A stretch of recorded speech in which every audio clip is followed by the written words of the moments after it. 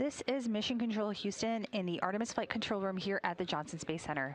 At a mission elapsed time of 3 days, 17 hours, 56 minutes and counting, we are continuing to provide you live coverage of the Artemis II mission.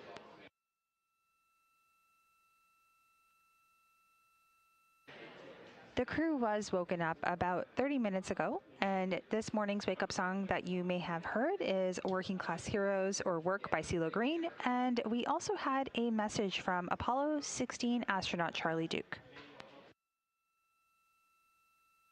Towards the end of today's flight day, the spacecraft enters the lunar sphere of influence. That's during the crew's sleep. The lunar sphere of influence essentially means that the moon's gravitational pull is stronger than that of the Earth. That gets us closer and closer to flight day 6, which is when the crew will conduct the lunar flyby. Currently, Orion is 215,000 miles away from the Earth and 64,000 miles away from the moon. The Orbit 1 team has recently arrived on console, and we continue to conduct our handover activities. We'll continue to also provide you with real-time updates, but for now, this is Mission Control Houston.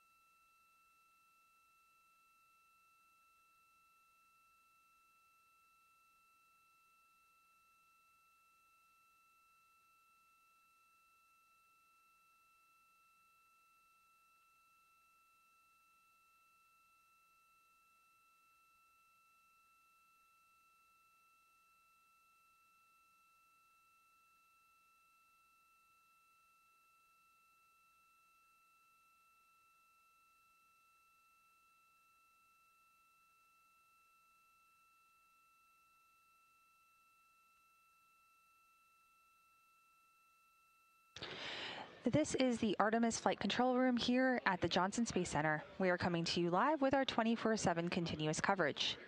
At a mission elapsed time of 3 days, 18 hours, 11 minutes, and counting, the crew was woken up just not too long ago. The Orbit 1 team has come on console, and we are conducting handover activities as we speak.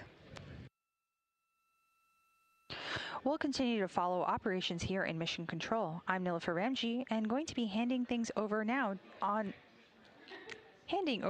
to our Orbit 1 commentator, Leah Cheshire Mustachio. She'll take you through the next few hours as we kick off flight day 5 of the Artemis II mission. And later, our Orbit 2 commentator, Anna Schneider, who will know, she'll know when the crew enters the lunar sphere of influence.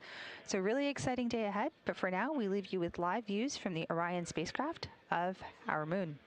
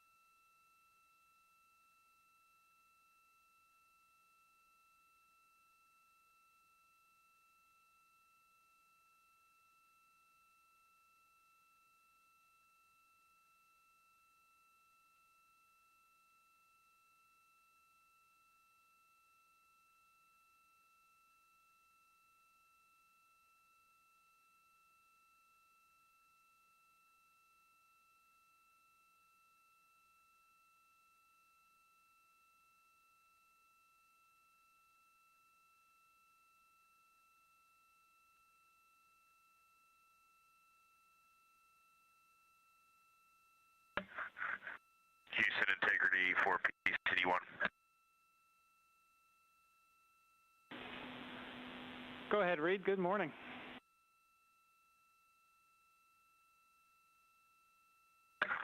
Hey, Mike, you all can access PCD-1. I did compose quite a large number of emails yesterday, so I've tried a couple different ways, including the mission summary notes to salvage those, and then I'll just hope that we have some success today. But go ahead and get on PCD-1 and let us know when we can have it back.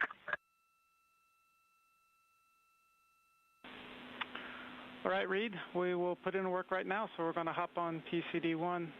It was great working with all of y'all. I'm handing over here to Jams shortly, and this is my last shift here with y'all, so it's been a great pleasure. Y'all are doing awesome, and can't wait to see y'all back stateside.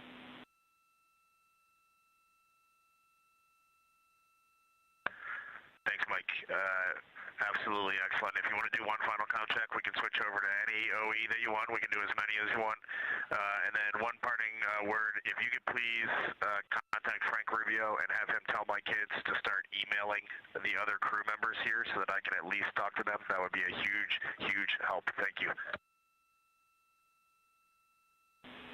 Hey, Reed, that's a simple thing. I'll make sure it gets done.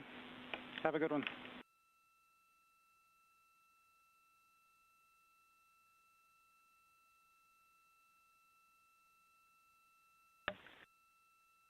Mike, integrity, comm check. Christine, I got you loud and clear. How about me? Yeah, buddy, we have you the same. It's been great working with you. Thank you for all the help and support. For sure. Y'all have been amazing. I've loved every minute of it.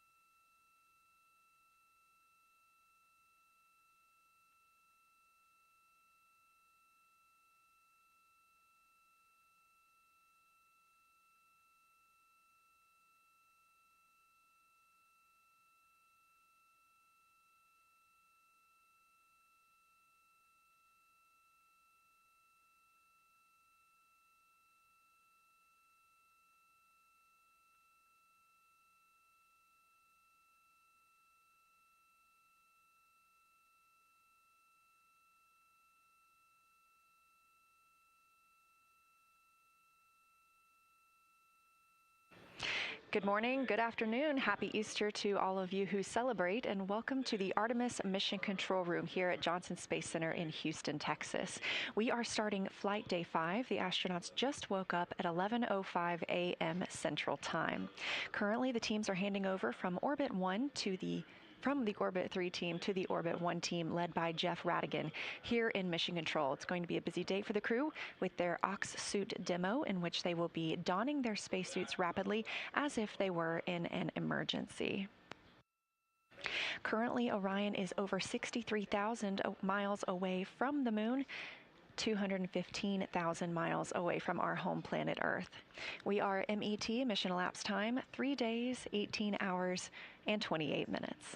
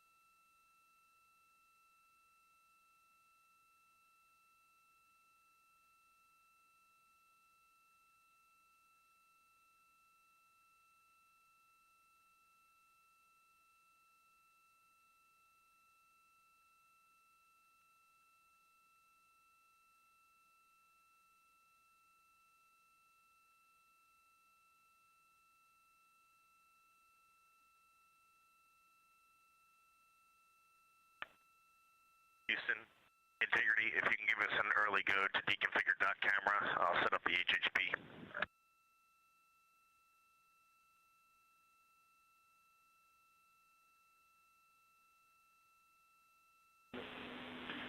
Hey, give us a couple minutes. We're going to send a few commands to get that docking camera ready, and we'll come right back here shortly to let you know.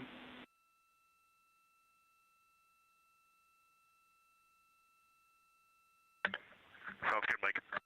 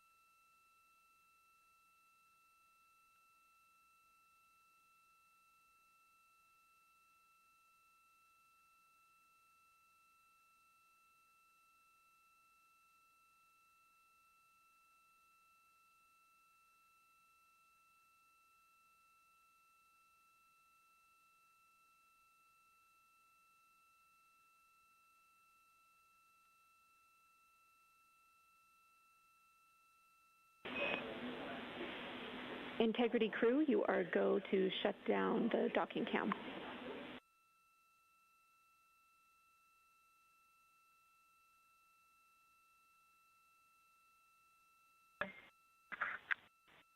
day, Jenny, and thanks.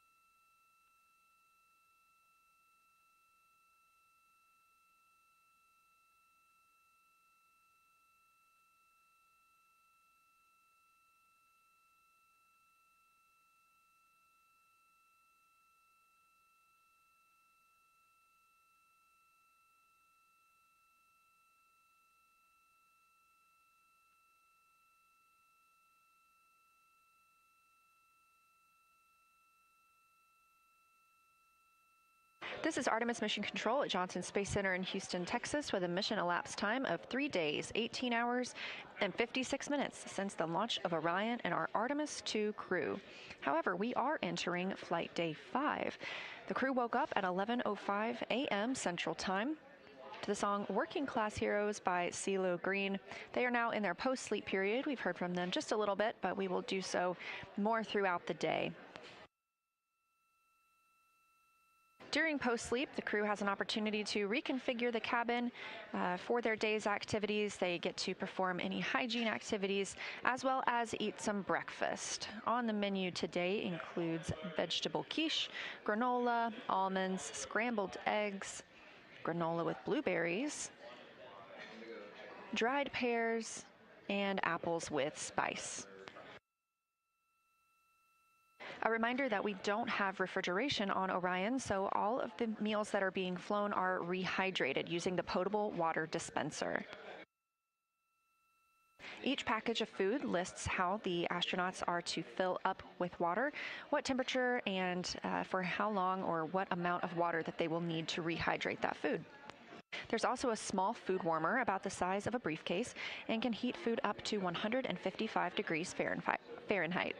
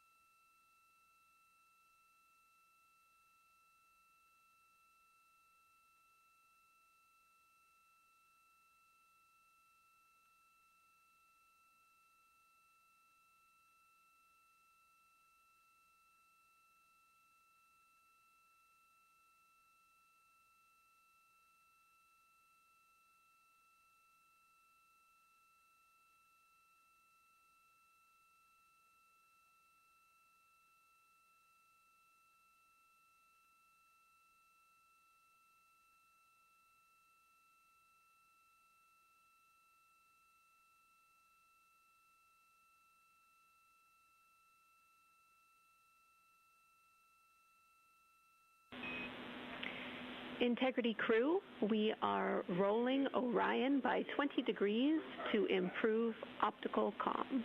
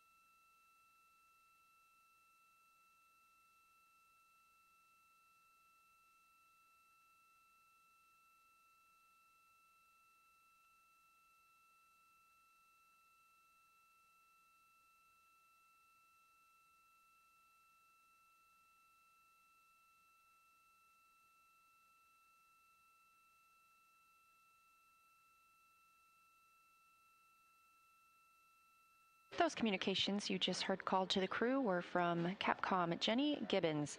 She is a Canadian Space Agency astronaut and backup Artemis II astronaut. She'll be the voice you hear speaking with the crew from the ground today. That information was about the optical communications system, letting the crew know that they are going to maneuver the spacecraft to get better pointing for that optical communications. This OPCOM system allows the team to transmit science data, procedures, flight plans, communications, and more as a link between Orion and Mission Control. These are laser communications, so they use infrared light rather than traditional radio waves, and that allows more data to be sent. You are welcome to come on board.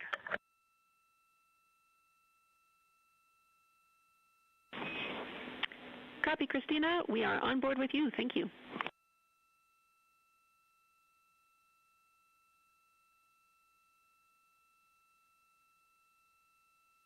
You're looking at a live view inside the Orion spacecraft, now just 61,919 miles away from the moon, the destination of this flight and where they will arrive for the flyby tomorrow.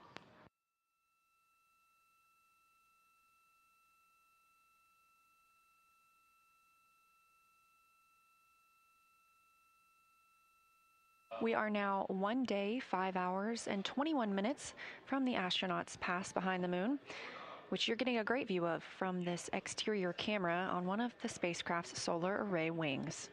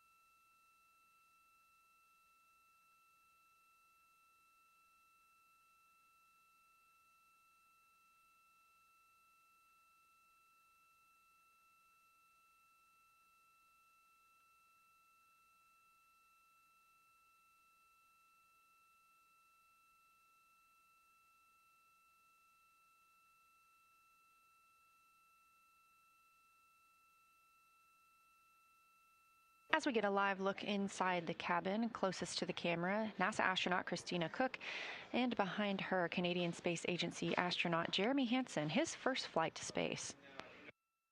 We are entering Flight Day 5. The crew is still in their post-sleep period and configuring the spacecraft for the day's events.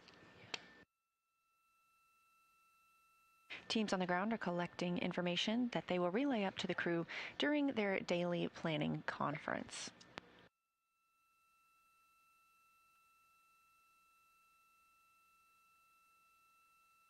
That daily planning conference should start about 15 minutes from now, when the team will relay up any conversations necessary to let them know about the status of the spacecraft or the day's activities.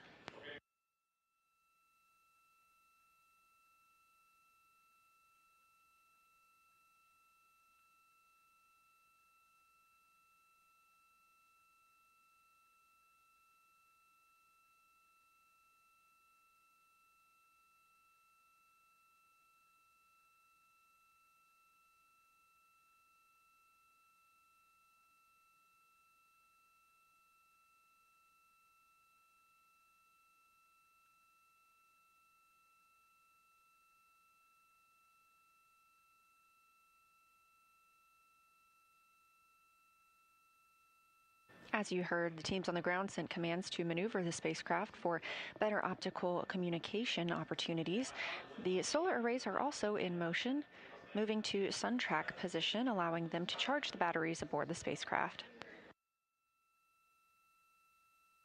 Taking a look at the events for Flight Day 5, tonight, while the crew is in their pre-sleep portion, they will enter the lunar sphere of influence. This is the point where the pull of the moon's gravity will be stronger than the pull of Earth. It'll be a full day for the crew, starting with a test of their spacesuits. You probably recall seeing them launch in those iconic orange spacesuits. These are the Orion Crew Survival System. We also refer to them as OCS. These protect the crew during launch and re-entry, but they're also designed to be used in an emergency. They can provide the crew member wearing it with a breathable atmosphere for up to 6 days if Orion were to depressurize. Of course, as this is the first flight of crew aboard Orion, this is the first time humans have worn these suits in space. So this crew is testing their ability to quickly don or put on the suits and pressurize them. They will also then install their seats and get into those seats while wearing the suits. They'll take a moment to eat and drink through a small port on the spacesuit's helmet and conduct other tests while suited.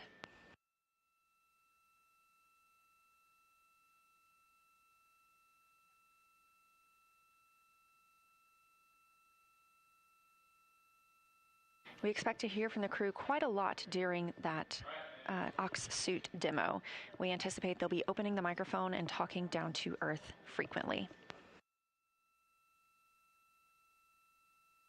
After the OCS suit demo today, the crew will enjoy their midday meal closer to 6:30 p.m. Central Time. Once midday meal is complete, the crew will then have the OTC-3 burn this evening. That's Outbound Trajectory Correction Burn 3. If you recall, we previously canceled the first 2 outbound trajectory correction burns. These are small maneuvers to help keep the spacecraft in line with their trajectory around the moon and for their splashdown back home. At this moment, teams are planning to continue with today's outbound trajectory correction burn.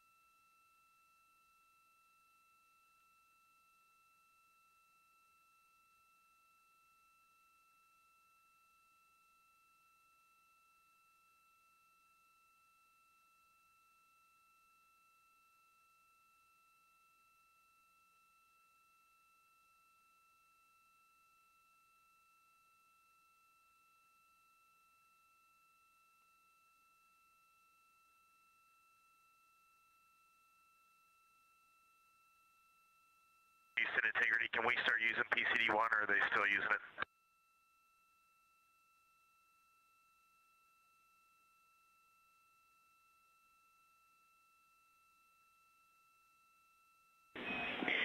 And Reed, you are go to use PCD-1, but we are still updating Outlook, so everything but email is go.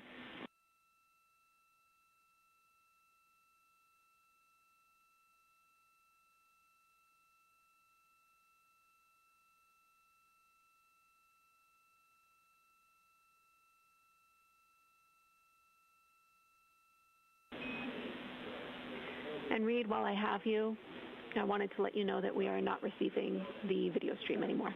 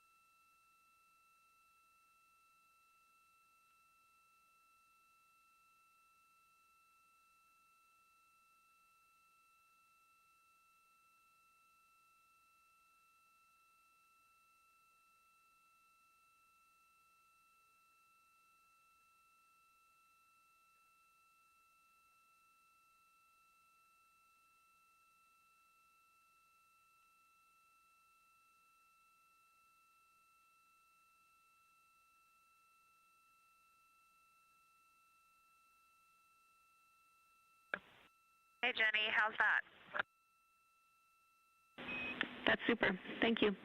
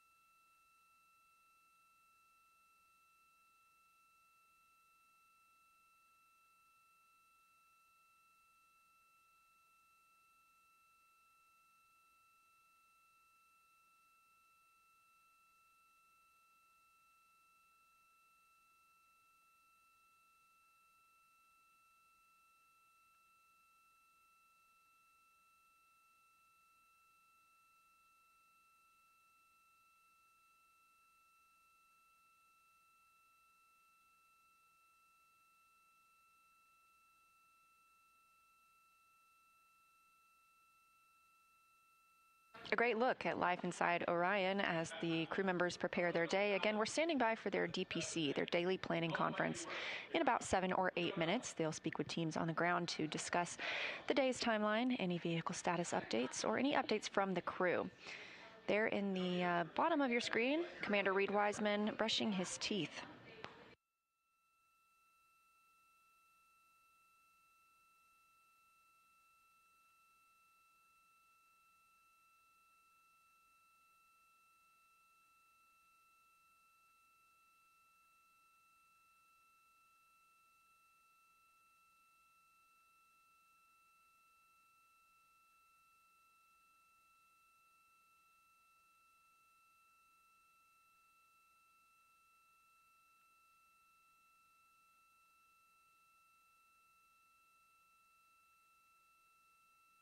Immediately upon wake up and before the astronauts brush their teeth or exercise, they are asked to take a saliva collection. Saliva provides a unique window into human immune system functions in a deep space environment. So dry saliva is collected before, during, and after the mission.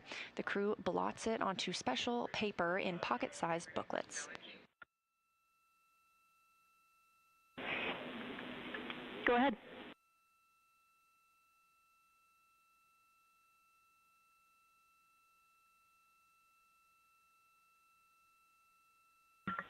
Yeah, low priority. Can you please tell me a good stow location for the 2 lens caps? I looked up lens cap in the packing plan and wasn't able to find anything. Thanks for the help. Low priority. Copy, Christina. Ivy is looking at it. As we've seen throughout the mission, the crew will call down when they need to find something or when they need to store something. Everything aboard the spacecraft is tracked so it can be easily accessible or easily stowed and found later.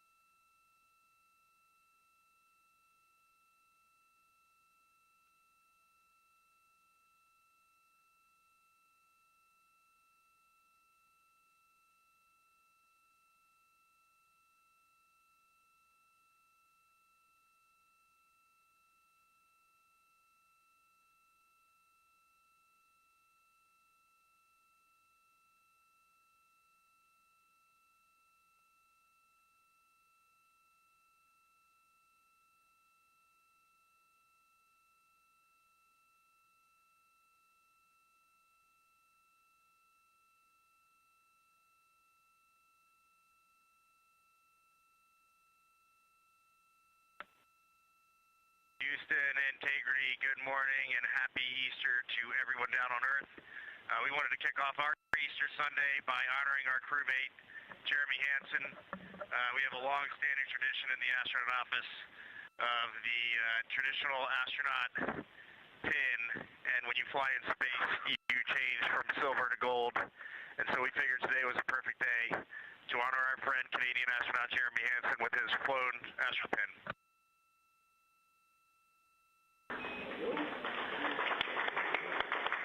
Wow, that sounds like it took a lot of people to make this little representation that we have in the office, this tradition, come to reality for me. So a lot of gratitude for all those people. It's a pretty special experience.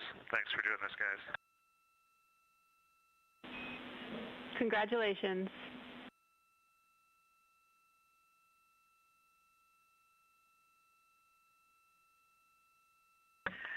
Well deserved. It's an honor to fly with you, Jeremy, and to be here when you get your gold astronaut wings.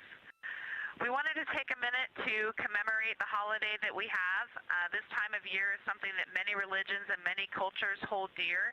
It's a time of emotions such as joy, as well as solemnness, honoring what's going on both in our world and in our religious beliefs. Another aspect of that is our family traditions, and I know for me, if I was on the Earth right now, I would be with my family in Houston, the Monte Rosas, and we would be hiding confetti eggs in the backyard and watching two very sweet little girls go try to find them. So to commemorate that on board, we did hide a few eggs around the cabin. They were the dehydrated scrambled egg variety, but we're all pretty happy with them. That's wonderful. We'll keep an eye out. Yes, first I wanted to just say happy birthday to my father, Victor Glover Sr., and happy Easter to everyone down there on Earth. And with that, I will pass it off to Jeremy. Thanks, Victor. Happy Easter, everyone. We're talking up here as a crew, and we did want to send a special Easter message on this day. And, no matter your faith or religion, for me, the teachings of Jesus were always a very simple truth of love, universal love. Love yourself and love others. And something for us being up here and looking back at all of you through one tiny window is that just resonates 100% true. And our goal as humanity should be to just follow in that example. There were many examples in the past, but that's one example of love that we can just all follow in those footsteps, and it'll serve us well.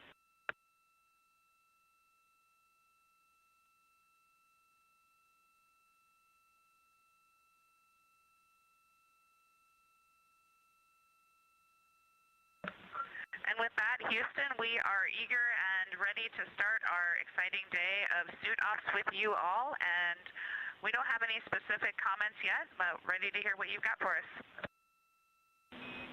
Thank you, Integrity. A lot of gratitude for that message down here, and it's wonderful to see Jeremy get that pin. So thank you for sharing with us. Today is a big day. We're all tracking that down here, as I'm sure you are up there. Today, let's take our time. We will remember that slow is smooth and smooth is fast. While you are suited, we plan to have you voxed unless you request otherwise, and we will be silencing caution and warning from the ground. I have a few procedure deltas for you when you are ready.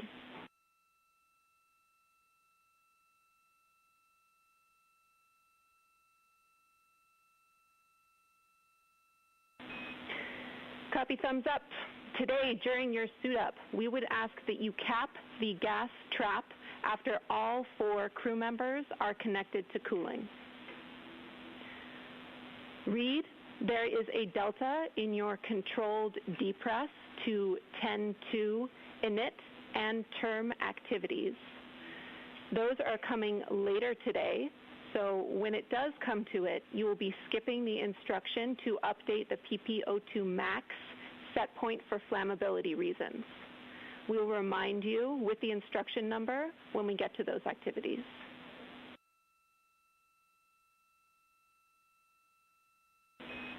Copy, thumbs up. We also expect that you will open visors 3 times today.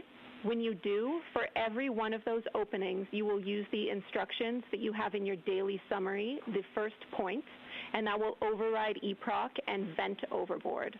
Again, we will remind you as needed. Today, I want to give you a refresher on your bold face for loss of suit ventilation while visors are down.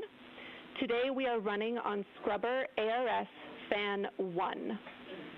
Call me back if you want to run through that memorized response. Otherwise, I'll take your thumbs up.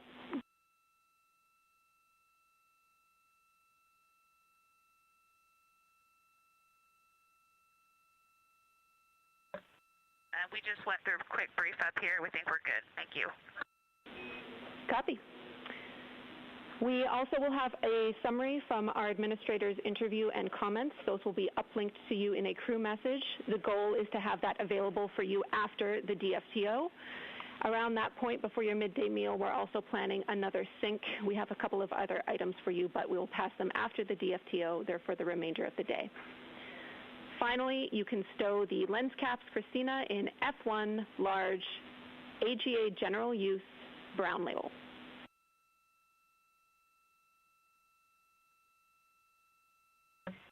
F1 brown, thank you. Copy. That's all we have for you. We are ready to support you, and I'll take any questions or comments you have for me.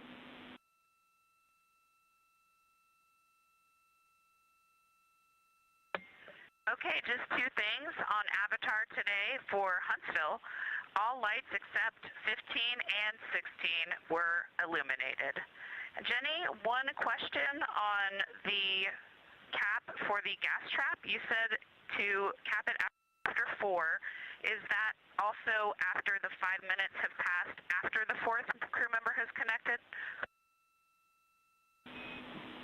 Good words, Christina. After the 4th crew member and 5 minutes have passed since that connection.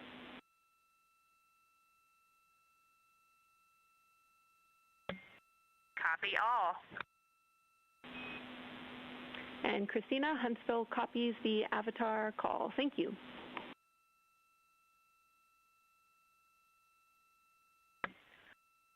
Great. Good Artemis morning, Huntsville. And Jenny, blanket statement for today. If you need adjustments to the view, please just ask real time as soon as you need them, even if it goes away. Unless we've told you that we are turning it off, we intend to be streaming with a good view for y'all. Copy. Thanks for letting us know.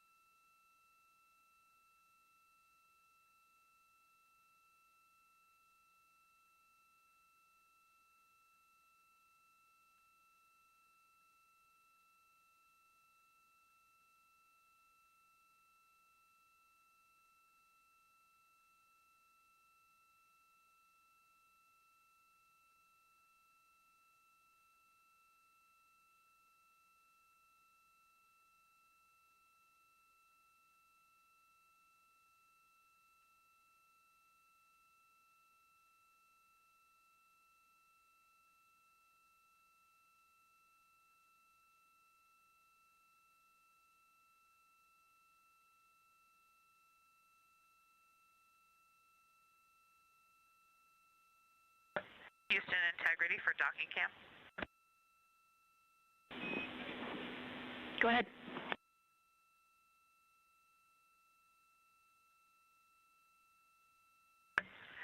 Is it okay with you if we keep the docking cam on the docking hatch window for today, at least for the morning?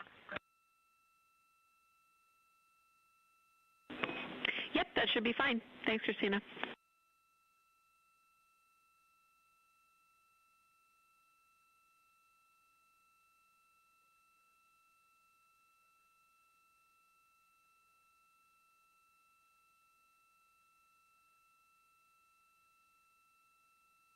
After waking up at 11:05 a.m. Central Time today and entering their post-sleep period, the crew has just completed their DPC, their Daily Planning Conference.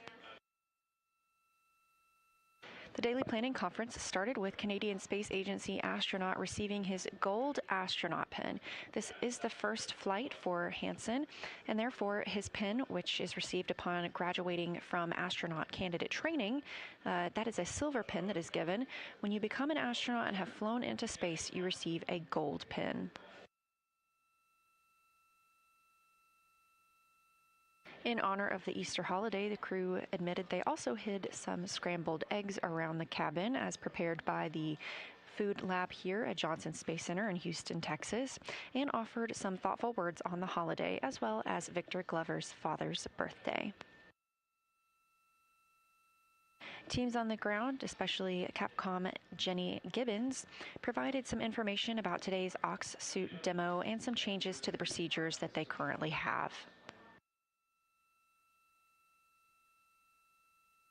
We confirmed that they will be opening their microphones and we will be able to hear throughout that Ox suit demo, as well as hopefully continue to receive good views inside the cabin.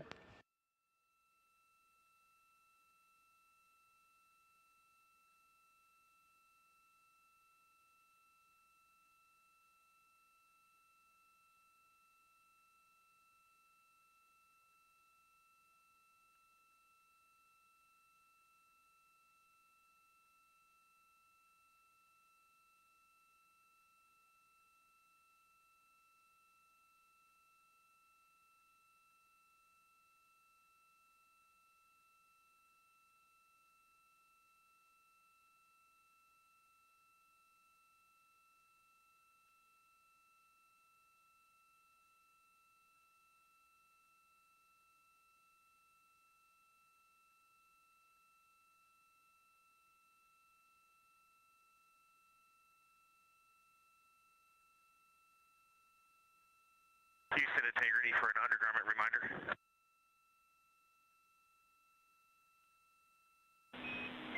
Go ahead.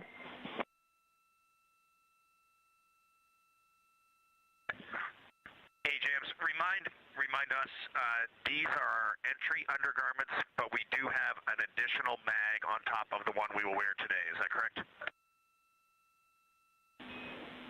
Affirm.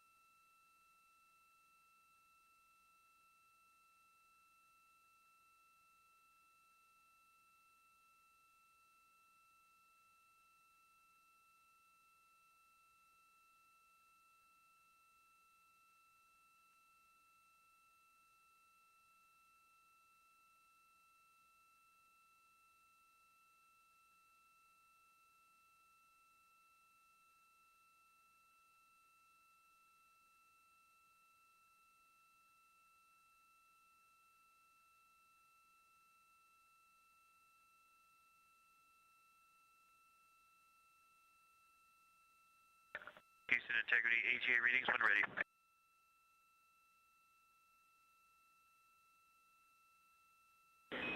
Ready.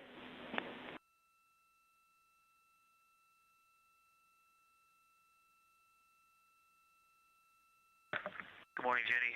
You have a CO2 2.6, O2 20.7. Cabin pressure is 13.9 psi. Temperature 74.4. Sounds great. Thanks, Victor.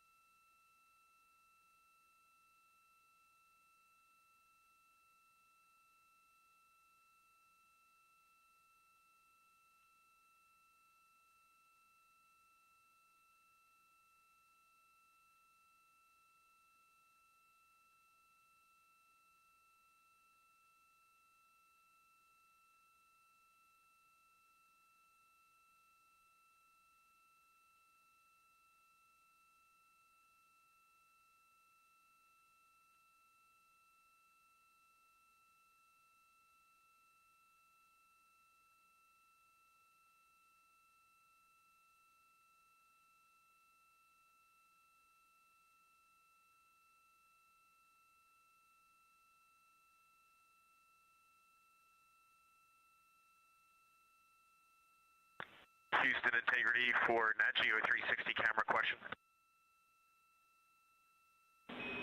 Go.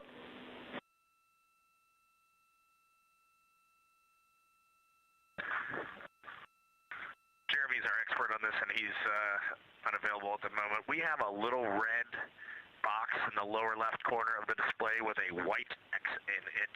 Any idea what that means? And that's on the 360, the GoPro Max 360.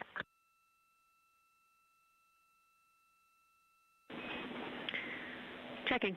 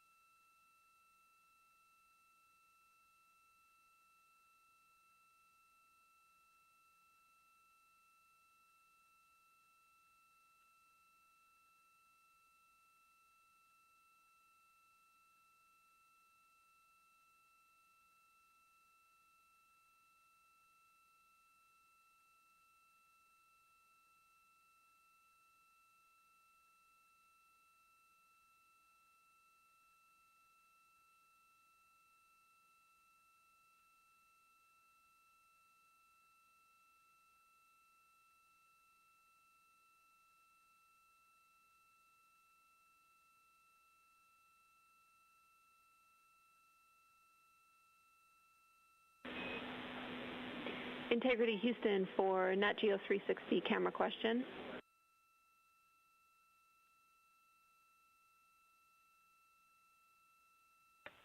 Go. Yeah, Reed, we don't have the answer yet, but we recommend trying a power cycle. I see also your SME is back in the cabin, so if he can help, we're open to his suggestions too.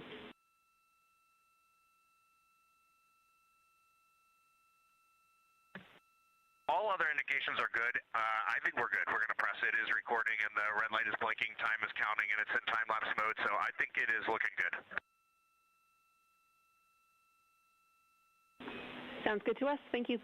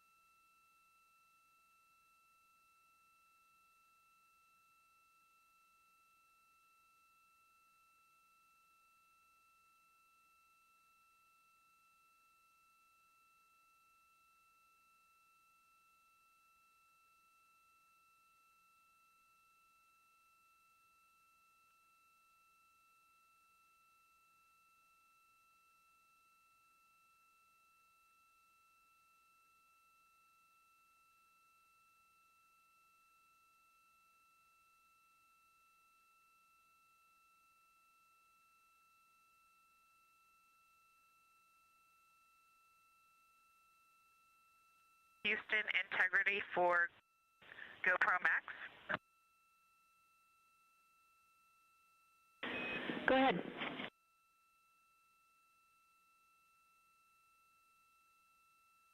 For your awareness, our SME did figure it out. The battery was not fully seated. It was running off of power, so it was fine, but for future reference, that's what that symbol means. Nice. Thanks for letting us know.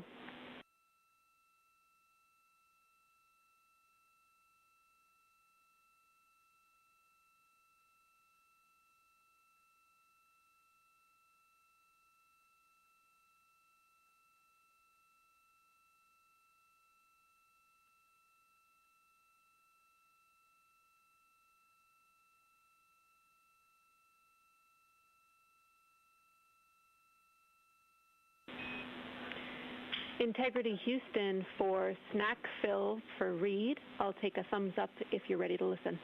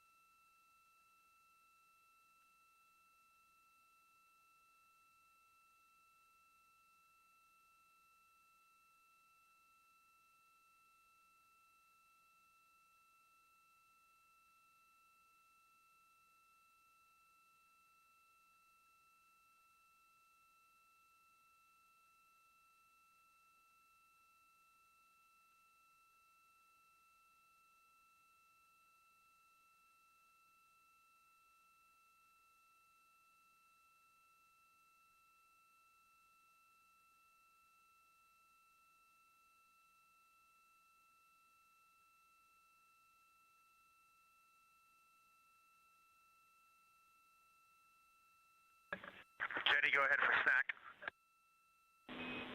Hey Reed, today you're going to be completing 2 nutrition snack fills, one after another during this DFTO.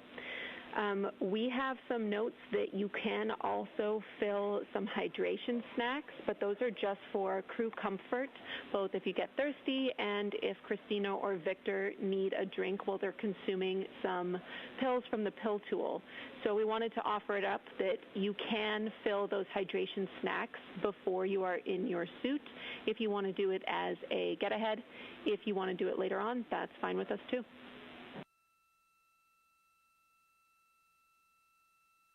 So I can do 4 hydration snacks now, and then the regular snacks during the DFTO. Affirm, we want to make sure the nutrition snacks are during the DFTO. Otherwise, up to you.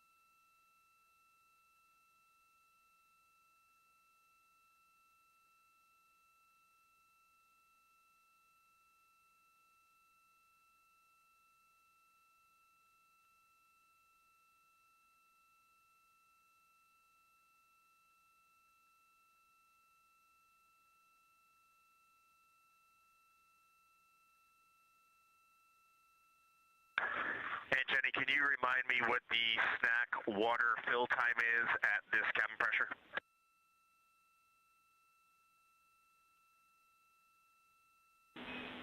Checking.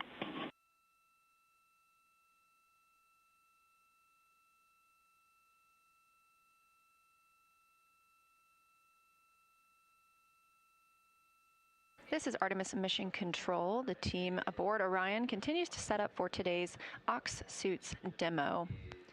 That's Orion Crew Survival System. Those orange suits that you saw the crew launch in, those are also the ones the crew will return home in.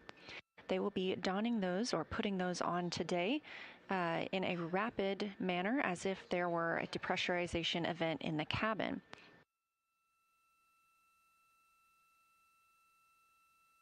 You heard Capcom Jenny Gibbons letting Commander Reed Wiseman know that they would be consuming snacks and drinks during this procedure, as well as using the pill tool. When in these Ox suits, Reed, to fill a hydration snack at this cabin pressure, it's 45 seconds.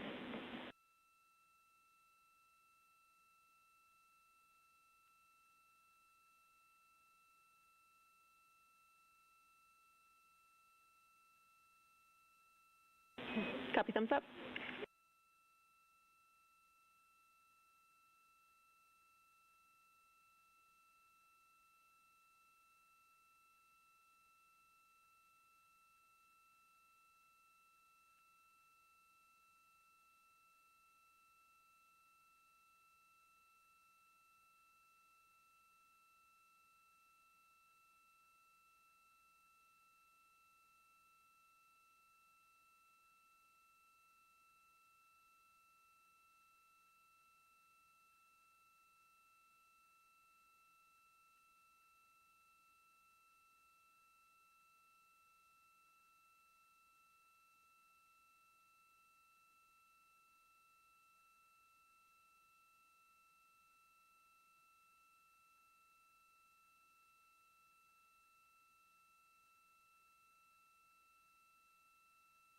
again, ahead of today's Ox suits demo, teams on the ground helping the astronauts prepare for donning those suits. And Capcom Jenny Gibbons mentioned that the crew would be taking pills. These are placebo pills, and they will be delivered through a pill stopper or a pill tool. The pill tool is inserted into a small port in the helmet. These suits are designed so that the crew could live in them for up to 6 days and live in a breathable atmosphere if the cabin were to depressurize. So during that time, if they needed to take medicine, the team has thought of everything, and they have a pill tool available for a small port on the helmet that the team could use to take medicine if needed.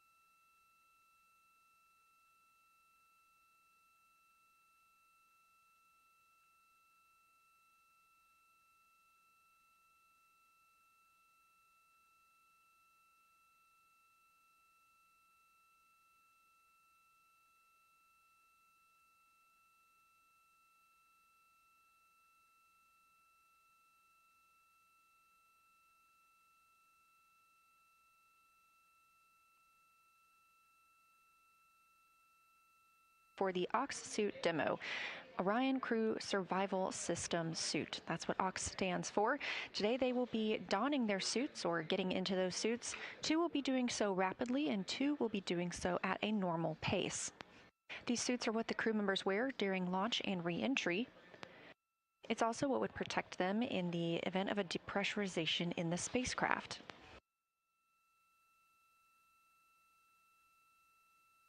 They'll conduct a lot of activities while in these suits. As you can see, they're starting to pass some drink bags that they may use during that time frame.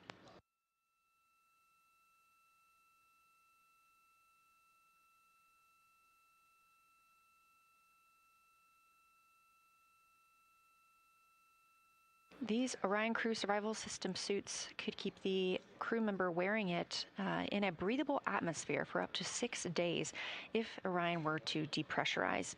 Now, this is obviously the first time that humans have ever flown aboard Orion, so the first time we've gotten the opportunity to test out these suits.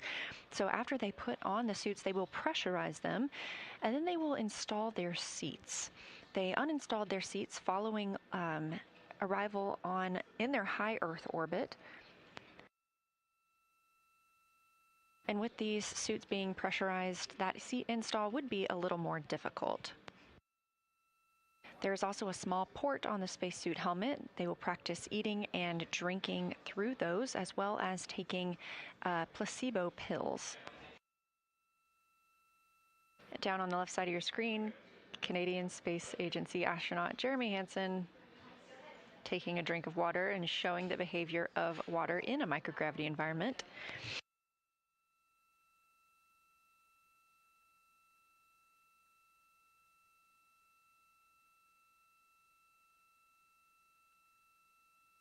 All right, Houston 4, water stacks are filled with a little bit of comedy here, and we're getting ready to settle in for the DFTO. Houston copies.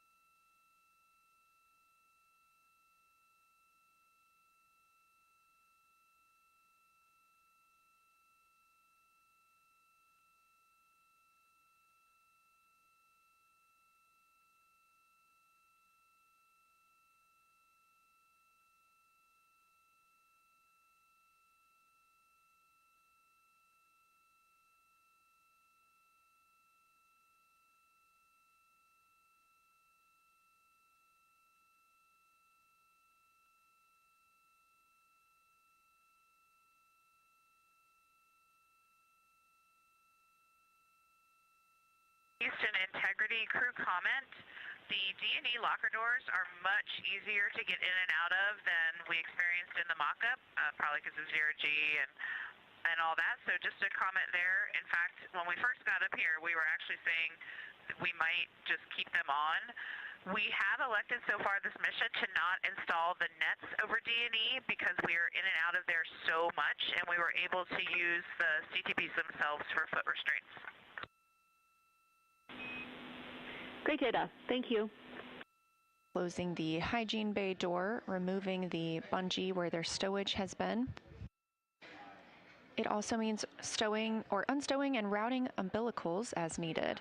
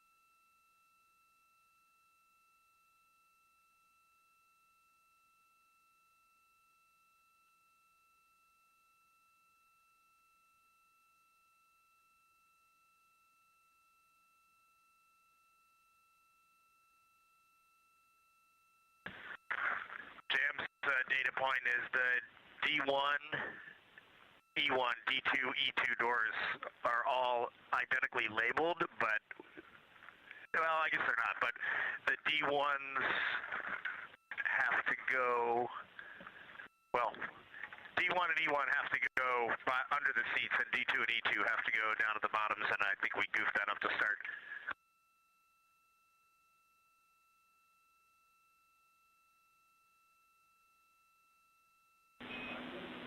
Oof, yeah. The IVA console's telling us about that little slot that needs to be facing nadir. Sounds like you guys got it. Thanks.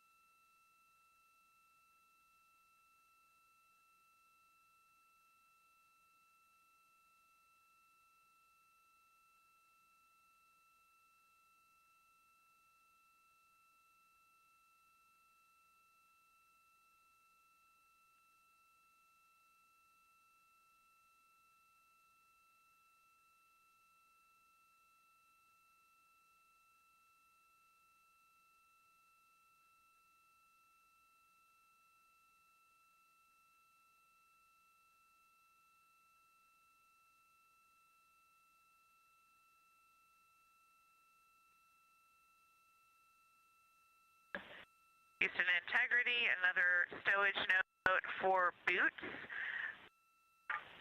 Reed took a picture, but a great way to stow the boots is behind the footplate on seats 3 and 4 with the toes facing the seat. When you try to stow them on the clips, they do come off on their own. They just float off eventually. But stowing them behind the seat, toes facing the seat, is a great way to get them stowed efficiently and use space efficiently. Copy all, top tip. Thanks, Christina.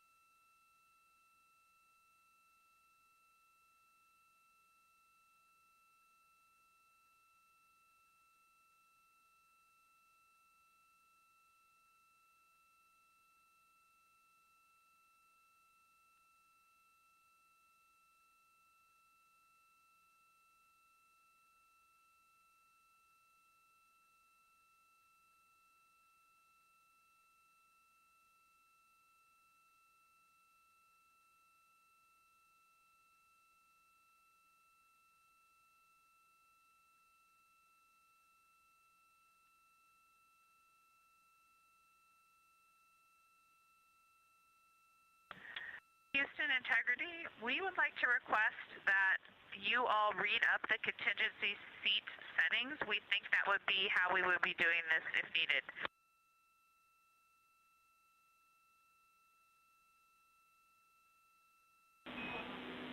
Copy, we're getting them ready.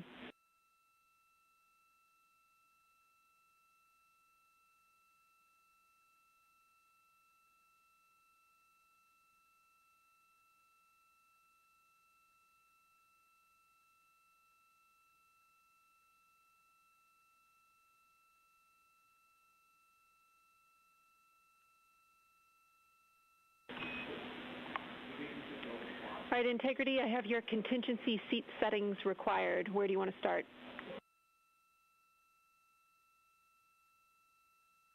Seat 2 shoulder bolsters first, and then seat 1 shoulder bolsters.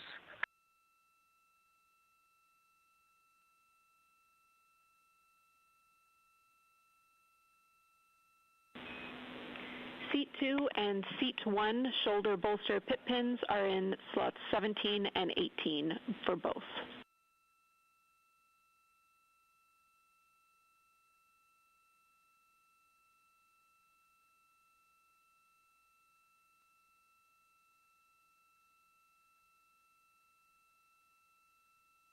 Jenny, we'll take headrest for seats 1 and 2 next. And question, we may have missed it, but what do we do with the orb mount for the left RHC?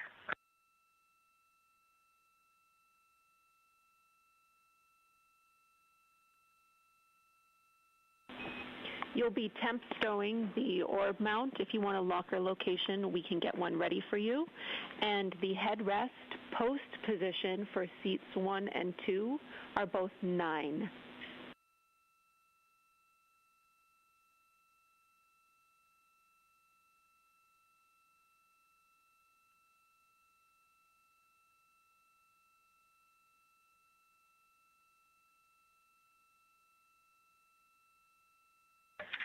Jenny, I may be missing it, don't have a stow note location for the orb mount, so we will take one from you. Thank you.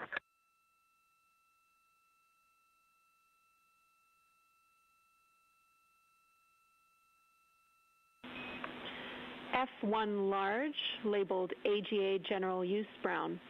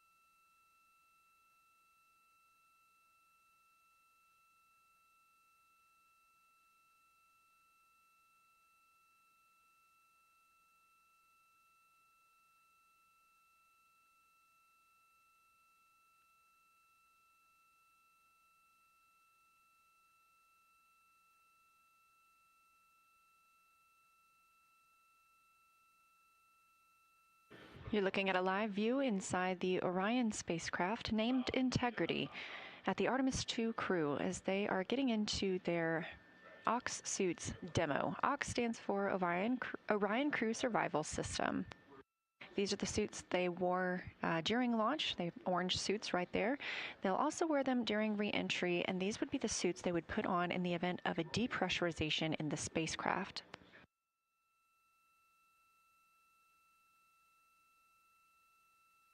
Today's test is going to allow the crew members to don or put on their spacesuits. Two will do so at a nominal or normal pace. The other two will do so at a rapid pace.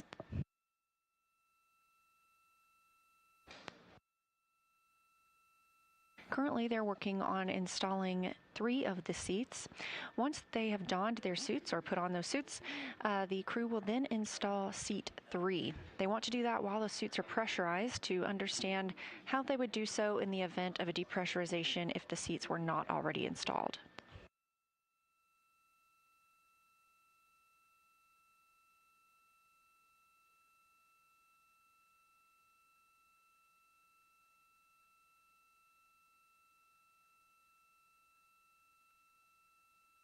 Once the suit's pressurized, it does become more difficult for the astronauts to work in the cabin because those suits will grow. Just a little feedback on the headrest settings. It wasn't clear how to set setting 9, but we like what we're seeing here, and we think that if we were in a real situation, we would press as is. I'll get a picture of the config.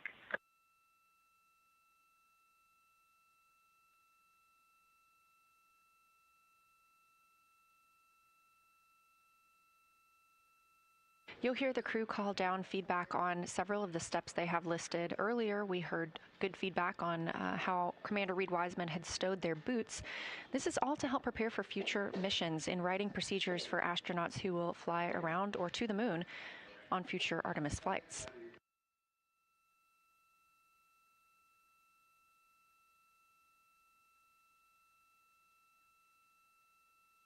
Again, they will be pressurizing their suits today. Those suits will be pressurized to 4.3 psi. Copy, Christina. We're happy for you to keep going, and thank you for the photos.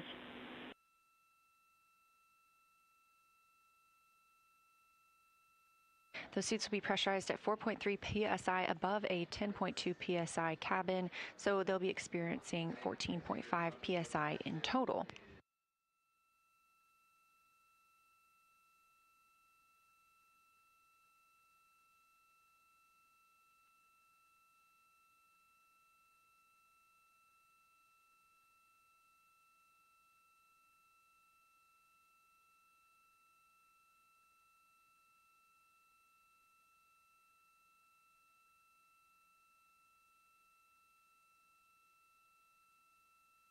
Once this crew is in their suits and the suits are pressurized, they will need to get seated.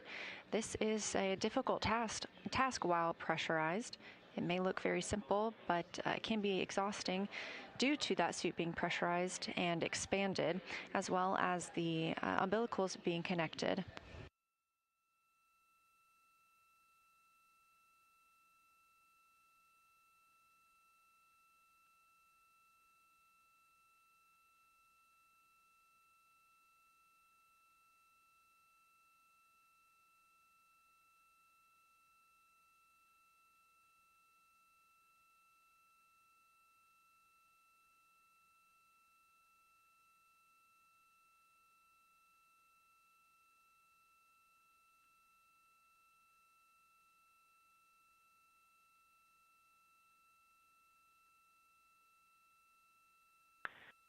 Jenny, we are ready for the position to latch the leg assemblies onto the seat backs for 1 and 2.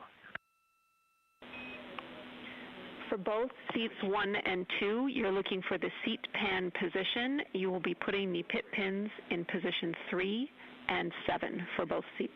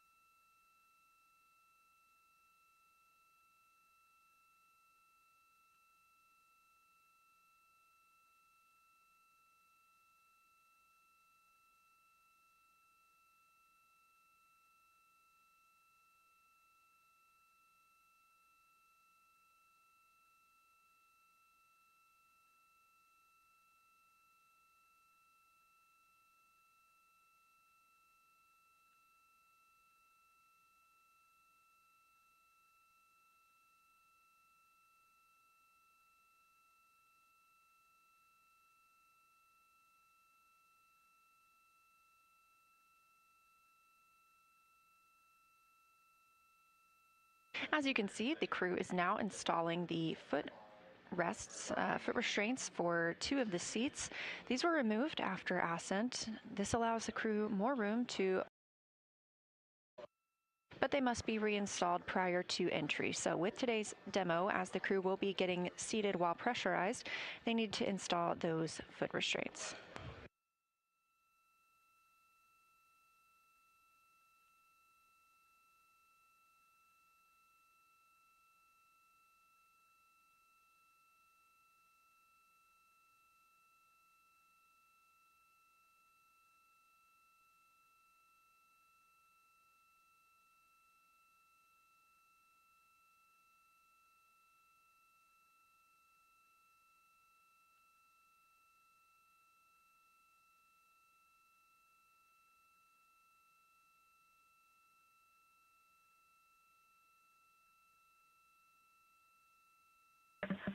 And Jenny, we are going to leave the foot pans all the way in for now for suit on.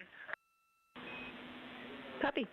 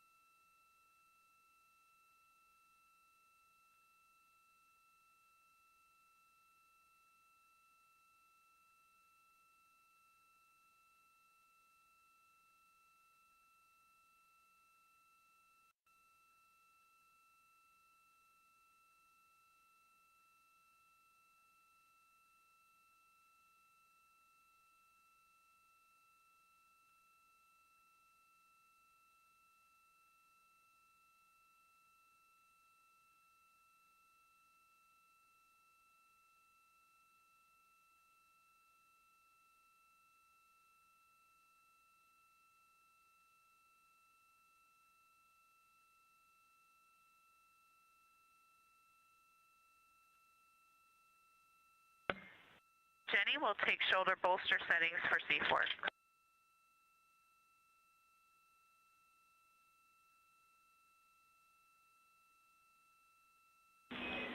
Christina, for seat 4, the shoulder bolster pin locations are the same as the nominal, so they should be Sharpie marked for you, setting 20 and 21.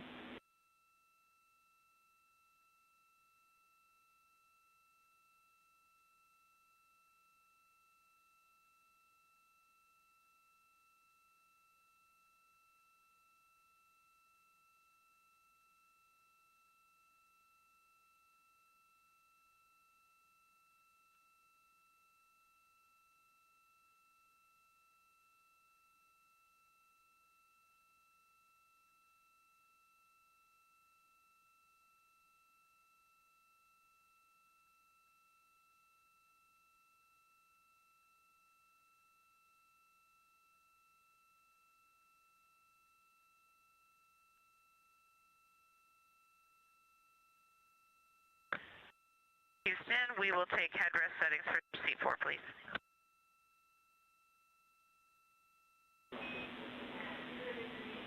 Seat 4 headrest setting for contingency is 9, which is the same as the setting that you have nominally. And for this, just a reminder, we're looking for on the seat post, there's a little trapezoid. You want the bottom edge of that trapezoid to align with the numbers on the seat back.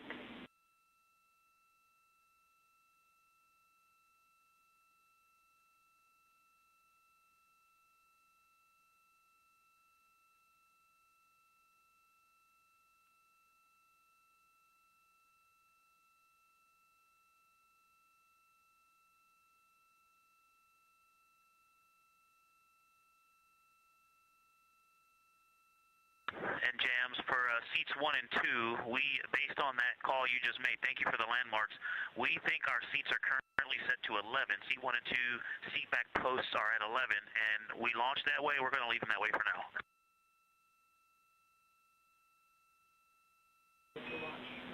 Copy, and that is the launch setting. We are happy with that if you are.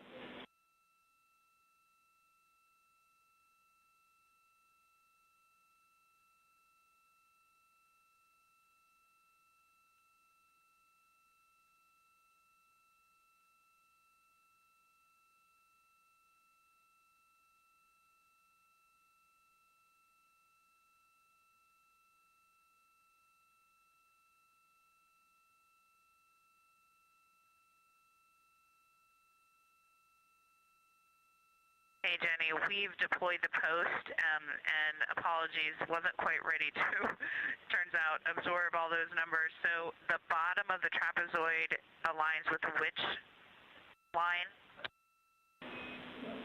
For you, Christina, it will be a setting of 9, and you can find that just on the seat back itself. It should be right beside the post for the headrest, and it's the same as your nominal launch setting.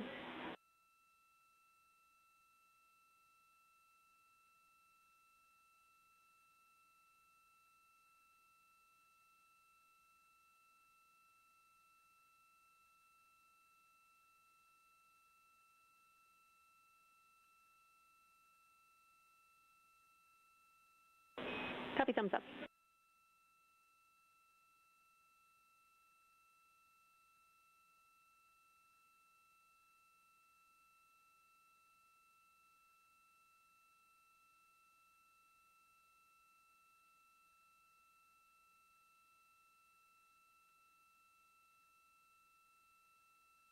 All right, we're good, thank you.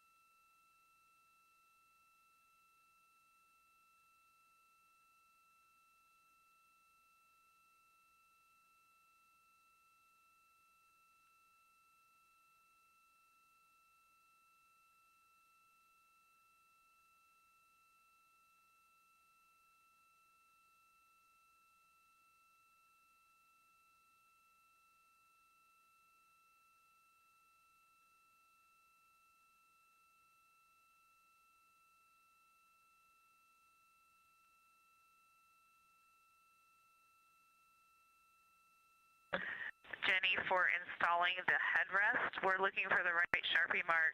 Do we understand that the lower part of the headrest mounting bracket should align with the Sharpie mark on the post?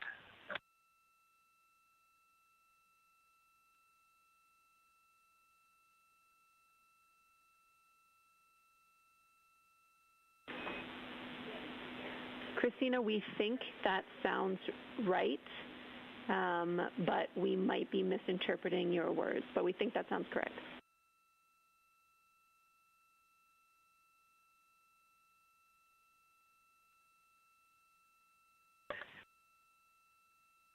Okay. Yeah, I think we feel comfortable with it, and you did say that both of my settings were launch settings, headrest and post, correct?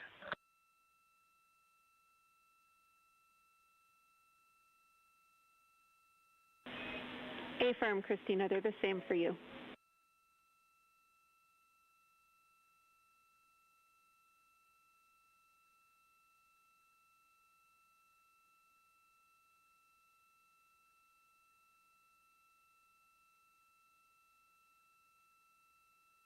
If you're just joining us, this is Artemis Mission Control at Johnson Space Center in Houston, Texas. Mission elapsed time, 3 days, 20 hours, and 48 minutes.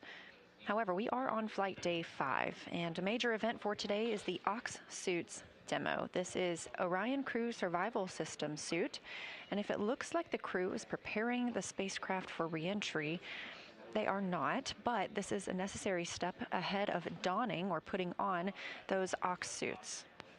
As this is the first flight of humans on the spacecraft, we're using this entire mission as a test for all systems. That includes using these suits for survival if needed. If the spacecraft were to depressurize, the crew would be able to put on their suits and have a breathable environment for up to 6 days. This is the first test of the crew putting on these suits in the microgravity environment. They will then pressurize them and get into their seats, conducting some tests along the way.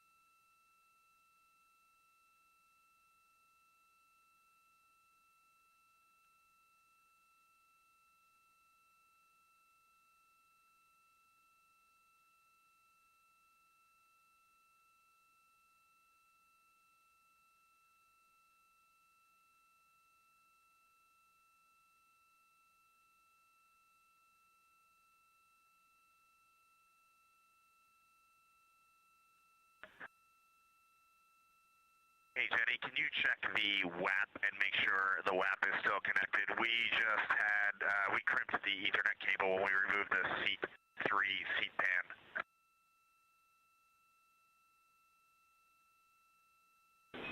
Checking.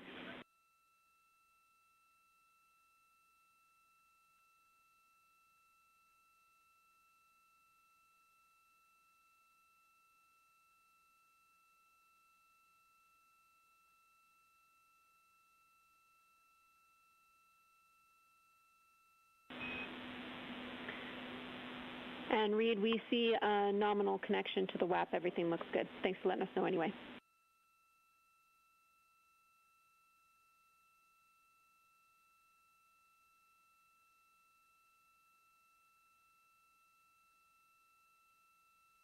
Acronym breakdown for you. WAP stands for Wireless Access Point.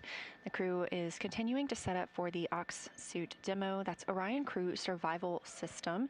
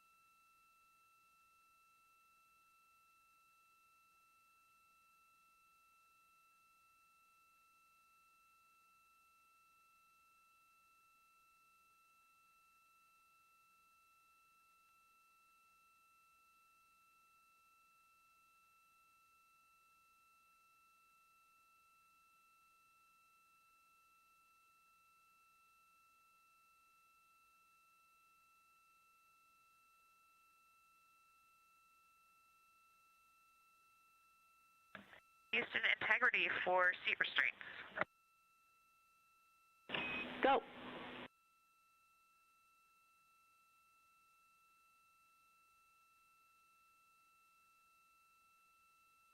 Hey, Jenny. We have elected, if you agree, to not use the crotch belt seat restraint tethers because we see that they are floating and we think that they will be easy to retrieve without the tethers. Copy. That looks really good to us as well. Thanks.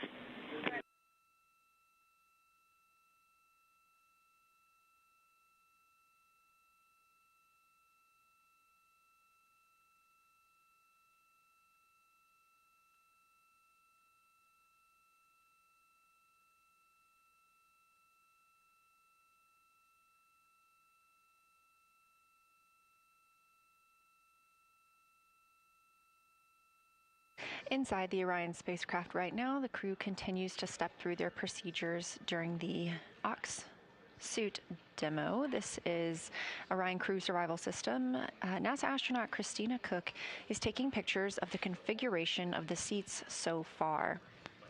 Again, on this test flight, everything is being carefully documented so that it can be used in reference and for planning for future missions aboard Orion.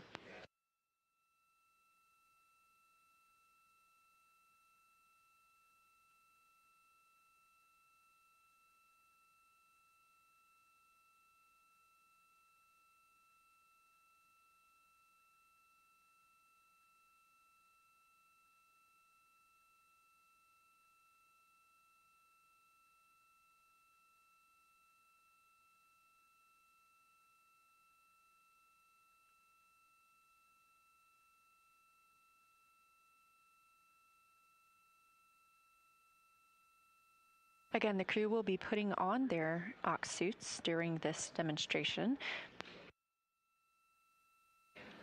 Nominally, or on average, they would only wear these during launch and re-entry. But for this mission, we are testing out what they would need to do if there were a depressurization in the cabin.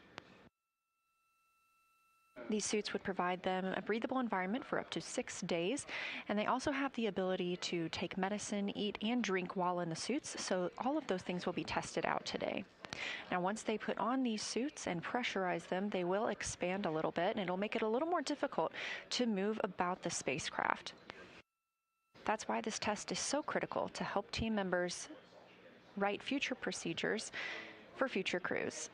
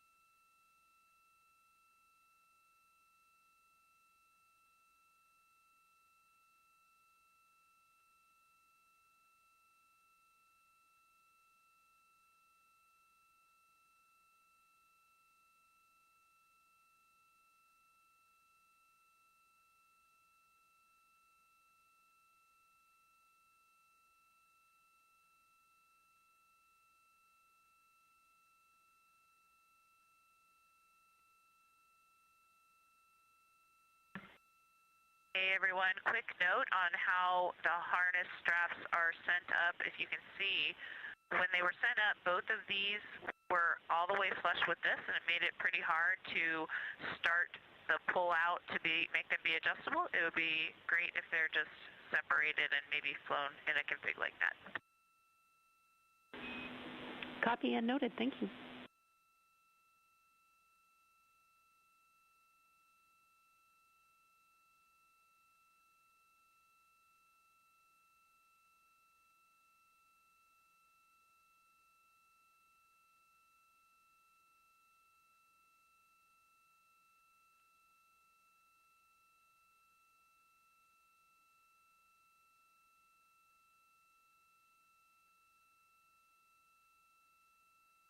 If you're just joining us, this is Artemis Mission Control, now on flight day 5 of the Artemis II mission. The crew and spacecraft are now over 219,900 miles away from our home planet of Earth, 57,850 miles away from the Moon. The crew woke up today at 11:05 a.m. Central Time, and after their post-sleep period, quickly got to work. This is the Ox suit demo, Orion Crew Survival System suit. Those orange iconic suits that you saw them wear during launch and that you'll see them put on ahead of splashdown. This demonstration is to test how the crew would get suited and seated if needed in the event of a cabin.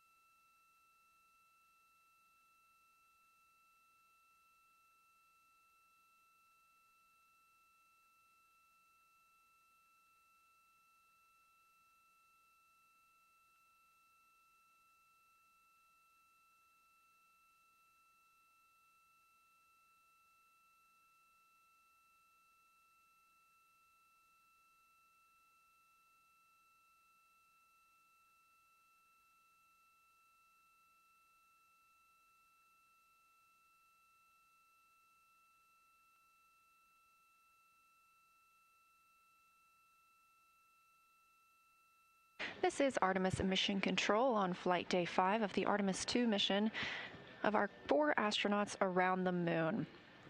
A major activity for today is the Ox suit demo. That is Orion Crew Survival System suit. The crew wears these suits, that orange iconic color, during launch and re-entry. They would also wear them if needed during a depressurization in the spacecraft. To learn how to put on these suits and get into their seats. Everything that we learn on this mission, it helps us. Integrity Houston, we still have a camera view. We see nothing, but it looks like part of the side of the DU, but wanted to let you know it's still on.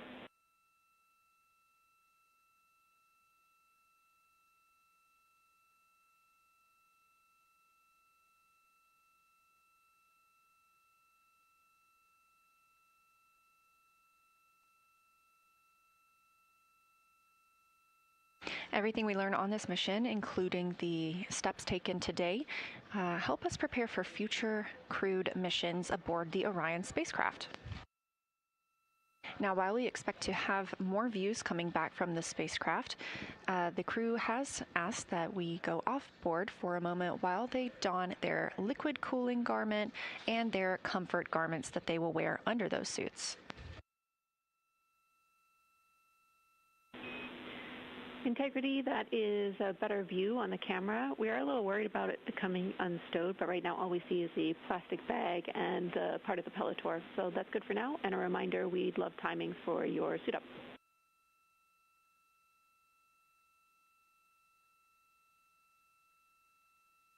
On your screen in the black is Capcom Jenny Gibbons, Canadian Space Agency astronaut and backup Artemis II crew member. To her right, Capcom Tess Caswell.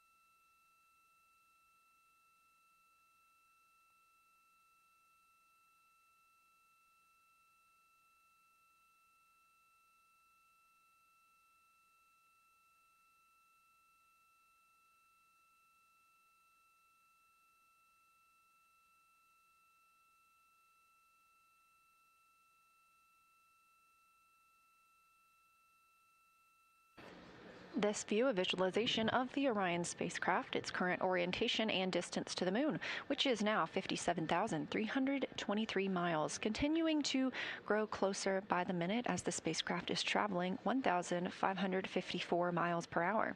You can access this at any time by visiting nasa.gov/track-Artemis.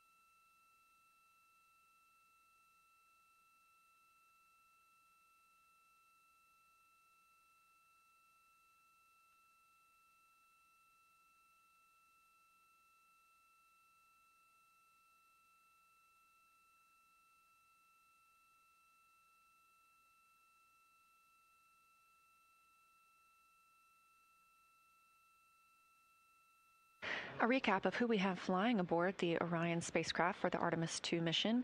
We have Commander and NASA astronaut Reed Wiseman, Pilot NASA astronaut Victor Glover, Mission Specialist 1 NASA astronaut Christina Cook, and Mission Specialist 2 and Canadian Space Agency astronaut Jeremy Hansen. Currently, the crew members are getting into their OX suits, those Orion Crew Survival System suits. This is part of the demo during which those suits will be pressurized and also have leak checks.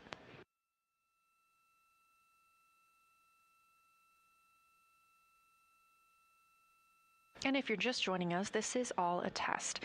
This helps us determine how the crew would need to ingress or enter those suits quickly in case of a depressurization in the spacecraft. They'll also need to enter or put on their suits ahead of returning to Earth, as these are what they wear for launch and re-entry.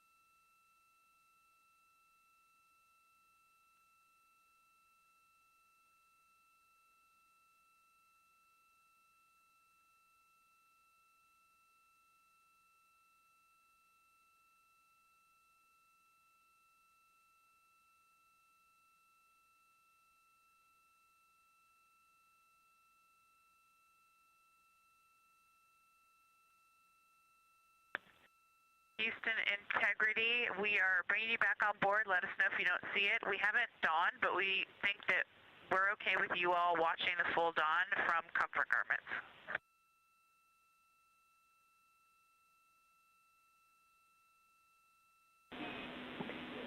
Copy, Christina. That sounds great to us. Thank you. We did see you adjust the camera, but we no longer see video.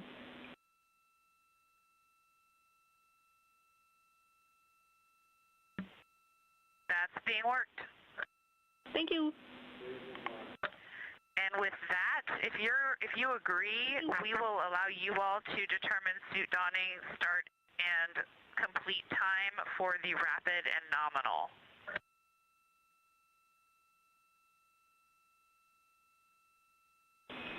Copy.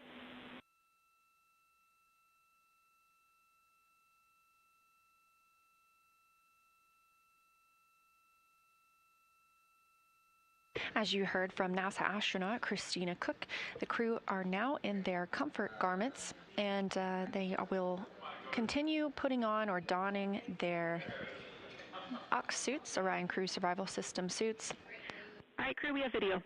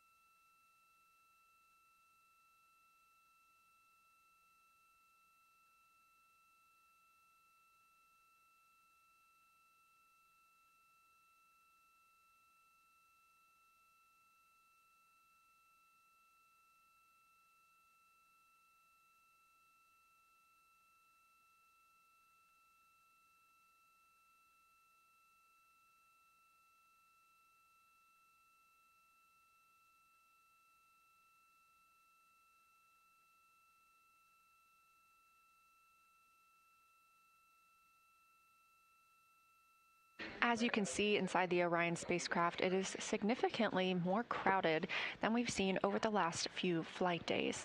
The crew has reinstalled some of their seats, and they will begin getting into their Orion Crew Survival System suits. 2 of them will practice this at a rapid pace, and 2 will practice at a normal pace. Again, this is all in preparation for future Artemis missions. It's all preventative in case the crews would need to don or put on these suits while in a depressurized environment.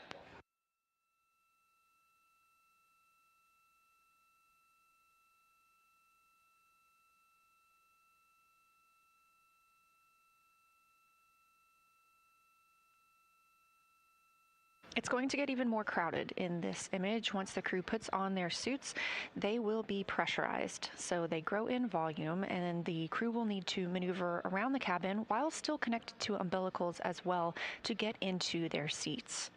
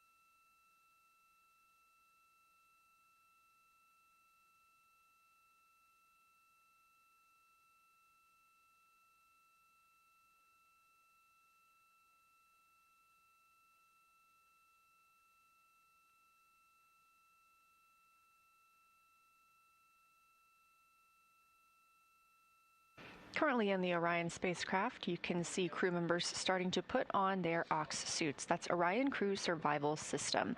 Those are the iconic international orange suits that the crew wears during launch and reentry, and they would put on in the event of a cabin depressurization. So today is a test to understand how the crew needs to put on these suits in a cabin depressurization situation. This test helps us refine procedures for future crews that fly on Artemis missions. These suits are developed by the OX team, again, Orion Crew Survival System. They are monitoring today from the Mission Evaluation Room, also known as the MIR, at the chess console. That's Crew Habitation Equipment Support Systems. This console provides expertise on the crew systems and equipment that the astronauts are using throughout the flight.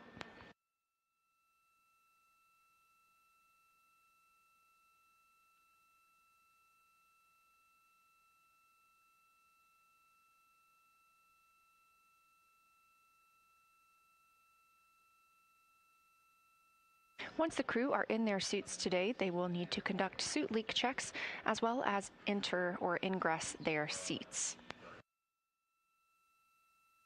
They'll have some additional tasks like drinking and eating while in the suit, as well as taking placebo pills through the pill tool.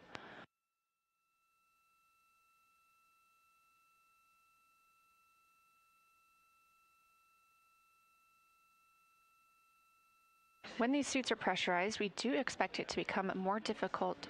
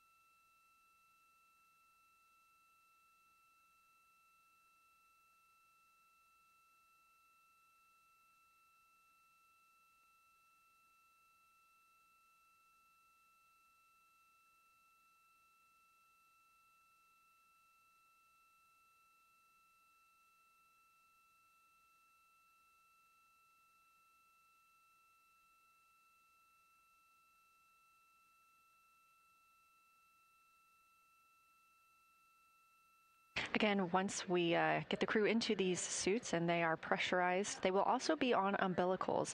So these are adding a little more difficulty to moving inside the spacecraft and getting seated.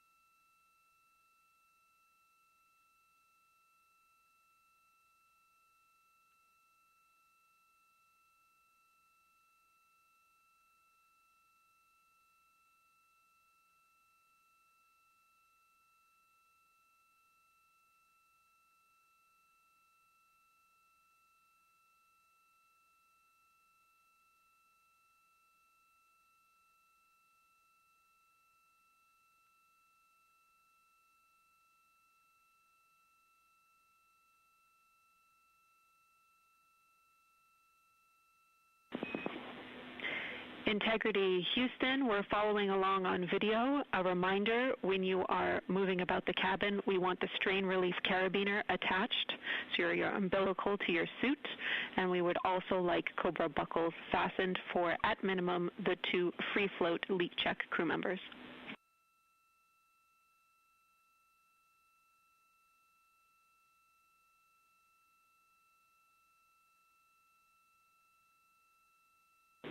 Copy, thumbs up.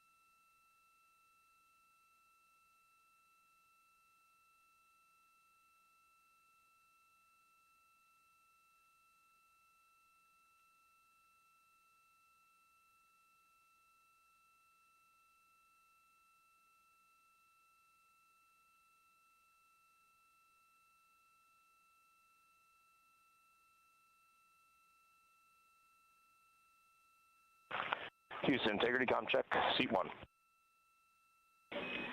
Reed, we have you loud and clear from seat 1. How me?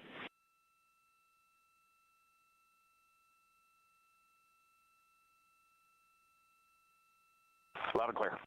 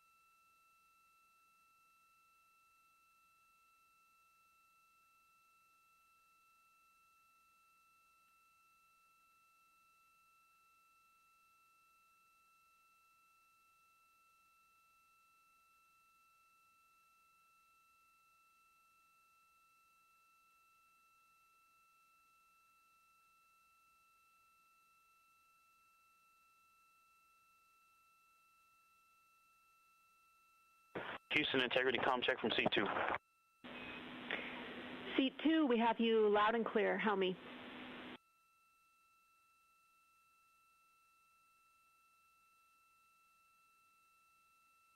I have you the same.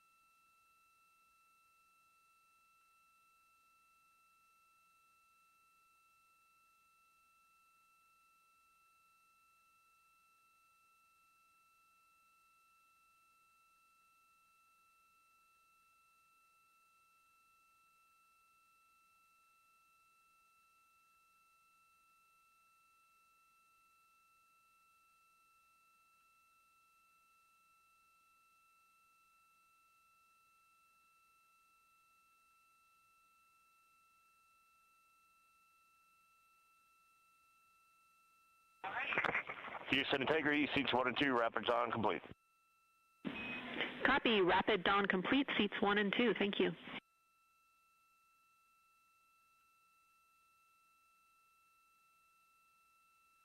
That call coming from Commander Reed Wiseman, NASA astronaut aboard the Artemis II mission, down to Capcom or Capsule communicator Jenny Gibbons. The crew is conducting their OX suit demo. That is the Orion Crew Survival Systems suit. And as you previously heard, a voice check from NASA astronaut Victor Glover, the pilot on the mission. He is in his seat. Wiseman confirmed the same and that the rapid suit. Integrity crew, low priority camera adjustment. We will take a tilt towards seat 3. That is more toward the Equus wall and the lockers if able.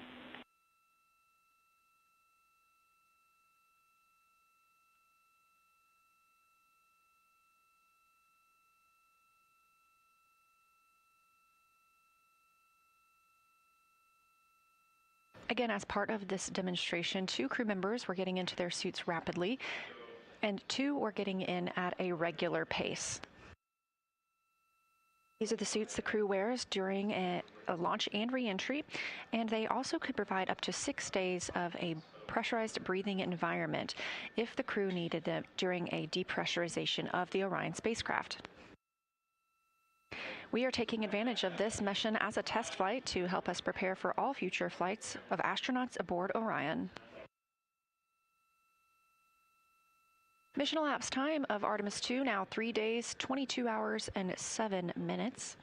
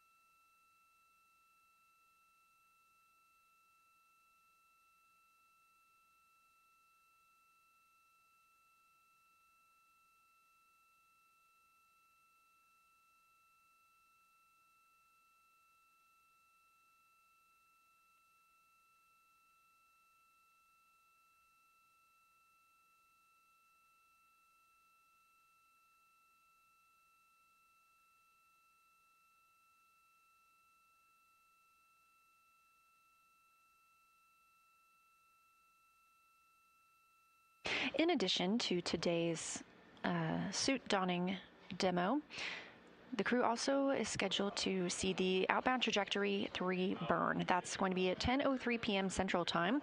Those outbound trajectory burns are refinements of their trajectory around the moon. We did cancel the OTC 1 and 2 burns. They were deemed not necessary by the teams here on the ground following the Trans-Lunar injection burn that committed us to flying around the moon and then splashing down in the Pacific Ocean. We are planning to proceed with today's OTC 3 burn again, just to refine our trajectory ahead of lunar flyby tomorrow.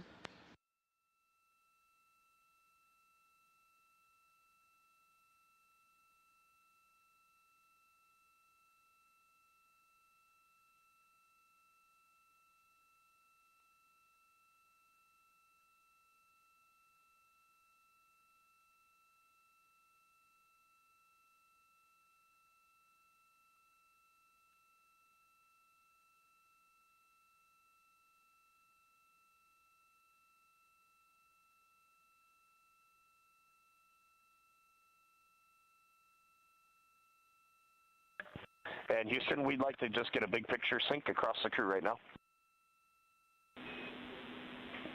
Absolutely, go ahead.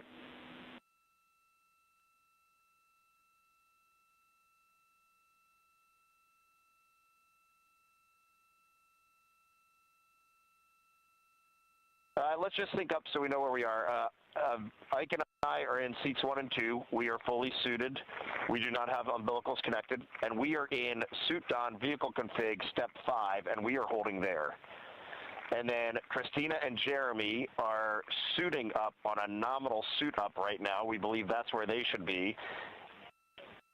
Christina has not begun suiting yet, so I think we need to know from you if you could take the operational lead and start walking us through where these two distinct groups should be, Victor and I, and Christina and Jeremy.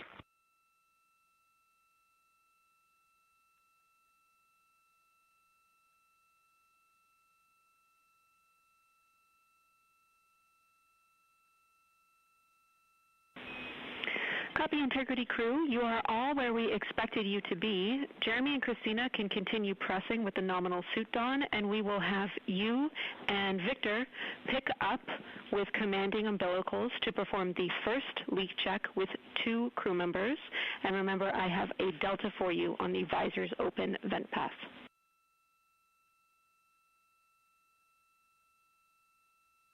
We will always vent overboard today. Stand by. Good words.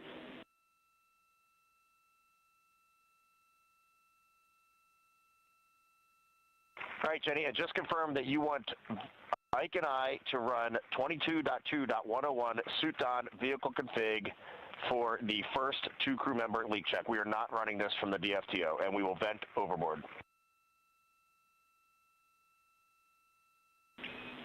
Affirm.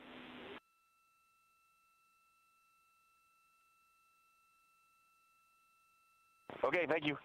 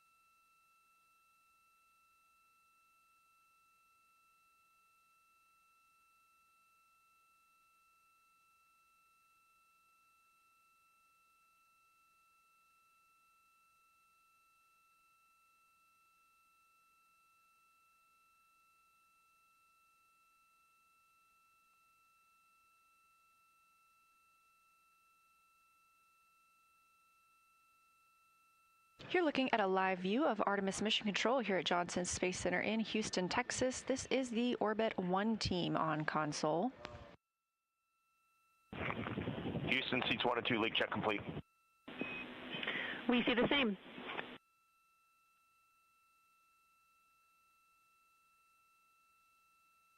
That voice, our capsule communicator for today, Jenny Gibbons, Canadian Space Agency astronaut, and Artemis II crew backup. To her right is Tess Caswell, fellow Capcom. Houston, just confirm for me and Victor, the next step is to go back to step 5 and suit on vehicle config and hold for seats 3 and 4.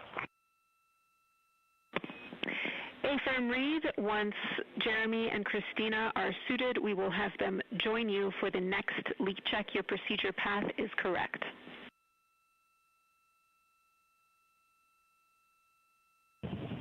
We copy, thanks.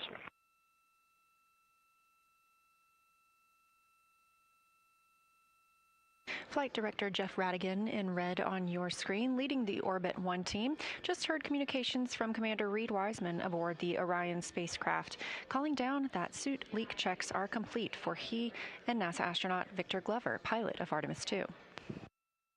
Meanwhile, aboard the Orion spacecraft, mission specialists Jeremy Hansen and Christina Cook continue to get suited ahead of getting in their seats for their own leak checks as part of this demonstration.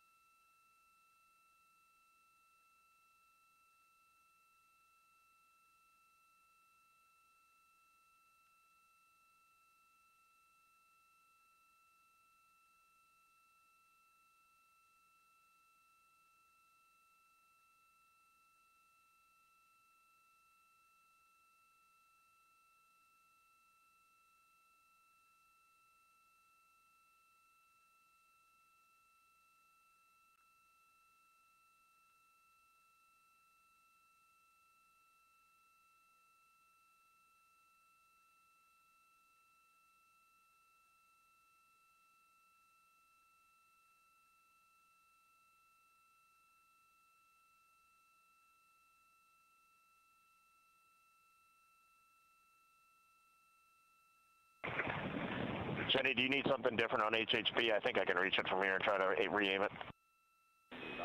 Affirm, if you can reach it, we will take a tilt downward toward the lockers, please.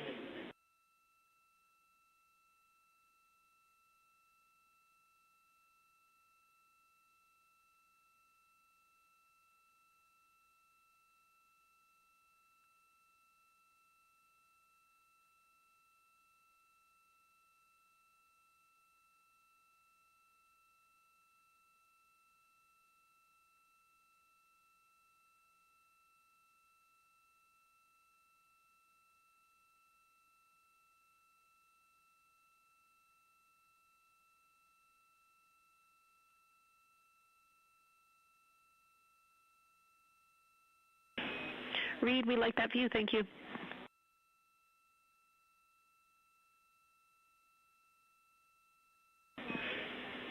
Integrity crew, I see Jeremy and Christina nearing the end of their suit dawn.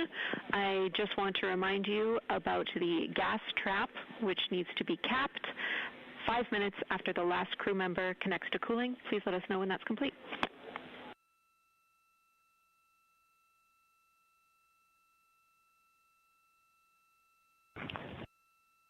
We got you covered, Jenny. Thanks for the reminder.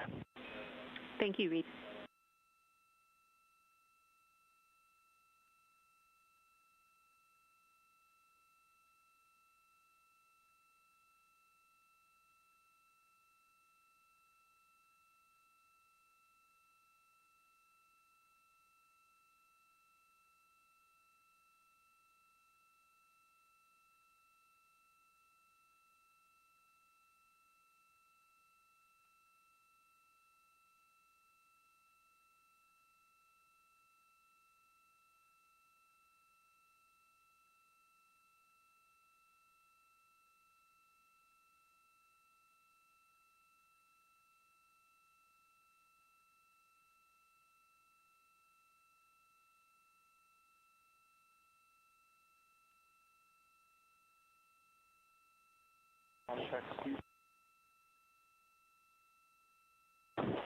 Houston, seat 4, comm check.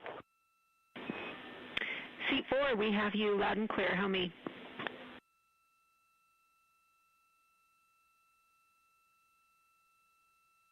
I have you the same.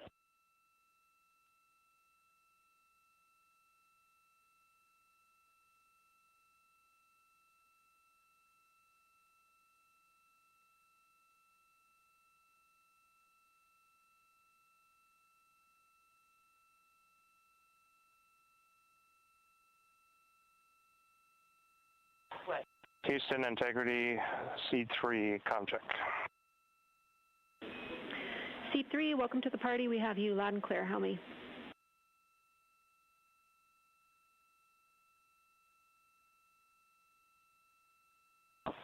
Loud and clear, Jenny.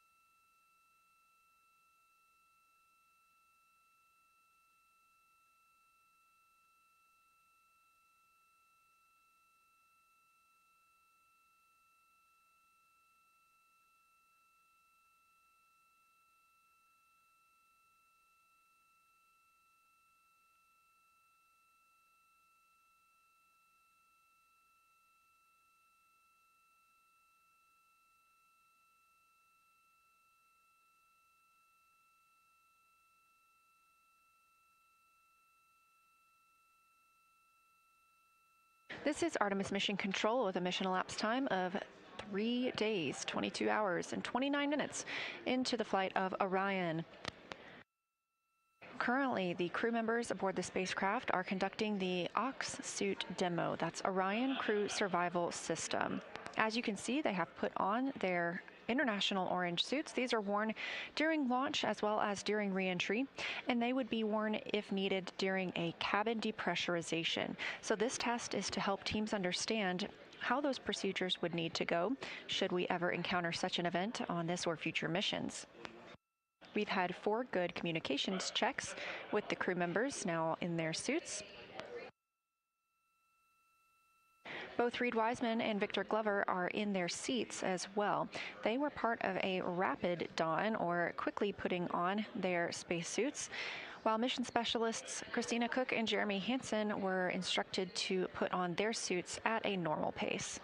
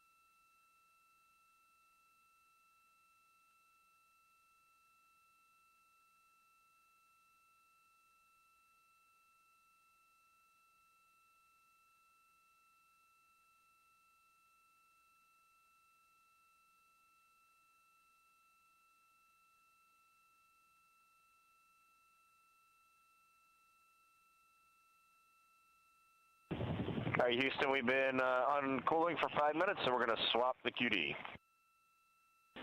Copy, thank you.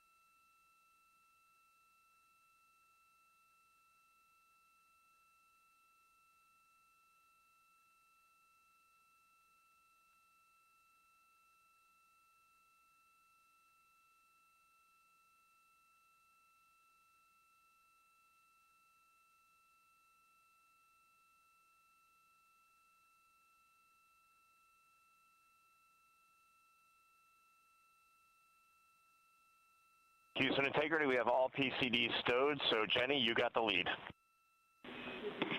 Copy, all PCDs stowed. Once Jeremy and Christina are complete, we can ensure that their Cobra fittings are connected, and then we can move on to leak checks.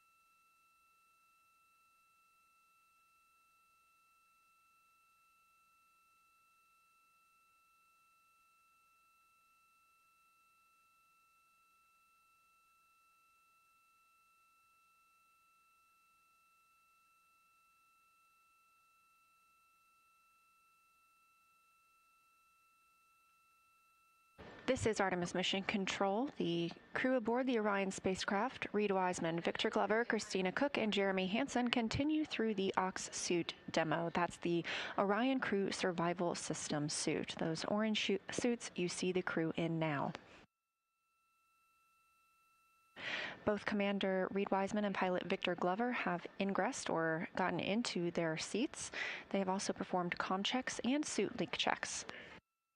Mission specialists Christina Cook and Jeremy Hansen donned or put on their suits in a normal speed, whereas our commander and pilot were asked to do so at a rapid speed.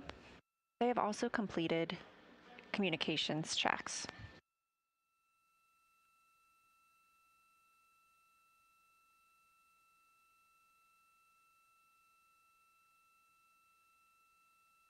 The crew wears these suits during launch and return to Earth. They are not expected to wear them during the flight. However, they would be available for use during the event of a cabin depressurization. They could provide up to 6 days of a breathable environment for this crew member. So given that this is a test flight, we are taking the opportunity to test how they would get into these suits and pressurize them during that situation.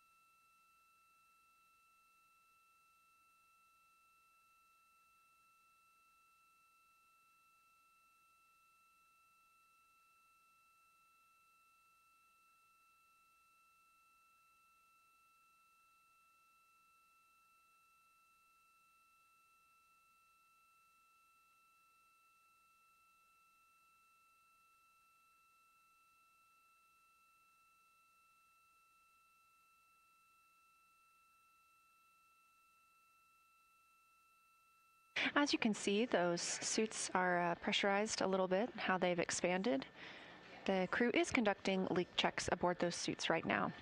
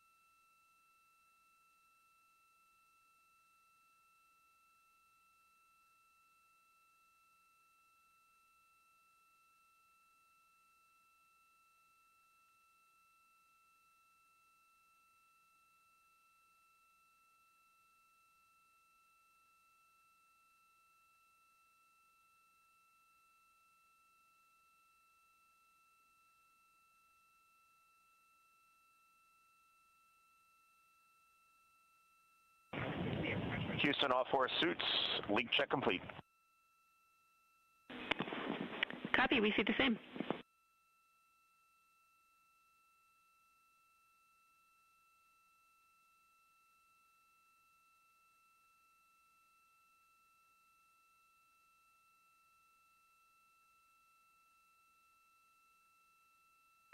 And Jenny, I think now you want us back in the DFTO procedure, correct?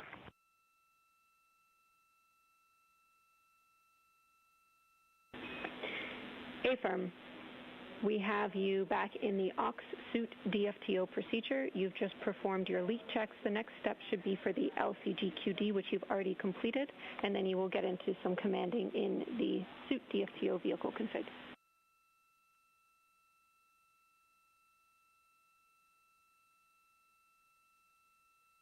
Yeah, what step in aux suit DFTO should we be in?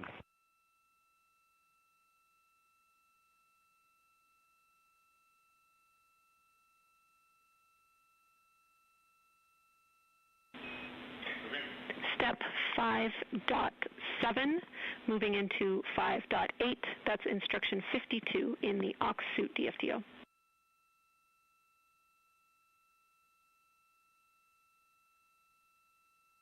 Okay, we're in 5.7.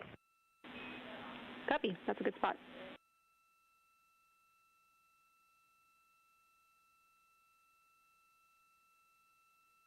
That's the voice of Commander Reed Wiseman speaking from the Orion spacecraft. They are conducting the aux suit DFTO. That's Orion Crew Survival System suit. We just had confirmation all 4 suit leak checks are complete.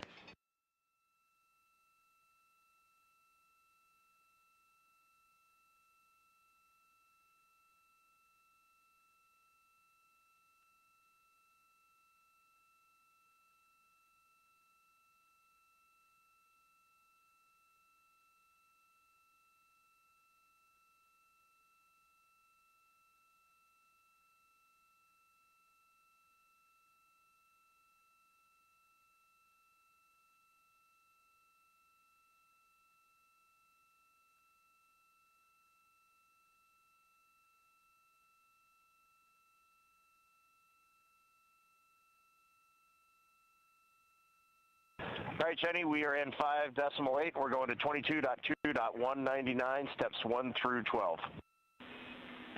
That's the right place to go. Thank you.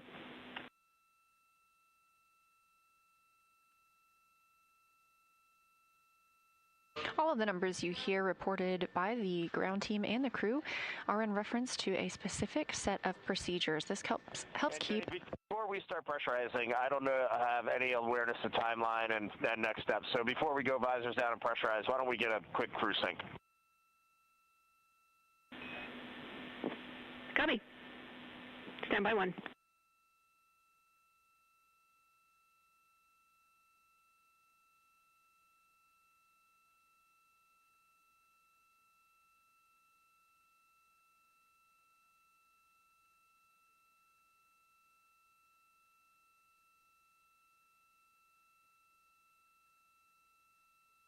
Again, all the numbers you hear, the crew calling down or the ground calling up, keep everyone on the same timeline as they are referencing the same set of procedures throughout this demonstration.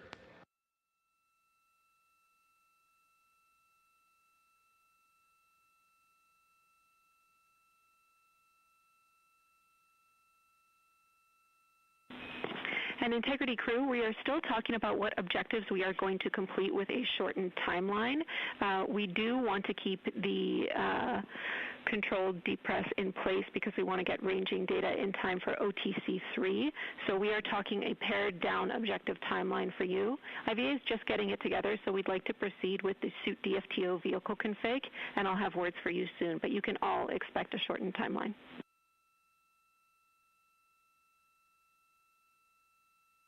Okay, we're getting into 22.2.199. Copy and concur.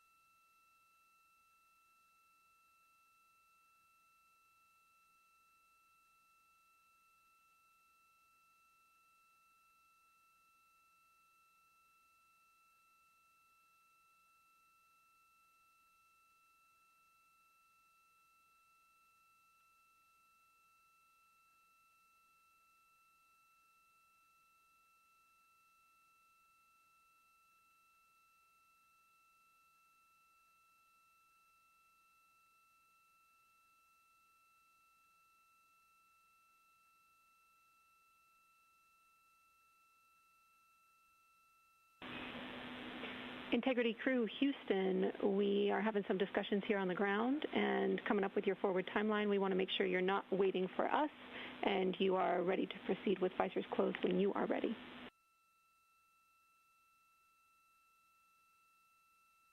Yep, Bay Firm, we're just troubleshooting one thing and then we'll be ready. Copy, sounds great to us. Thank you.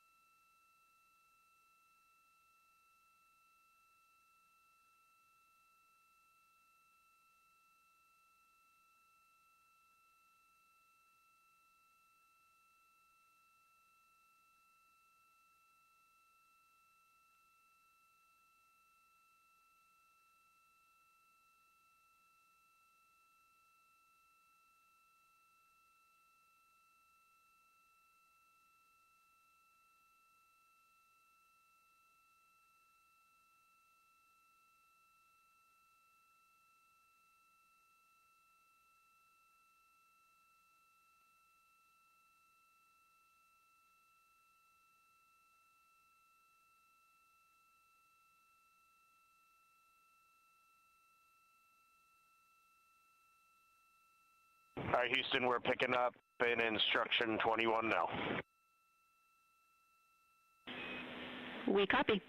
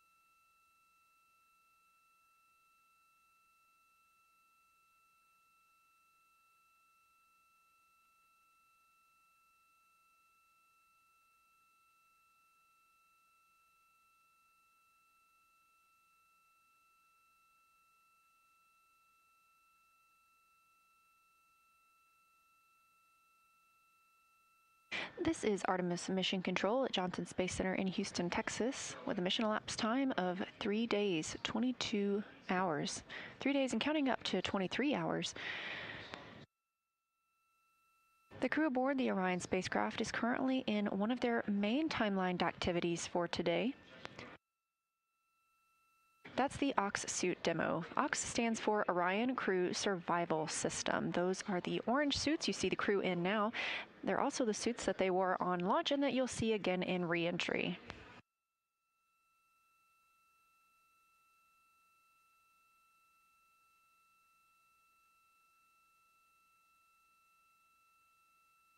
All 4 crew members are now in their suits and have completed suit comm check and leak checks. Next up, we will be pressurizing the suits. We are going to pressurize those to 4.3 psi. Again, this is all in support of future missions to the moon. These suits could be worn. All right, JD, we're in the purge. How's everything looking on your end? It's looking great. Continue.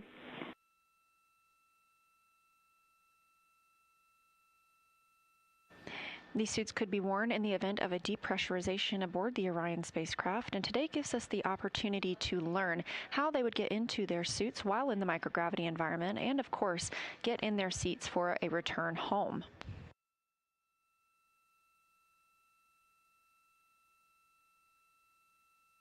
Also on the timeline for today is the OTC-3 burn. We expect that around 10:03 p.m. Central Time today.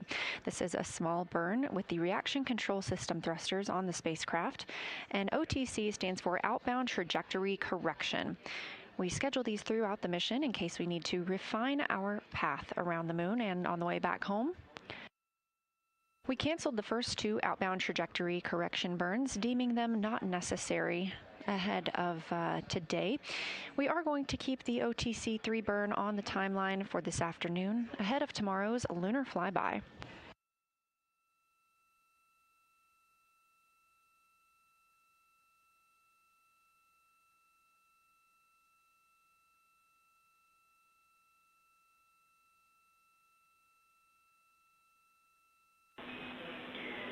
Integrity crew, everything is still looking really good down here. We're loving getting this data. I plan to reconfigure you to be Vox before increasing your suit pressure. Let me know if you want to be Vox earlier so you can stop pushing buttons.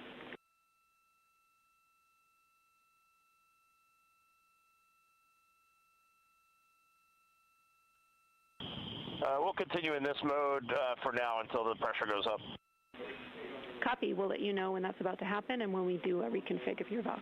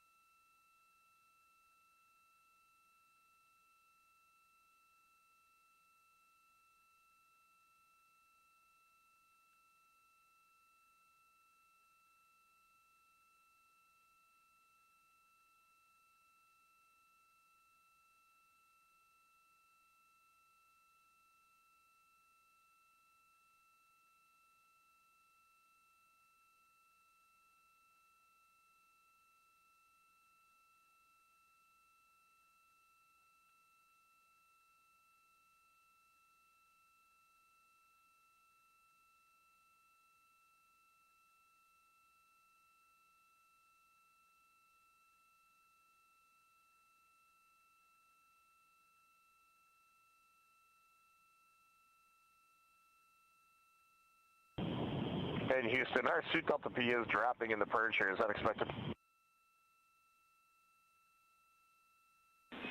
Checking.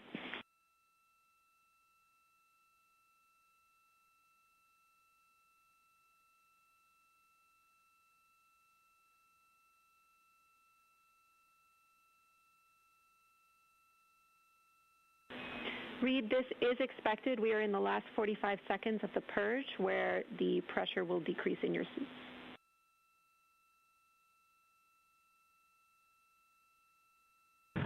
Okay, we're in finishing up 3.2 now, moving to step 4. Copy. We see you there.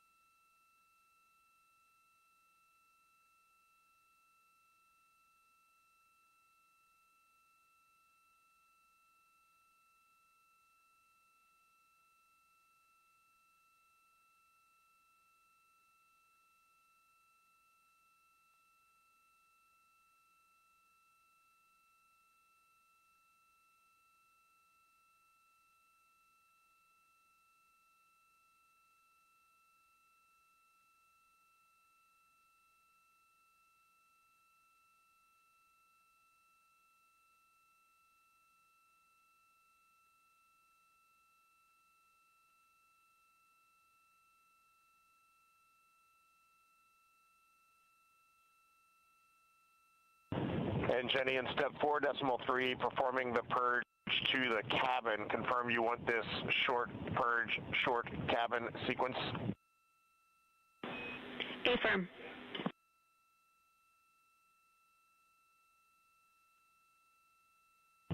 Copy that. That's going in.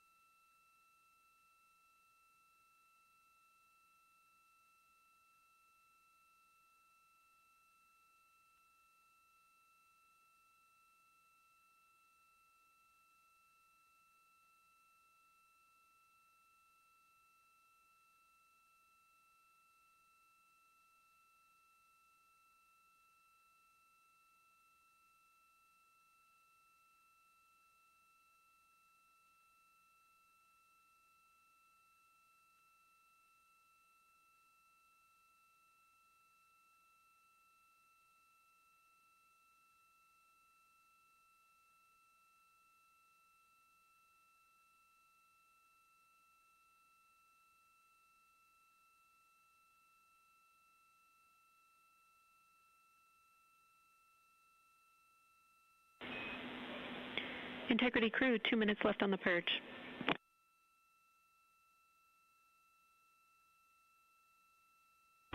We're watching.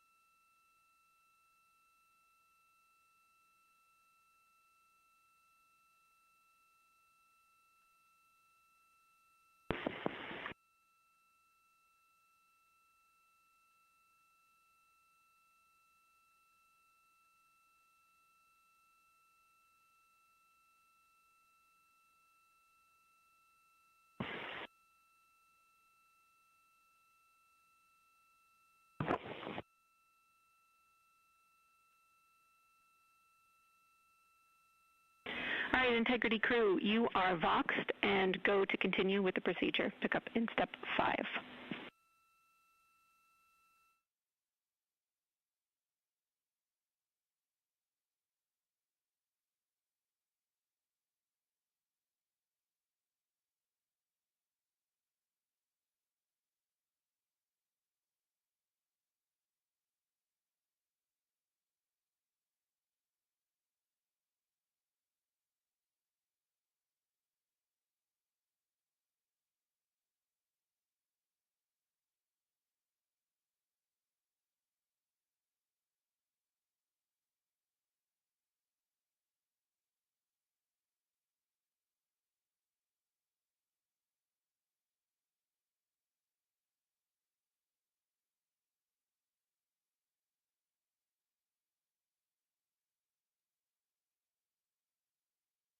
This is Artemis Mission Control at Johnson Space Center in Houston, Texas. Currently, the teams on the ground are increasing pressure in the Orion crew survival system suits.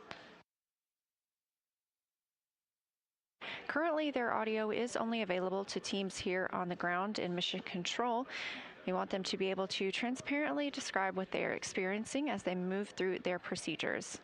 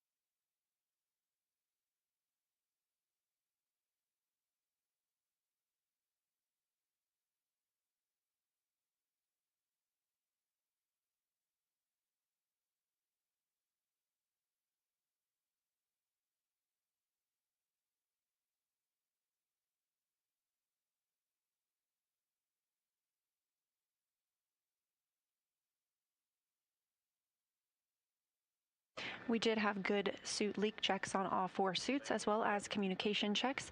However, communications with the crew right now is only available here in Mission Control.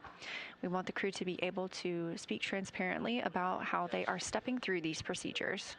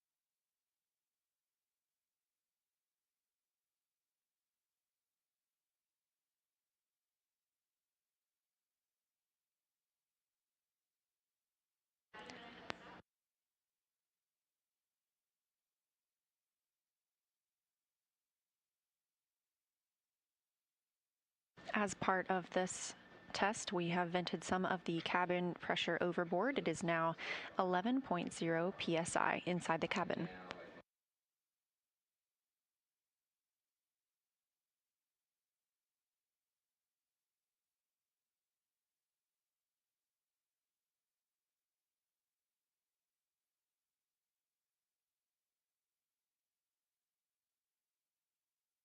Currently, the cabin is pressurized at 11.1 psi, and the suits are at 3.8 psi.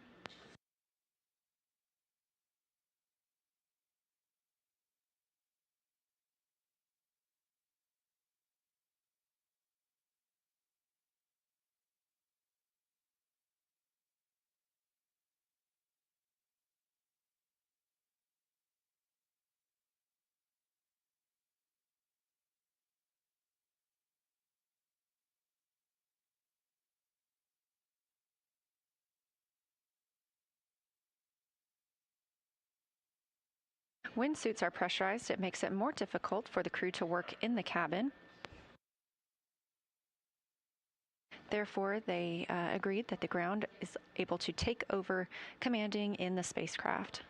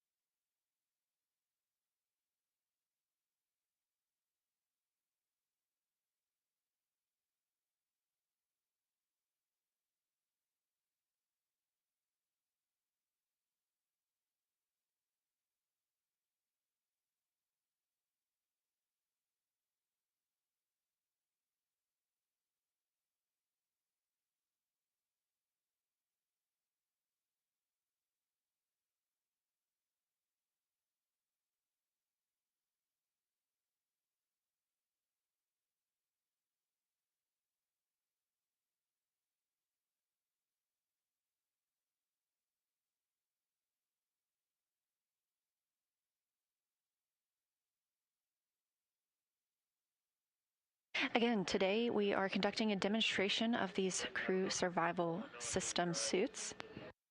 Now that the suits are pressurized, it can be more difficult for the astronauts to maneuver about the cabin. They are obviously also connected to umbilicals, which make another hurdle into moving around the spacecraft.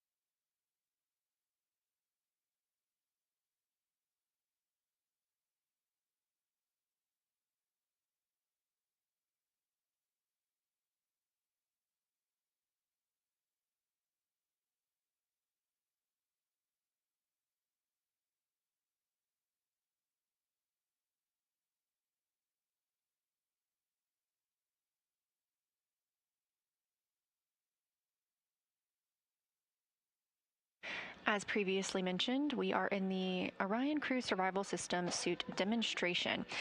The crew would need to get into these suits in the event of a depressurization of the spacecraft. They'd be able to stay in these suits for up to 6 days in a breathable environment. Pressurized suits, however, do make it a little more difficult to conduct tasks and move about the cabin. For this demonstration, the ground has agreed they will decrease the pressure in both Commander Reed Wiseman and pilot Victor Glover's suits slightly to help them get out of their seats and conduct some other tasks.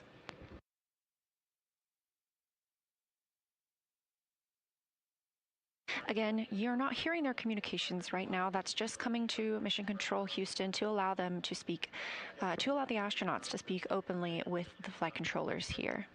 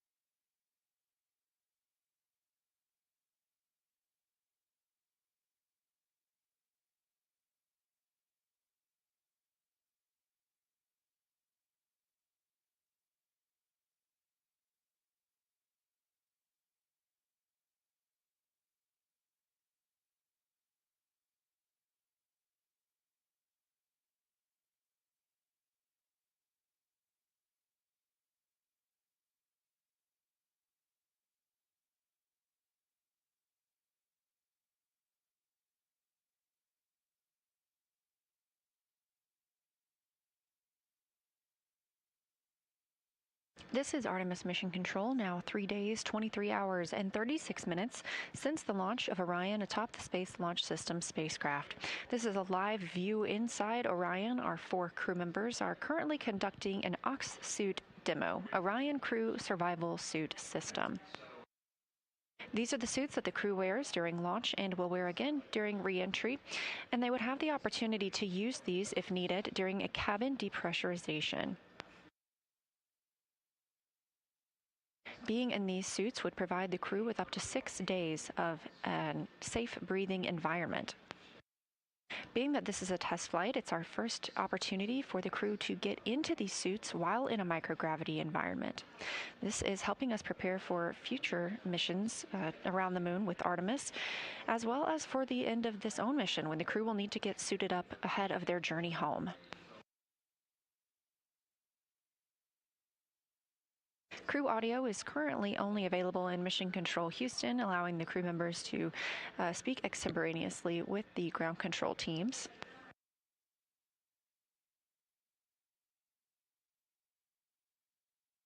There are some plans for the crew to conduct tasks while in their suits today.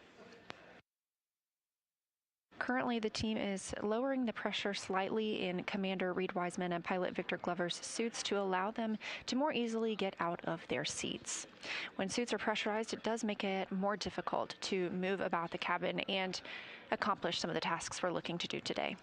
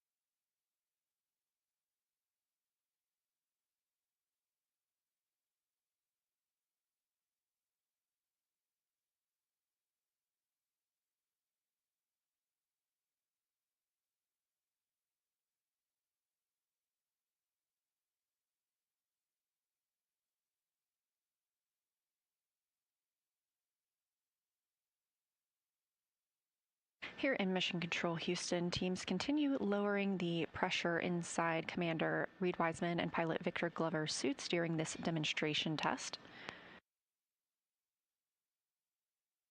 This should help them be able to maneuver out of their seats and get to work on some of the tasks we hope to see them accomplish while they are suited.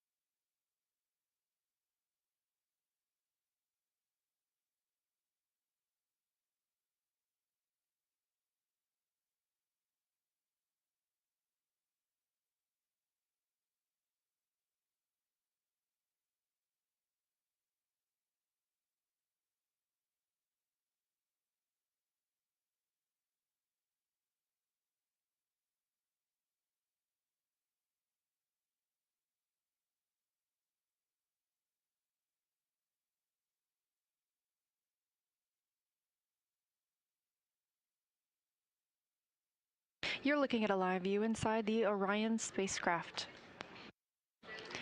The spacecraft and crew are on flight day 5, now 52,600 miles from the moon. They are 223,909 miles away from us all on Earth.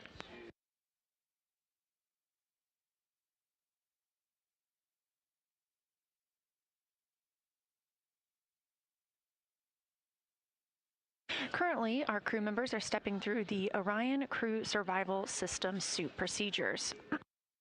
This is a test of the suits while they are pressurized on the Orion spacecraft.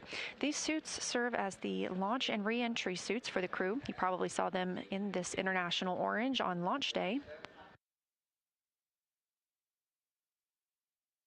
However, these suits, as is listed in their name, survival, are also available for survival situations. If the cabin were to be depressurized, these suits could provide the crew with breathing air for 6 days.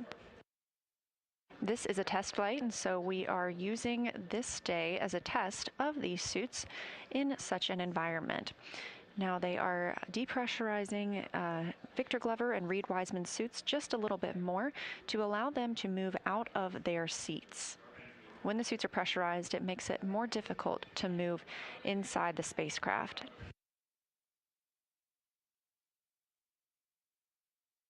We have some other tasks we hope to see the crew complete today, including using the pill tool.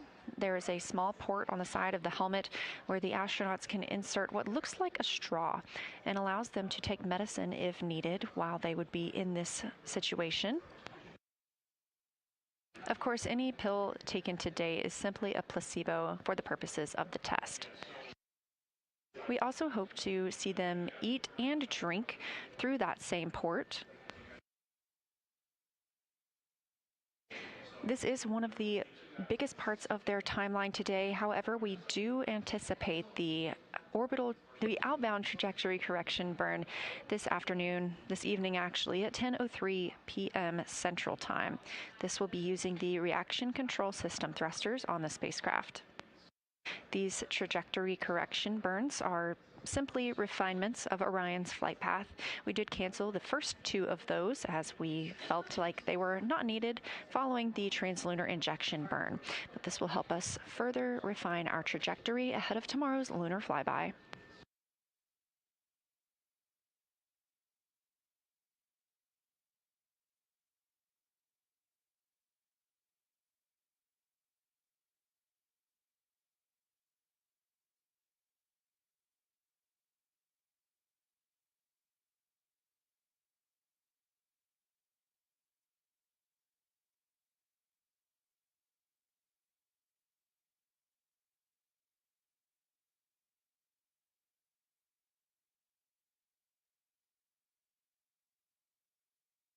Crew communications right now is only coming to Mission Control Houston. As we are testing this out for the very first time, we want the crew to be able to share transparently what steps they are moving through and what they're experiencing while in these suits.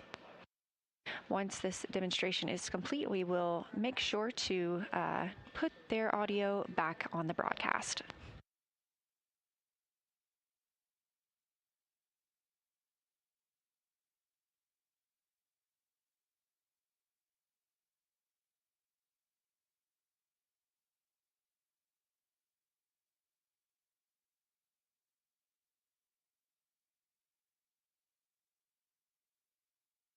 This is Artemis Mission Control, and we continue to monitor this Ox suit demo. Meanwhile, teams at Johnson Space Center and Mission Management are preparing for today's mission status briefing. If you're watching on NASA's YouTube, you can stay right here. You'll be able to see that live. If you are interested in solar array wing views, you can tune in on our other stream. That's where commentary will continue. Again, standing by, that mission status briefing is scheduled to start in 4 minutes at 5:30 p.m. Central Time.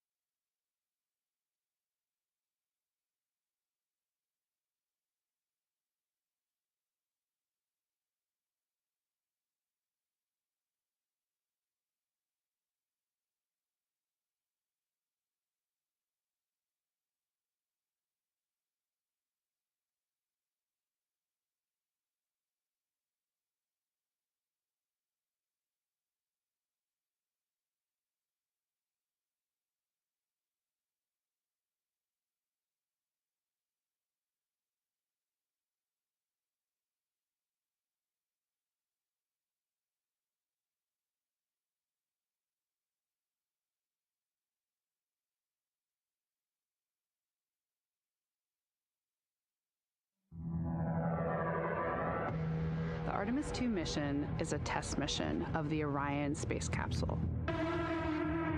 Artemis II will be the first time we put humans on this rocket. We're going back to the moon because it's the next step in our journey to Mars. We were always going to the moon.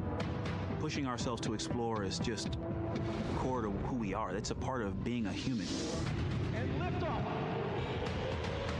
We shall return. Continuing to test out every bit of Orion. Coming back to Earth, 7 miles a second.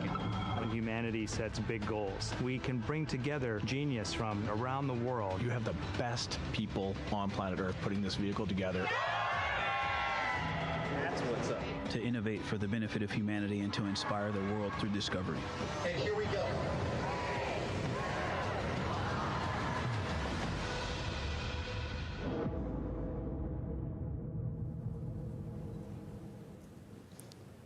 Good evening and welcome to NASA's Johnson Space Center in Houston, and welcome to our Artemis II status update. I'm Rachel Kraft with NASA Communications, and we're joined this evening by several NASA leaders to share an update on how the test flight is going overall as the crew gets ready to fly by the moon. They are Dr. Lori Glaze, who leads NASA's Artemis program, Rick Henfling, Flight Director for the mission, and Kelsey Young, Artemis II Lunar Science Lead. We'll have some opening remarks from each of our participants, and then we'll go ahead and take questions both here and in the room and on the phone line. And as a reminder to those who are joining by phone, you can press *1 to enter the question queue. And with that, we'll start with Lori. Great. Thank you so much, Rachel. And thank you to everyone that's joining us today and for your continued interest in Artemis II.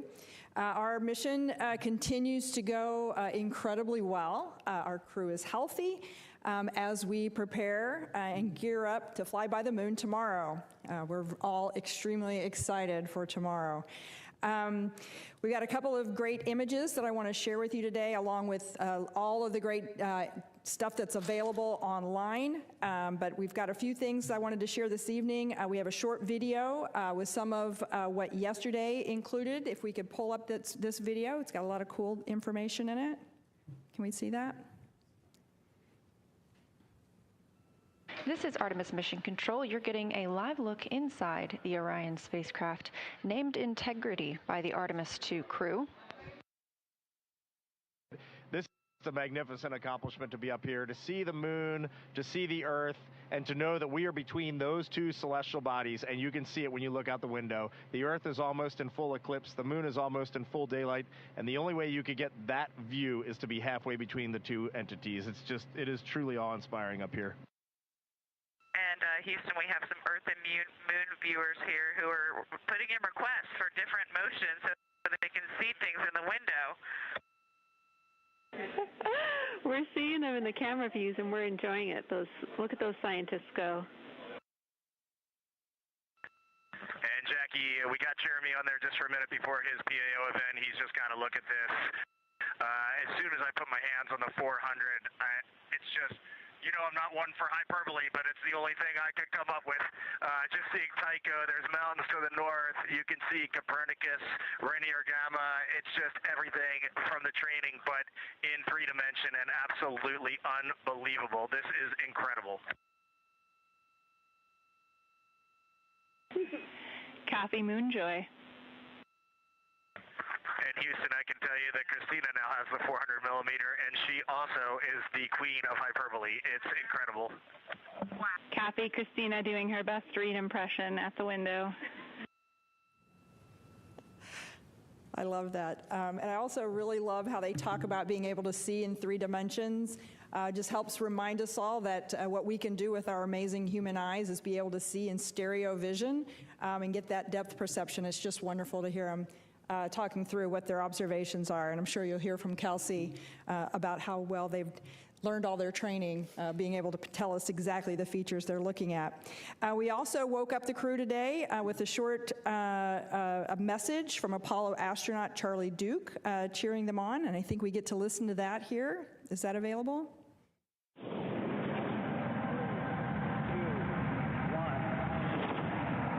Hello, Reed, Victor, Christina, and Jeremy.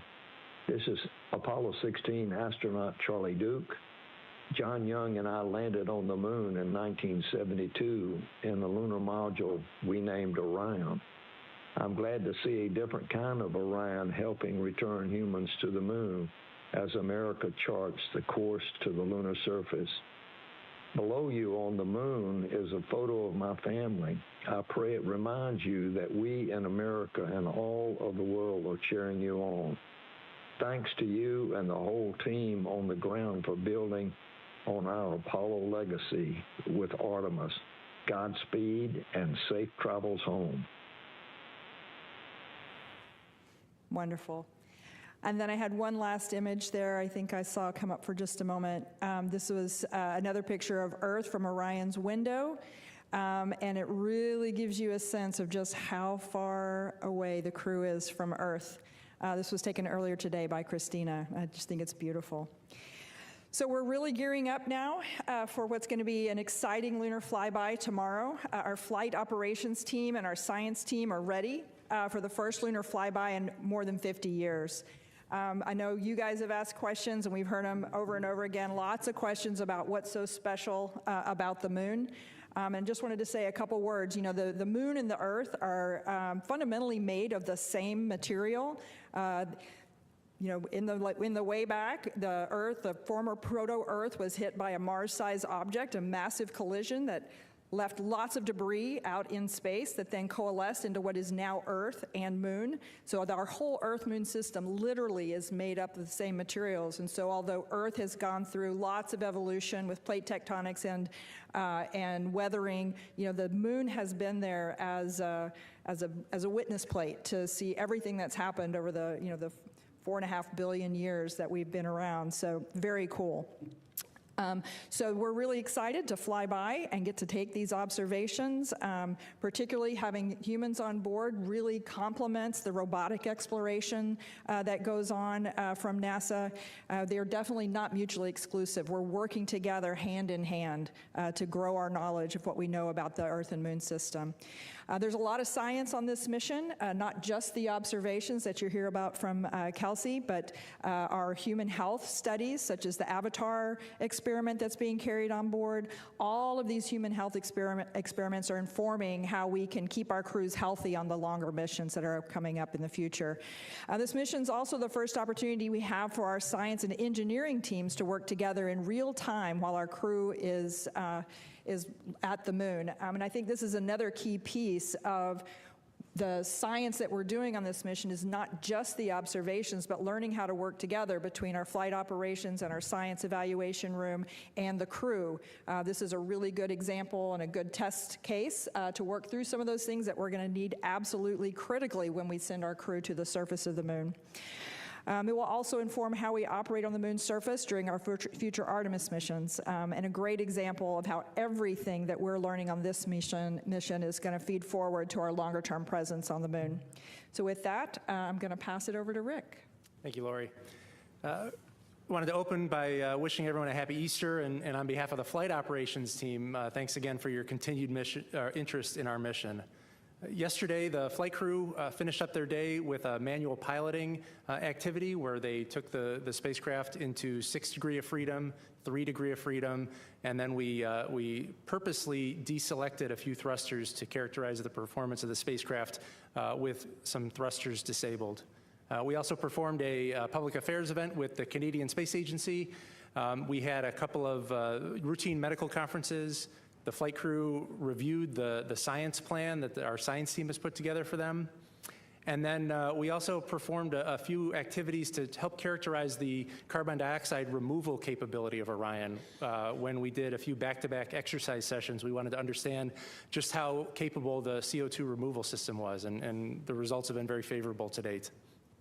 Today, the astronauts started their day with an opportunity to put their orange launch and entry suits back on. You can imagine that when you put your orange launch and entry suit on in 1G back in Florida, it's a lot different when you try to put it on in zero gravity. And so we gave the crew a chance to practice that before they have to do it on entry day. And since the crew were wearing their orange suits, we also used this time today to practice a few contingency scenarios where they may, if they had to spend extended time in those orange suits, how would they practice drinking their protein shake or delivering medication?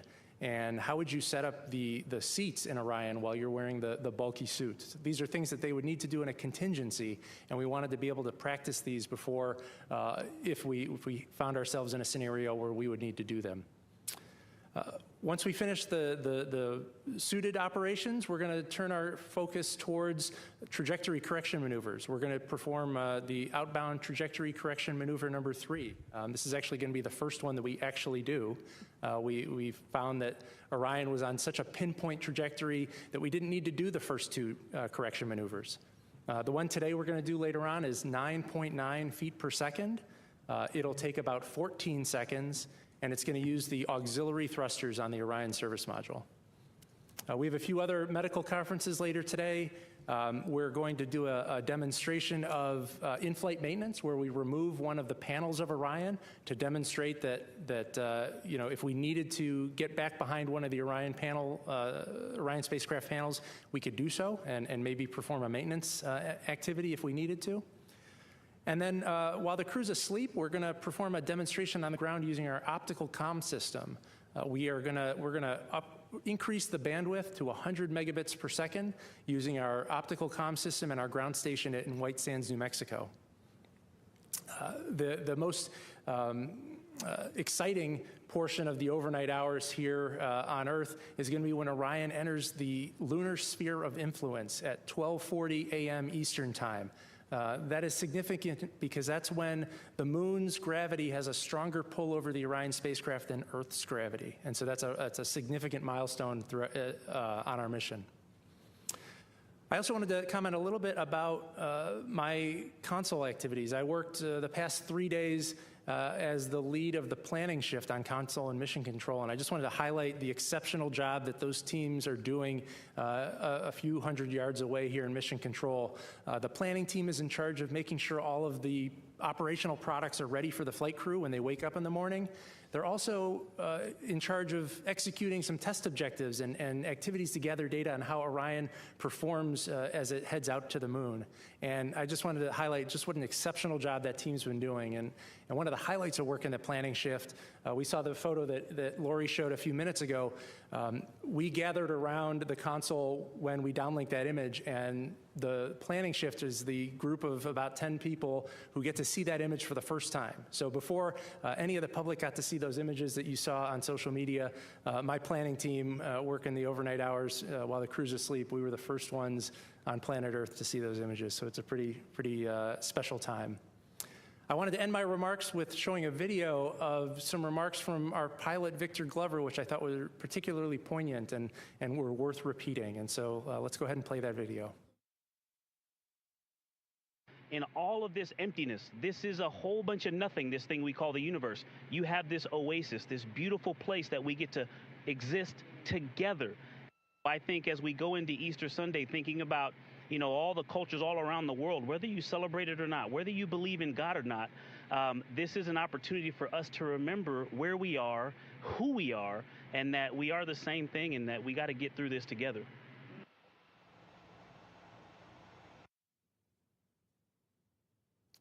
All right, and that is the conclusion of my remarks. I'll hand over to our lead science officer, Kelsey Young. Hard act to follow, both Rick and Victor. I will say, I think the copy Moonjoy is going to be like my new motto, copy Moonjoy.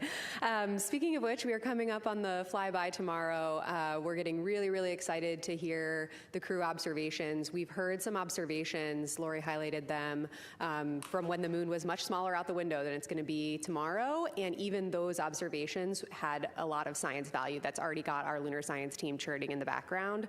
So really excited for several straight hours of those tomorrow, and I'll talk today about what that's going to look like.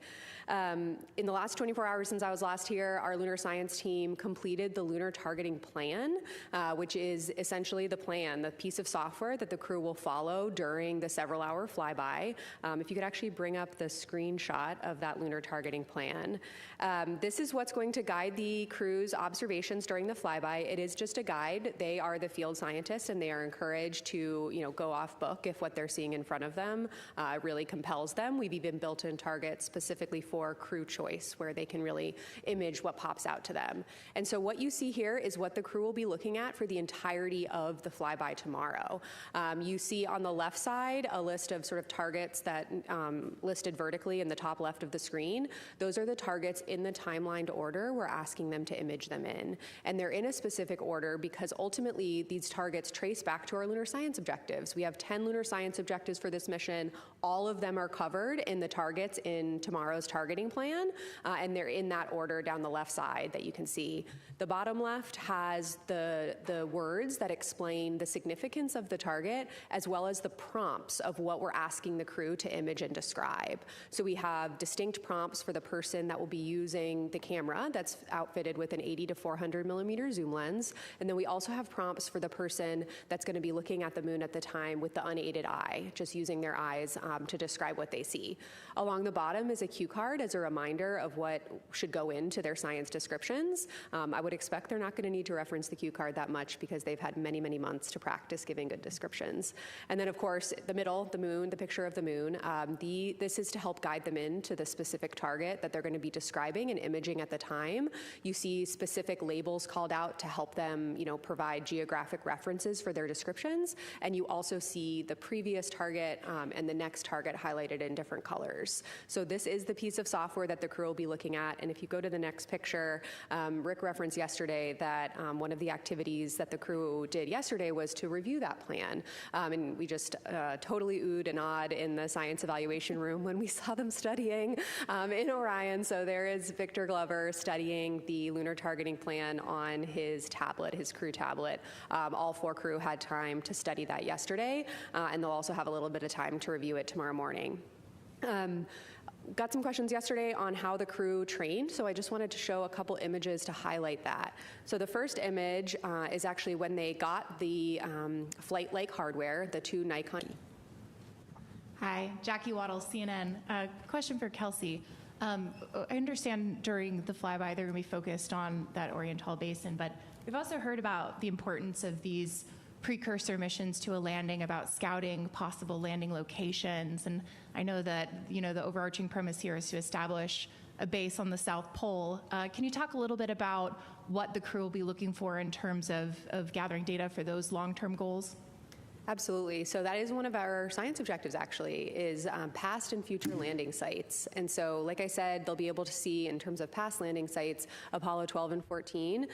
They'll also be able to, kind of on their transit from near side to far side, be able to see Reiner Gamma. That's a target in their lunar targeting plan. That's a really exciting sort of lunar science unknown, a big question that's actually driving Eclipse landed mission there, where we'll actually land scientific instruments on the surface to evaluate this really unique feature. And then moving to the far side, of course, we are going to have eyes on the South Polar region. Because of the illumination that they'll experience tomorrow, they'll only be able to see kind of the edge of the South Polar region in the South Pole Aitken Basin, but it will be a target for them to observe what they can see along the Terminator. Okay, Tarek, go ahead. Thank you. Tarek Malik with Space.com, also for Dr. Young. 7 hours for a flyby seems like a long time, and a lot of training has gone into this, and I'm curious what the pace is going to be like, both for the crew on the way in and for your team in the operations room, and how you make sure that everyone is staying focused and yet kind of in it for the duration for, I guess, all of the different phases of the flyby? Yeah, what a wonderful question. Thank you. So we actually did work on that kind of choreography and mental loading with the crew. And so we initially, months ago, started with targets at a cadence of only 5 or 6 minutes. That was pretty fast. And it didn't really allow them time to kind of like settle into the observation. What we've already seen from their observations so far in flight is that the longer they look at the moon, the more their eyes adjust and the more they're able to to discern. So we wanted to allow time per target for them to settle into that observation, because ultimately that's going to deliver the most science. So the quickest time per target tomorrow will be roughly 8 minutes, and some of the targets, which are kind of crew discussion focused, are longer, on the order of 20 minutes. They also, how the sort of flyby choreography will work is, for that first 5-hour period, they will work in pairs. So Reed and Jeremy will observe first, while Victor and Christina are doing other tasks and also helping the pair at the forward windows. And then just over an hour later, they'll swap. And so in that way, they kind of can keep fresh with what they're doing. In the middle of each block, so when Reed and Jeremy are at windows 2 and 3 observing the moon, they'll actually swap who is doing the imaging and who is doing the unaided eye descriptions. So they're really able in this first big 5-hour chunk to really mix it up and work through the targets kind of one by one. I will say, our science officer team did practice it as well for that number of hours, with the representative target length. So we really got a sense for kind of what they're going to be experiencing. And then they do have kind of an hour break in the middle where the vehicle actually points back to its bias tail to sun attitude before pivoting back for the eclipse. So it's kind of like a little lunar science mental break. I also want to highlight something Lori said earlier, which is that we have lunar science objectives we want to tackle with this mission, but this is the first mission, right? And we really want to learn about the choreography of all of this, between the ground team supporting all the way up to the crew. And when we think about surface missions with EVAs, with science objectives, we really do need to get used to this sort of mental loading and how we're able to support the crew and not, overburden them while still maximizing science. So I'm really excited about kind of this length of time that is relevant for hopeful future exploration and what we're able to learn there. And then the last part of your question about the science team, thanks for asking. The lunar science team will be in the science evaluation room. I know that the live broadcast tomorrow will flash to them occasionally throughout the broadcast. You're going to see some very excited scientists. They're going to be absolutely buzzing up there. And what they're going to be doing is monitoring the crew, of course. The crew will be giving several descriptions an hour, roughly 3 to 4 lunar descriptions an hour, and the science team will get to work right away, kind of synthesizing those, and then we'll actually downlink the rest of the descriptions overnight in advance of a crew conference we'll have the following morning to, again, continue the science discussion. And so the lunar science team is going to be both really excited and then also trying to keep track of the science through those, what we call science sit reps. Okay, Gina. Gina Sinceri, CBS News. We know the crew is shooting a film camera. When that film comes back, where is it processed, and how will you be able to turn those images around? The crew operated cameras. There'll be actually 3 of them for tomorrow's flyby, 2 Nikon D5s and 1 Nikon Z9. The 2 Nikon D5s will have the 80 to 400 millimeter zoom lens. That's going to be the prime imaging lens for the bulk of the flyby. There's also a 14 to 24 millimeter lens that we're going to be using during the eclipse timeframe. And then the Z9 camera will be especially used around the time of sunset and sunrise for the corona. And actually what we will do is downlink as many images as possible overnight and throughout the rest of the mission, of course, as bandwidth and downlink potential allows. And of course, we'll be getting some out to the public as soon as we possibly can. But the rest that we don't downlink in flight, we'll get once they splash down, and we'll have a team that brings the cameras and the flashcards back to Houston pretty quickly and gets them in the pipeline to release all of them out to the public. Go ahead. Thank you for your time today. Ed Lavandero with CNN. 2 questions. Watching the crew today get into the spacesuits and reconfigure the seats, it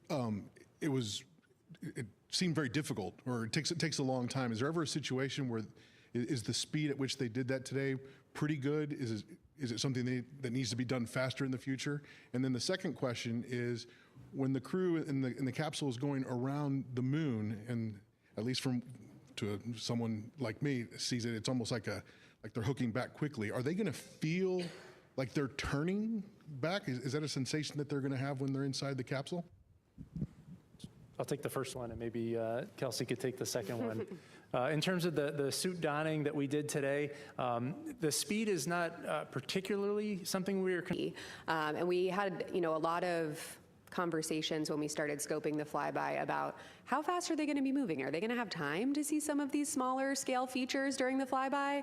And so we have an amazing visualization lead for the mission, Ernie Wright from the Goddard Space Flight Center, and he has done just amazing work to really try to reproduce as close as possible the illumination conditions they can expect at the speed that it will be moving.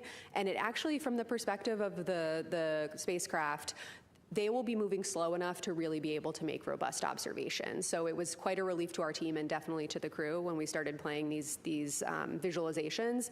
I don't know what they're going to feel, but I know what they're going to see, and they're going to have time to make observations.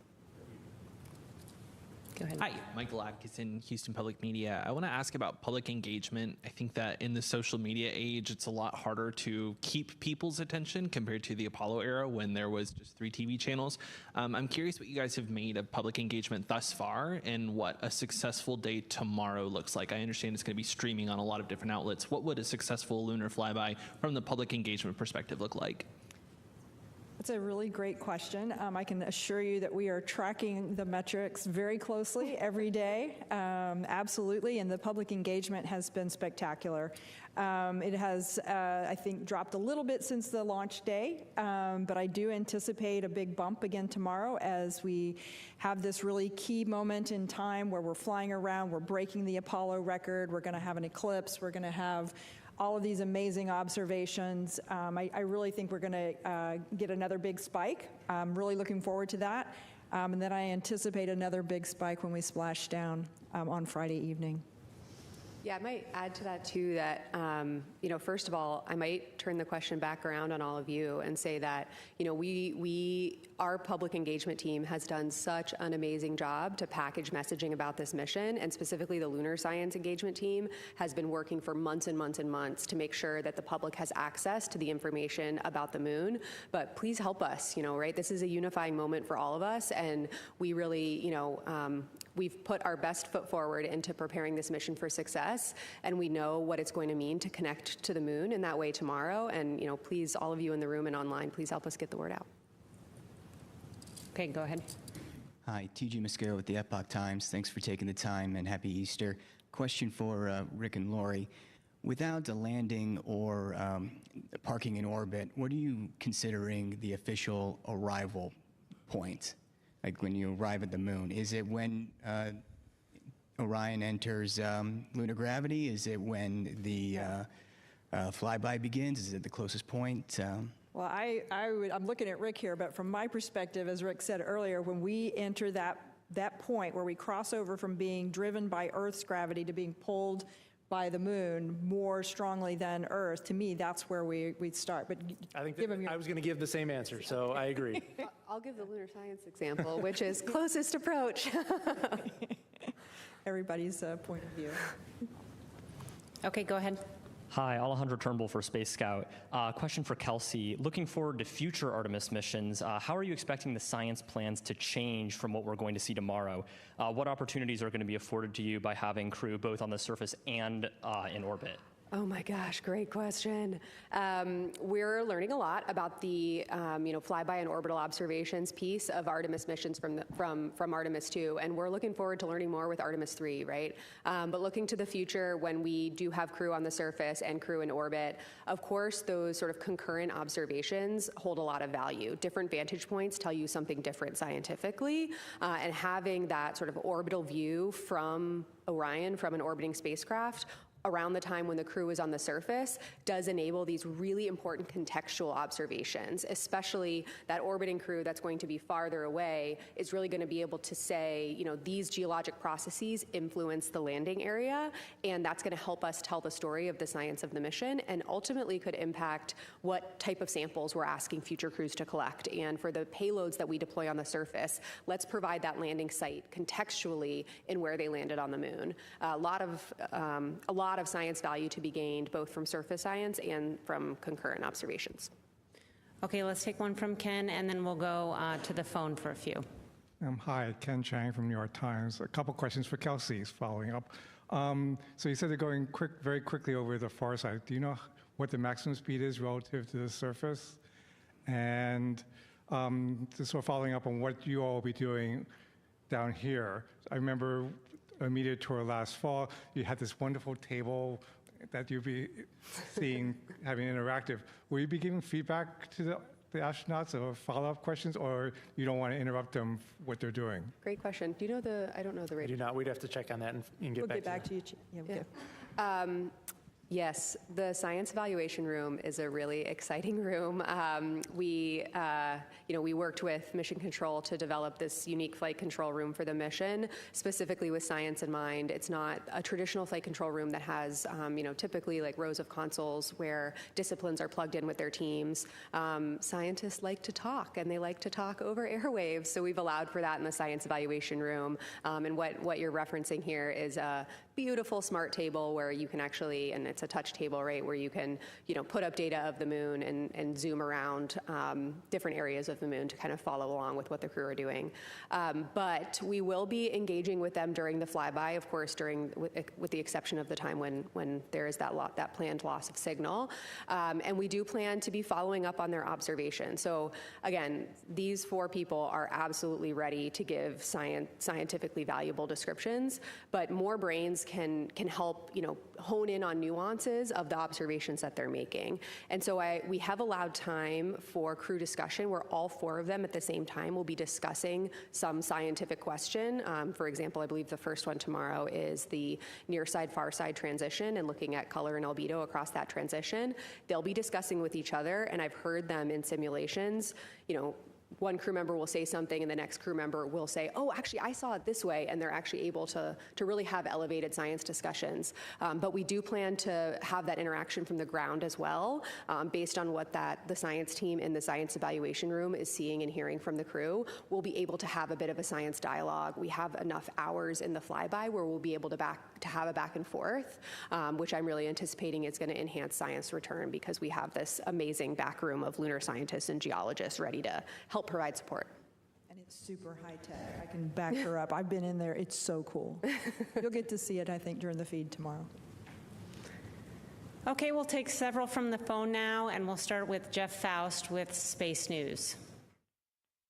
Good afternoon. Question for Rick. We heard yesterday at the briefing about a mystery smell whose source wasn't identified. It wasn't a cause for concern, but I don't know if you have any updates on whether that smell is persisting and what might be causing it. Thanks. Sure. Good question. We have been trying to correlate the smell and the crew reports of the smell to a particular event or a changing configuration of the spacecraft. We have a number of heaters that are located near that area of interest, and there's nothing about a heater cycling that we can correlate to the smell. There's nothing about the usage of the toilet that would cause an increase in the concentration to cause a more acute smell or a more mild smell. So right now, there isn't any root cause identified as to what that source is, but we're continuing to proceed with the mission and the use of the toilet nominally. Okay, our next question is from Stephen Clark with Ars Technica. Hi, thank you for taking my question. I think my question is probably for Rick as well. You mentioned the checkout tonight of the optical comm system on Orion. Has that been used thus far in the mission? How is it performing? And also, if it checks out and you're able to get to that 100 megabits per second downlink, will that kind of expedite the downlink of some of the photos we're expecting from tomorrow? Thanks. Sure. Yeah, the optical comm system has been performing really well throughout the mission. We've used it throughout all of the lunar transit. We have 3 sites where we downlink data. We have one in California, one in White Sands, New Mexico, and then a third site, which is kind of a test and a target of opportunity with the Australian National University in Australia. And we've been able to stream video live to that site as well. And yes, if we can get the bandwidth increased to 100 megabits per second, that will absolutely help getting imagery and data from the spacecraft down in a more timely manner. Okay, we'll go to one more on the phone and then come back here in the room. The next question is from Sana Pashankar from Bloomberg. Hi, thank you so much for doing this. A question for Dr. Young. Obviously, it seems like an enormous amount of thought and effort and scientific considerations have been put into preparing for the lunar flyby. I was just wondering, when did the lunar science team at NASA start making preparations for the flyby? Did it start like when the astronauts were selected in 2023 or after Artemis I? Yeah, thanks. Yeah, thanks for the question. Not specifically for Artemis II, but for Artemis science operations in general, it's been a number of years that we've been preparing and integrating with flight operations. I will say flight operations has been incredibly welcoming. I think it's a testament to the fact that, science is one of the fundamental pillars of Artemis, and, specifically for Artemis II, Rick and Judd and Jeff have been nothing but, really, really welcoming, knowing that, of course, our destination for this mission is, of course, the moon.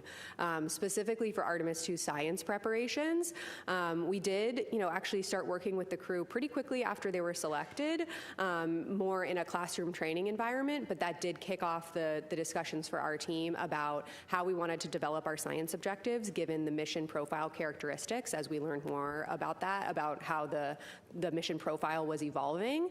And so that enabled us to really jump off on establishing our science objectives and, with me being selected as the lead for the lunar science for this mission, I was really able to build out our amazing team pulled from several different NASA centers, experts in lunar science, geology, visualization, geographic information systems, teams here at the Johnson Space Center who supported Earth observations from the International Space Station that are actually responsible for developing that gorgeous lunar targeting plan. And so the plans for the flyby profile as we're going to execute it tomorrow probably really ramped up in earnest just over a year ago. But prior to that, there was a lot of work going in with the flight operations team for integrating our new science officer console into mission control, as well as building out the science evaluation room. Okay, we'll come back into the phone, or pardon me, to the room. Irene, and then we'll go to Tom. Thanks. Irene Klotz with Aviation Week. For Rick, a couple of flight operations questions. First is, which two astronauts attempted to don the suits quickly, and how much faster did that happen compared to the nominal donning? And on the manual flight demonstration, did the exercise today complete all the, or maybe last night, sorry, I've lost track of days. Did that complete all of the manual operations that you're expecting? And what have you learned so far about the nuances of Orion's handling that you want to kind of continue more studies on post-flight? Thanks. Of course, thanks for the question there. As far as who donned the suit rapidly, that was Reed and Victor, and then Christina and Jeremy donned it in the quote-unquote nominal time frame. The rapid donning was attempted to be done in about 15 minutes, which is pretty swift. And again, that corresponds with the time that Orion has to feed the leak and maintain cabin pressure before we can get the crew safely in a pressurized environment. As far as the manual piloting that we have left, we have another test on Wednesday that will be in the crew's afternoon after they build the radiation shelter. And then finally, with respect to the handling qualities, I sat in the back of Mission Control during the proximity operations demo. I had just worked the ascent shifts, but I couldn't stay away, and I had to watch. And it was pretty spectacular to watch Orion pretty much stop on a dime. You know, Victor would deflect the hand controller, release it, and you saw the ICP, the video of the interim cryogenic propulsion stage. You'd see it move and then just stop right on a dime. And so I would say we've got some pretty well-engineered control laws on Orion. Tom. Hi, guys. Tom Costello with NBC News. Thanks for so many great news conferences. I have just a basic question with, I don't have a PhD in rocket science. Can you explain for the audience how it is that when it goes into the moon's gravitational pull, and then when you come around the other side, the Earth's gravitational pull can take over or becomes stronger? You help me understand that, and that would be great. And then second of all, can I just confirm with you the photographic number of targets you have, and how many photos you expect to take? Sorry if I missed that. All right, I'll take a swing at the orbital mechanics here. So the trans-lunar injection burn essentially raised our apogee, the height of our orbit above Earth, to a point where we target it such that the moon will, as it orbits Earth, we kind of intercept the moon and we allow the moon's gravity to take over. And then because we're not entering into lunar orbit, we coast past apogee relative to Earth, and we start falling back to Earth. And eventually, the Earth's gravity is going to take over and bring the spacecraft back into the atmosphere. As for targets, I was just going to add one more thing to that, is that as you enter, as we talked about, the stronger influence of the moon's gravity, we're out at some distance, and so when it starts to pull on us, we go into a circular kind of an arc around the moon, and that kind of slingshots us. You can imagine a slingshot around, but then that kind of starts to overshoot and come back, and then by the time you might, go somewhere else, we're now pulled into Earth's gravity again, right? So it starts to pull us back. So it's the interplay of those two gravity fields that really drive this beautiful dance of the spacecraft. The number of targets, I'll have to get the exact number, but it's in the range of 35 targets. We actually do plan to put out the list of targets hopefully tomorrow morning so that the public can follow along. I will caveat that with that's a plan, right? And they're going to flexibly execute that plan based on what they see, but we will put out kind of the list that they have been studying too. As for number of pictures, it's a great question. The only way we can kind of make a guess at that is from the mission simulations we've done on the ground, where they're taking pictures of not the real moon. I have a feeling that the real moon is going to be a bigger draw. I would expect thousands of pictures that the crew themselves will take, not to mention the imagery that we will be taking with the Orion vehicle cameras. Okay, we'll go here and then back to Will Robinson-Smith after that. Hi, I'm Emily Martin from CLA's Fast Friends. Thank you so much for doing this. I was wondering, which specific science questions do you hope this flyby will will answer? The Apollo samples ultimately answered the question of the origins of the moon. What do you hope those data gathered by these human eyes will answer? And also, I was wondering if you are planning on taking a photo of Orion with LRO, if it's even feasible. So on the science objective question, we do have 10 science objectives, all of which we feel are accomplishable, tackleable by the crew with the Lunar Targeting Plan as written. The Lunar Targeting Plan does actually address all 10 of our objectives. But as for the ones that I'm most excited about, I am really excited for, our number one priority objective is, color provinces and albedo, right? This is something that human eyes are just incredibly good at teasing out nuances about. And again, forgive me again, the photometry deep dive, but again, the ability of a crew member to look at the surface in different illumination conditions as the Orion spacecraft is moving across the surface of the moon will allow them to understand morphology and texture, and therefore origin, process, and origin. I mean, you heard even from farther away, Reed say yesterday, I can see much more topography around Tycho than I could in the visualizations. As he's getting closer, he is seeing that 3D effect start to realize. And when they get even closer and they have that sort of extreme flyby profile over a number of hours, they're really going to be able to tease out that dynamic between topography, surface texture, morphology, and color and albedo, and how and if those things overlap. There are some targets on our targeting plan where that's specifically an objective of, do you see a correlation between color and topography? And a negative observation, not seeing it, is a science result, right? And so we do really focus on this unique profile that this mission has. I think we've gotten the question, well, you're so far away, what can you even do? That's actually an asset for our science objectives. They're gonna have this whole disk view, and the rate at which they're moving and the illumination changes that they'll experience in several hours enable our science. They don't detract from it. As for complementary observations, yes, we do plan to have complementary observations with the Lunar Reconnaissance Orbiter. We also have other complementary science investigations, including citizen science here from scientists on Earth who are going to be looking for impact flashes or new craters that are forming on the surface of the moon, just like the Artemis II astronauts will be looking for. So lots of chances for coordinated observations, and you can bet we'll be putting out information about that, especially the Lunar Reconnaissance Orbiter ties post-mission. Okay, Will, and then we'll go back to the phones for a couple of additional questions. Thank you, Rachel. Will Robinson-Smith with Spaceflight Now. Thank you all for taking the time today. Couple to Rick, if I may, about the OX demonstration. Please correct me if I'm wrong, but it sounded like at one point there was a plan to lower the cabin pressure in Orion. Can you talk about when and why that changed?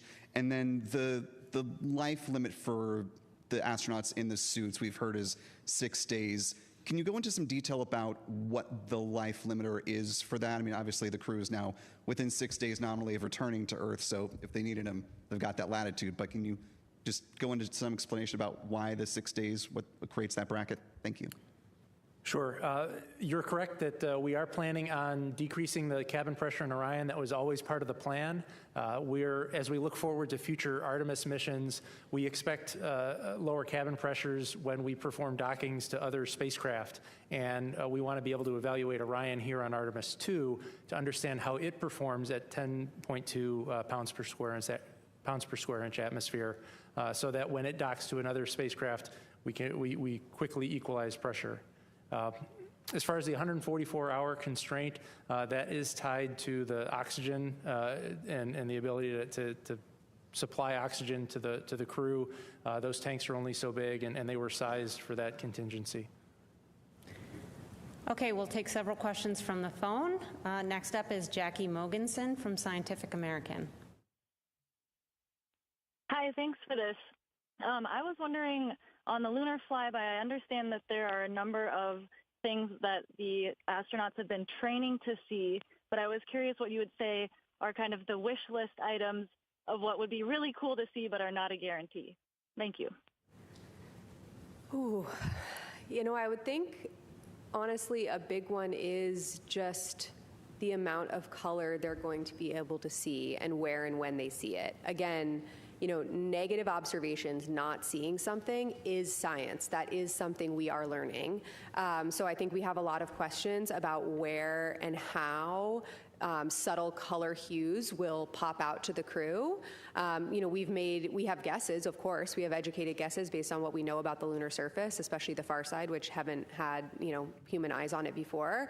But we don't know what to expect. We've provided guidance to them on where we think the best places are to, make those observations, but this is exploration, right? And while we have imagery, amazing data from orbiting spacecraft, it's these nuanced observations that we're lacking. And so, this is discovery, right? And we're asking questions that we don't always know the answer to, and that's, some of the value of what these Artemis missions bring.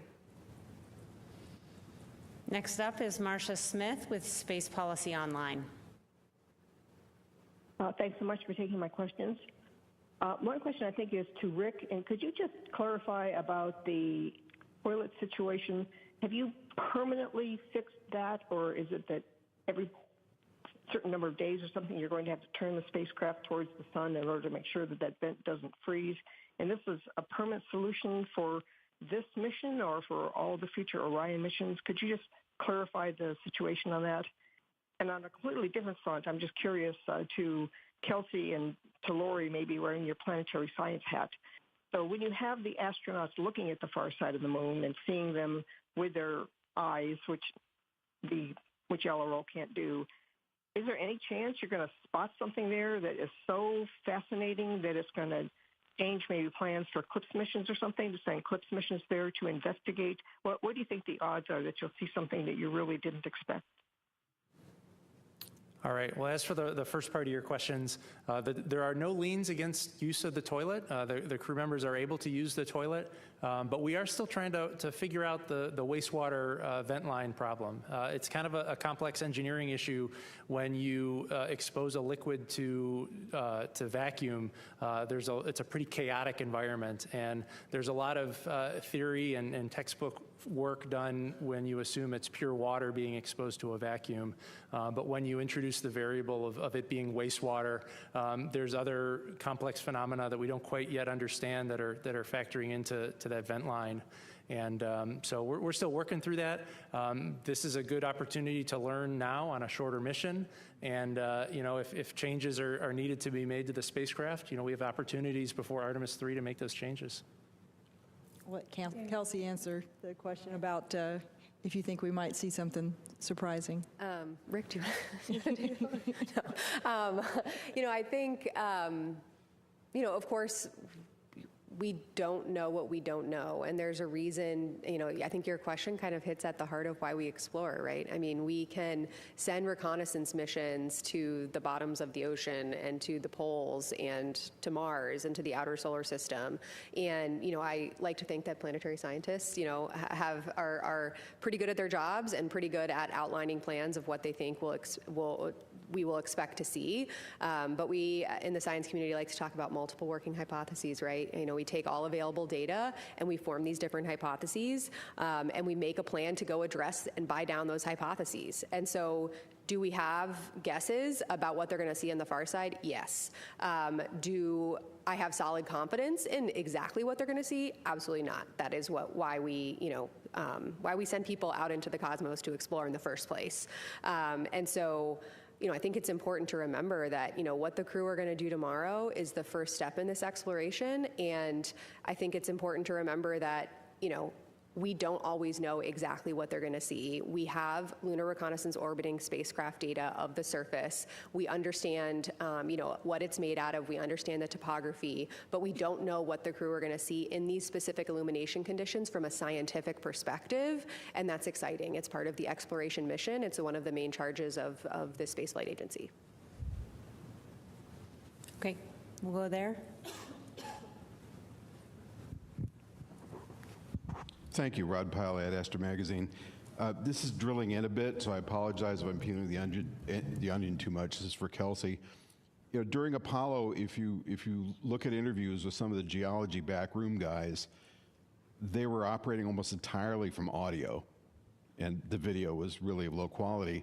So now that you've got this spectacular video imagery coming back, do you think you'll have a real-time feedback loop of evolving science targets while they're doing the pass behind the moon? Thank you. My goodness, what a good question. This is going to allow me to nestle into my happy place of science and operations. So the answer to your last question of if we will have targets evolve over time, the answer is, for tomorrow, we're likely not going to be, oh my gosh, scrap the back half of the plan and add in all of these new targets. However, in looking to the future, as Lori commented on right at the beginning, for future missions, when we have longer stays, both in orbit and on the lunar surface, that longer term presence will enable us to flex the plan and enable and empower the crew, of course, within the requisite safety constraints, to audible scientifically about the types of samples and the types of observations they're making. And so tomorrow, the science evaluation room is going to have that future in mind, right? They're going to be listening to what the crew has to say, and they're going to be passing up follow-up questions. And, oh my gosh, we heard you notice Grimaldi. That was not one of your targets, but what you just said was amazing. While the viewing attitude still permits, could you provide some additional words? That is absolutely in scope for tomorrow, depending on what we hear from the crew. Your question also gives me a good opportunity to share with you all what tomorrow is going to look like for those of us watching here on Earth. We will see video streamed from the Orion vehicle cameras. So we will kind of see the moon at the distance that, of course, the crew can see it at.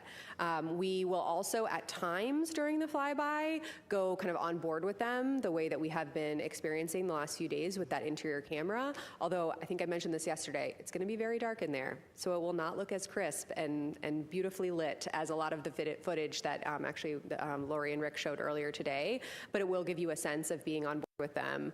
And then you are not going to hear them all the time during the flyby. You will hear several times an hour a status of how they're moving through the lunar targeting plan and giving some descriptions. Those science sit reps, as we're calling them, will not come from the prime crew that are at the windows at the time. It will come from one of the two crew members who are not, plugged into their crew tablets and really down and in on the observations. It will be a third person coming to an additional window to make those descriptions. So you'll see the streamed video, you'll hear from them several times an hour, and then as soon as we can after the flyby ends, our team will be working as a part of the flight control team to get those downlink requests in quickly so we can get all the audio down and get as many images as we can overnight and then throughout the rest of the mission. Okay. Hi, Lisa Grossman from Science News. I have two questions for Kelsey. One is, I'm glad to hear that the target list is going to be made public tomorrow. Is that cool user interface thing that you shared an image of earlier going to be made public at any point? We're working on how to archive that for the public after the mission. We're not going to be able to do it within the mission, but it is such a big part of lunar science in this mission. And, you know, for those familiar with the Science Mission Directorate, you'll know that, you know, we take very seriously the charter to make every every data set relevant to lunar science accessible to the public. And we have a charter to do that for this mission within 6 months post-mission. And so we will be working hard to identify how we can get this tool out to the public, given its criticality for lunar science. Thank you. And then what phase will the Earth be in during Earthrise? So what they will see on the Earth is Asia, Africa, and Oceania. And so for anybody listening here who is in Asia, Africa, or Oceania, you can go out and look at the near side of the moon at the exact same time that the crew will be looking at the Earth. For those of us not in those places, we can go out later and still see the same views, but for those in Asia, Africa, and Oceania, know that the crew will be smiling down on you around Earthrise and Earthset. Okay, we'll take one final question and then go ahead and conclude. Marcia. Hi, Marcia Dunn, Associated Press. I'm looking for some numbers, please. What's the latest numbers on the maximum distance that Orion will be from Earth? What's the closest distance to the moon? I think I've heard 4,000 miles. And the total the illumination for the far side, is it about 20% tomorrow? I forget the numbers. And also, Dr. Young, take off your science hat for a moment and wax poetic about the fact that tomorrow astronauts are going to be flying around the moon for the first time in so long. So I'll take some of your first ones here, Marcia, and make sure I get them all, so let me know if I miss some. So a little before 2 p.m. Eastern tomorrow, we're going to pass the Apollo 13 distance record by humans, and that record is 248,655 statute miles. That's when we break the record. And then tomorrow evening around 7:07 p.m. Eastern, we will reach the farthest distance from Earth at a distance of 252,760 miles. That's 4,105 miles farther than Apollo 13. You asked about the percent of illumination. My recollection, it's close to like 21%. Yeah, the right? caveat there, though, is that is the percent of the far side that is illuminated at closest approach. So when they are closest to the moon, they will see 21% of the far side. On their approach, as you saw in that visual, they will see the full disk. It will include a big section of the near side as well as that section of the far side. Essentially, you know, half of the moon is always illuminated. They'll see that. And so they will see the full 180 degrees that's illuminated, but as far as far side. Yeah. Thanks, Kelsey. Yeah, I think it's at closest approach, it's 4,070 statute miles. Mm-hmm. Yep. And then do you want to wax poetic? Oh my gosh, of course, always. I mean, first of all, I will be on console tomorrow, so I will be locked in and fully in operations and execution mode. But, you know, sitting here today, the day before the flyby, you know, I was a kid who loved to play outdoors, and I was a kid who loved to, while playing outdoors, look up at the sky. Being outdoors and exploring the environment around me was a massive part of my childhood. I'm the mom of 2 young kids, and my youngest is right in the phase now where she looks up at the moon at night and just screams moon every time she sees it. She just stops what she's doing and points up and yells moon. And it really just, I swear I do not push her to do this. This is a natural instinct. But, you know, I think it goes to show that people all over the world connect with the moon. This is something that every single person on this planet can understand and connect with. Of course, you know, I'm focused on my kids in my house, but I know that people all over the world have their own sense of connection with the moon. Specifically, also, we will get an eclipse tomorrow, and I think everybody on Earth, or a lot of people on Earth, have connections to partial or full solar eclipses. I'm wearing my eclipse earrings today. You know, we're approaching the 2-year anniversary of the 2024 North American eclipse, which was actually the same day that my daughter was born. And so I have a lot of emotions, to be totally honest with you, wrapped up in this mission and the specific timing of this mission.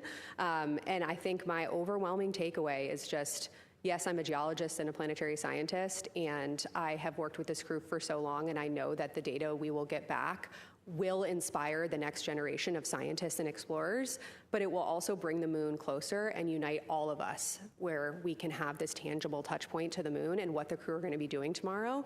And so as a scientist and as a mom and as a citizen of this planet, I'm really looking forward to tomorrow. I hope all of you are as well. Well, that's a wonderful way to conclude. I want to thank our participants for being here today. We're going to go ahead and pop up onto the screen a graphic showing all the events for tomorrow. Our special coverage begins at 1 p.m. Eastern and extends into the evening. Thank you for joining us today, and you can follow the latest mission updates on nasa.gov.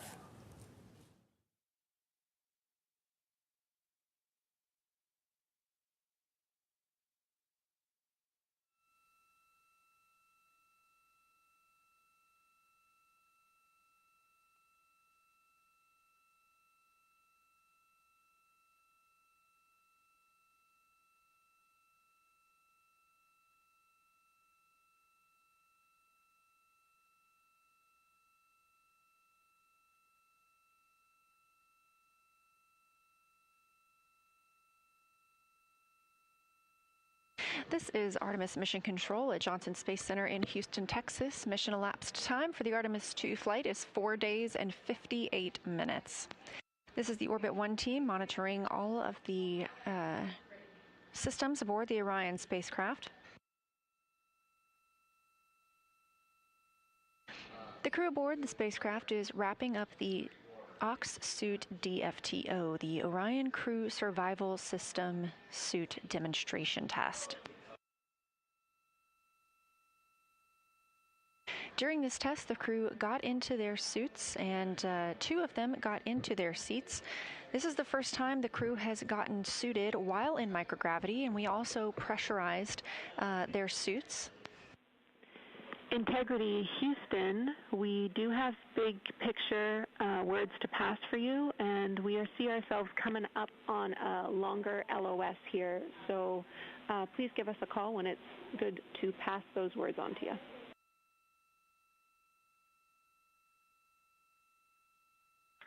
Okay, we're just getting out of suits, so go ahead now. Now's a good time.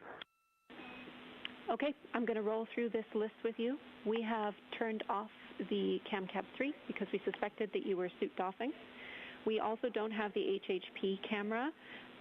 We wanted to let you know that at our last check, it was still connected to the encoder, but it looked like it had been bumped. So we don't have that picture. We want you to check it when you are ready, aka done with your doff. Automatic cabin leak detection is enabled again. And on your timeline, we have canceled your burn conference and taken care of preliminary targeting for OTC-3 burn ops from the ground. We want you to continue your suit doff and your closeout of this procedure and look after yourselves, especially around midday meal. We also want you to know that there will be a data transfer activity for Reed in the afternoon. It's called Flywheel Excel Data Transfer. That is deferred for today.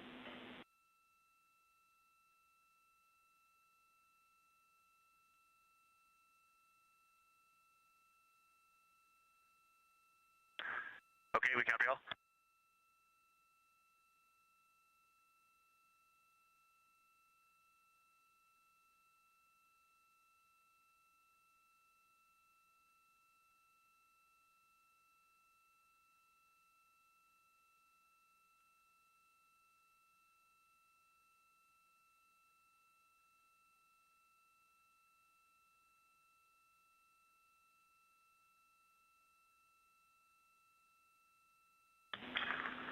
Jenny, we have one question on Jeremy's seat config. Can you give us the foot pan length extension for entry?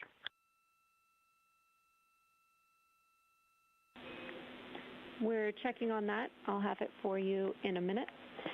While I have you, I want you to know that soon we will have some calls up to you to perform, likely on the SIP, which will get us back into a good vehicle config after suit doff. I'll be back in a minute with that setting for Jeremy's seat.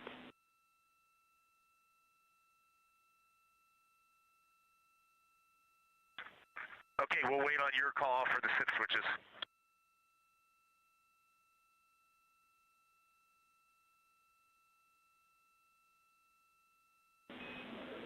Copy, and Jeremy's psi position is 5, and if you're talking about the CAF extension, that is fully extended. It should read 6.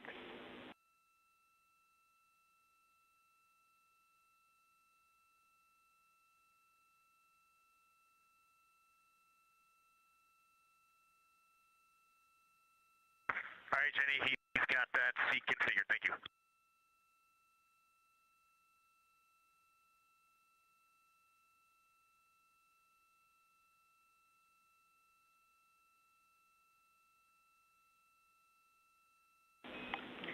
Finally, one more for you, Reed. If you did not use mags today, we would like you to save the unused mags.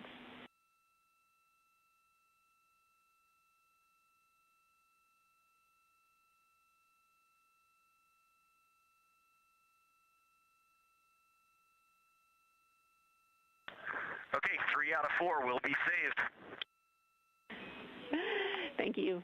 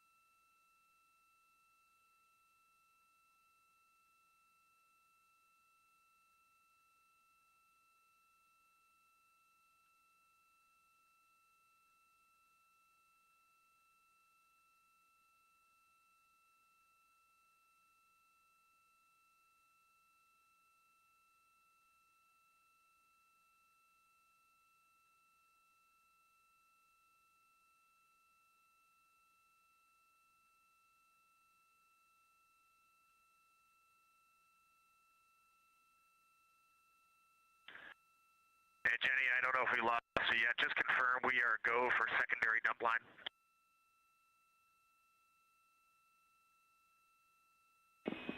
Secondary. We're still with you, Reed, and we're checking.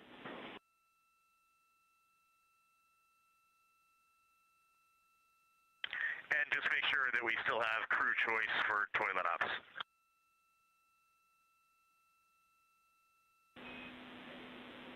Affirm, the crew plan is still go for toilet, and we're checking on the secondary line.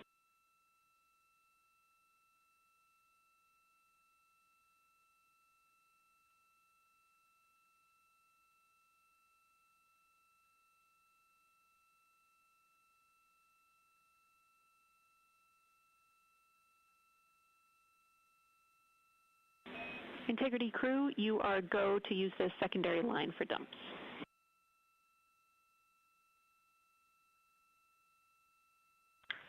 Okay, sounds good, and we'll reconfigure the cut before we do that. Thanks. Affirm, thank you.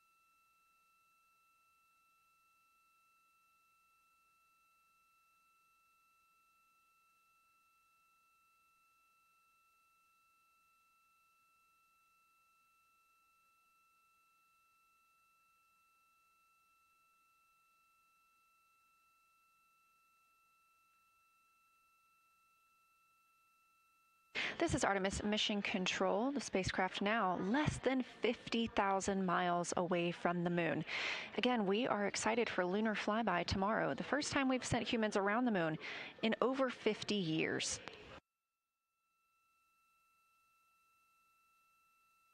So far today, the crew has completed their Ox suit demo. That's the Orion Crew Survival System suit demonstration. The Ox suits are what the crew wears during launch and re-entry for the spacecraft. However, they also have the opportunity to put these on in the event the spacecraft were to be depressurized. Of course, that's not what happened today. This was a test of these suits ahead of future missions. Everything conducted today helps us prepare for future Artemis missions to the moon. The crew is currently inside the cabin getting out of those suits, and so we are not showing those cameras at this time to allow them some privacy. But they are reconfiguring the cabin following that test.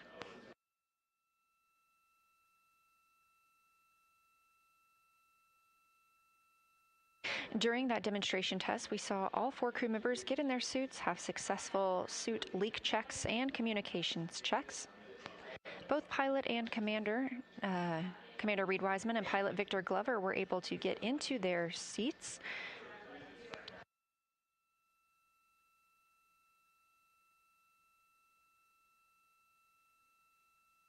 And again, they are now reconfiguring the cabin and taking down the portions of the seats that they had added to help with this task.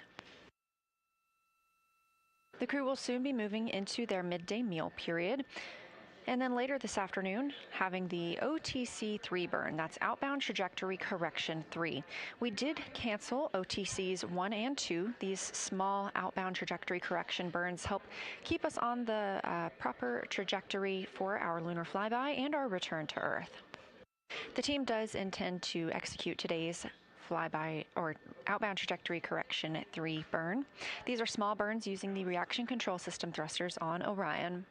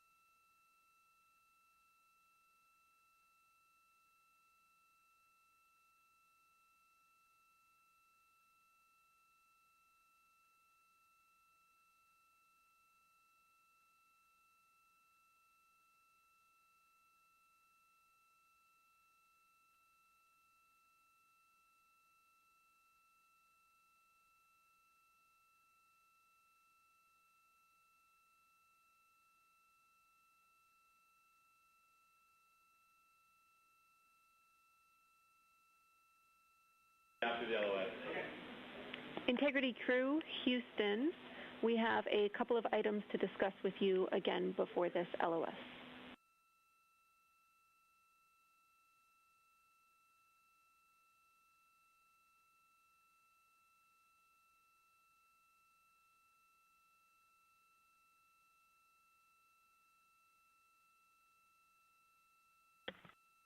Go ahead. Hey, Christina, a couple of vehicle things for you to start.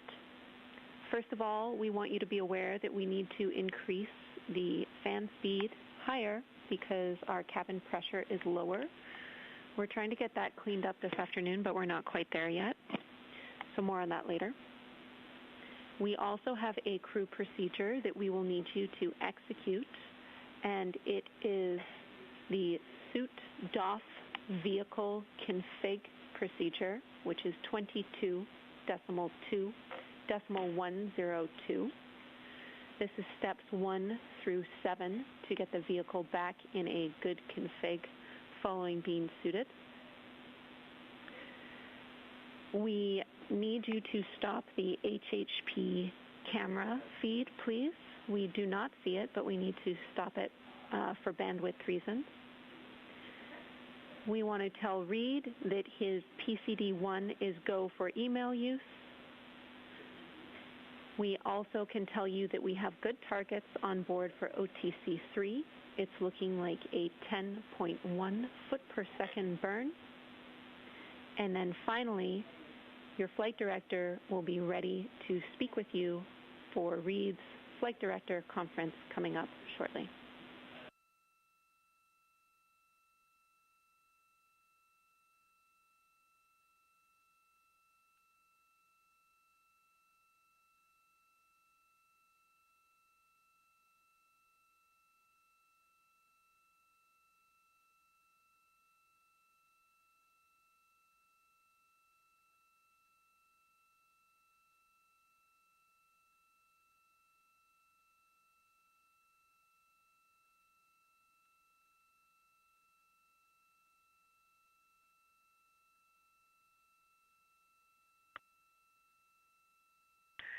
Okay, Jenny, copy the fan speed thing, but no action for us on that.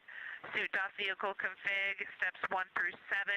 We will stop the HHP camera stream. Reed is go for, actually that's complete. Reed is go for email on his PCD-1, and we'll be ready to talk to Jeff. We understand we will be suit drying per the suit DOF procedure as well. Please confirm.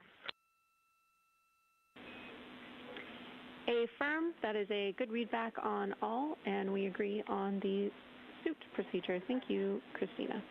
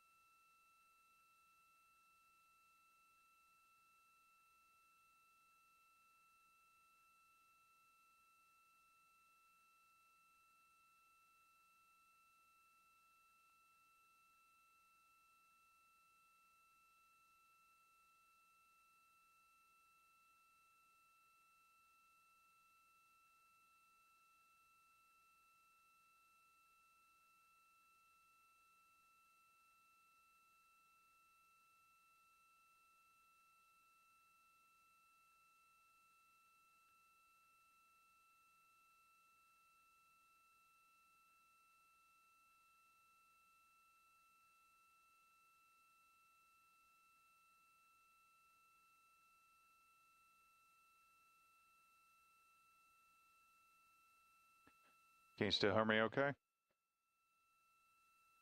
Great.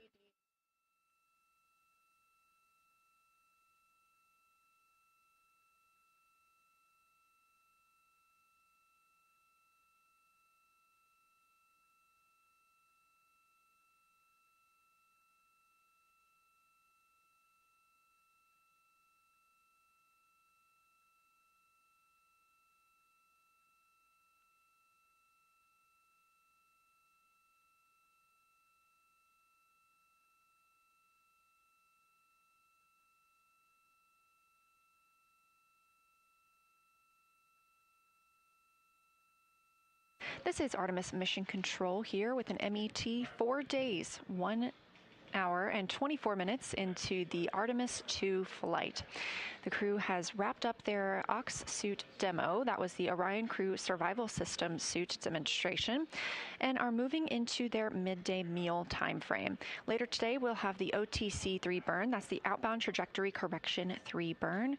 This is scheduled for 10:03 p.m. Central Time, and we are now expecting this to be a 10.1 foot per second burn. I'm joined today by Ox project lead Dustin Gomert. Dustin, thanks for joining me. Oh, thank you for having me. So this is, tell me about your role.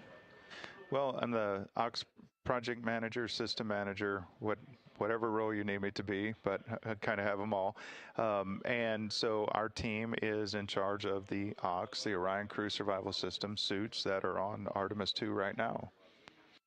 And we saw a test of those today. So can you tell me about those Orion Crew Survival System suits, Ox suits? We have called them both things all day long. Can you tell me about those and what makes them unique? Well, the thing that makes them different than anything we've done before is their long duration survival capability. And so these suits are very specifically designed such that if something were to happen to the crew en route to the moon or while in lunar orbit, they could survive in them for up to 6 days. And so it's a pretty unique capability to have that where your environment, your home, your personal atmosphere is just bigger than your body, and they still provide the functions for you to keep being human and doing all the things you need as a human while in this environment. And today was not the first time that this crew has suited up. Obviously, they wore these on launch day, but what other kind of tests were run here on the ground in these suits, either with or without the crew? Quite a few. So we spent a good I would say almost 2 years doing certification testing of this, and the better part of a decade in design and tweaks of them to get to the point we are today. And the crew, have spent almost 2 years training in the suits. They get custom fit for each one. Every person is measured, every joint of their body down to even individual finger segments almost are measured for the crew. And so we have them very finely tuned and finely trained for activities that they would do in these suits. The thing we can't do in these suits on the ground is truly understand how they behave in microgravity. And that was one of the things we were after here today. Yeah, what about microgravity makes it easier or more difficult in some ways to test these suits, or even just being in the Orion capsule? Oh, 1 minute as we're hearing some comms from the crew. From around an hour-long forward LOS. No response required.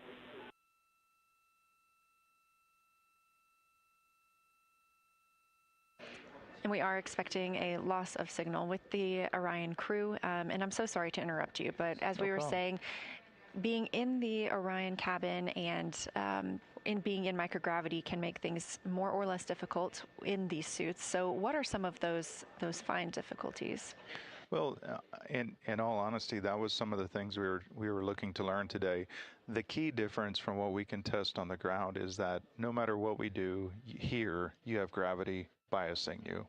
And so even if we were to go, say, to the neutral buoyancy lab and weigh out the suit so it was effectively weightless, the body inside is still weighing down with gravity. And so that will naturally shift you in one direction or the other inside the suit. Maybe your head goes up or head goes down, or you go forward or you go back.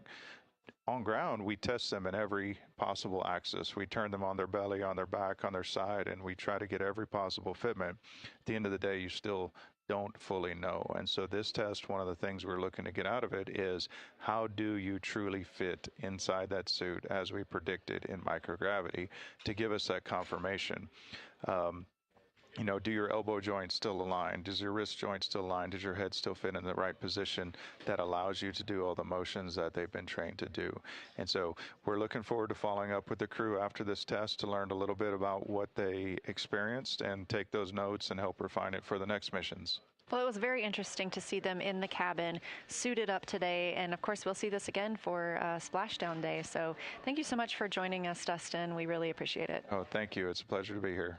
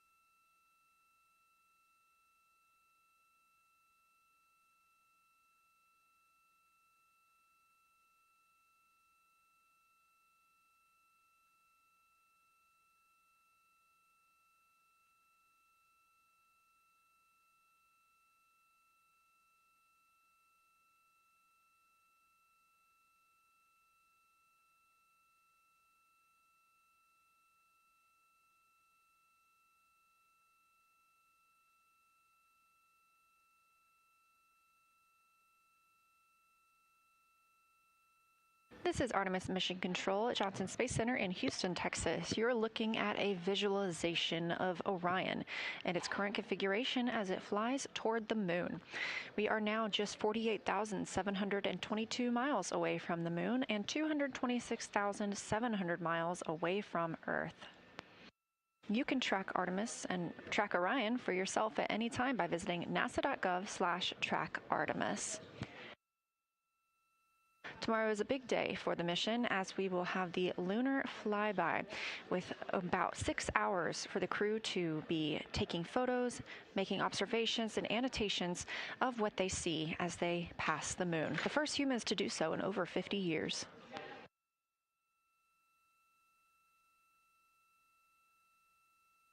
Of course, we'll be live for it all, so we look forward to you joining us. One of those milestones that we'll see is them surpassing the greatest distance ever achieved by humans. That was set by the Apollo 13 crew. We expect that to occur in 17 hours and 38 minutes, so don't miss it.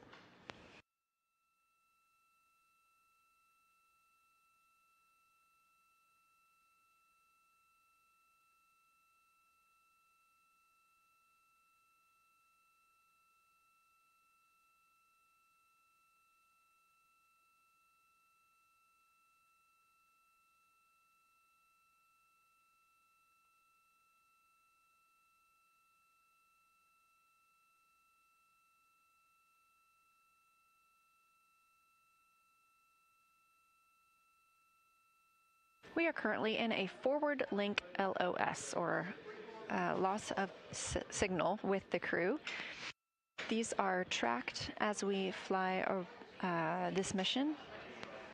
We are using the Deep Space Network at this time. They are far enough away from the Earth that we need to rely on this network rather than our usual tracking data relay satellite systems that you see us use with the International Space Station. But we are aware and track all of these moments when we are loss of signal with the crew. However, we still have data from them. So if they needed to, they could call down to us here in Mission Control.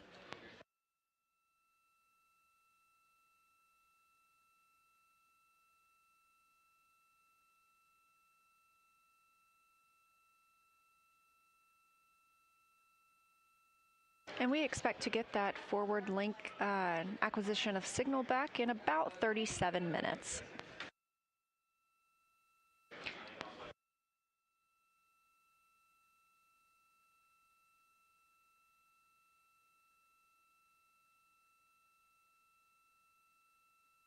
The crew is currently in their midday meal. They previously executed the Orion Crew Survival System demonstration. This involved all crew members getting in those orange suits you saw them in during the launch. This is also what they'll wear during their return to Earth. Those suits could help them survive a depressurization event in the event that were to occur on the spacecraft. Of course, today was just a test, but that would give them a breathing environment for about 6 days.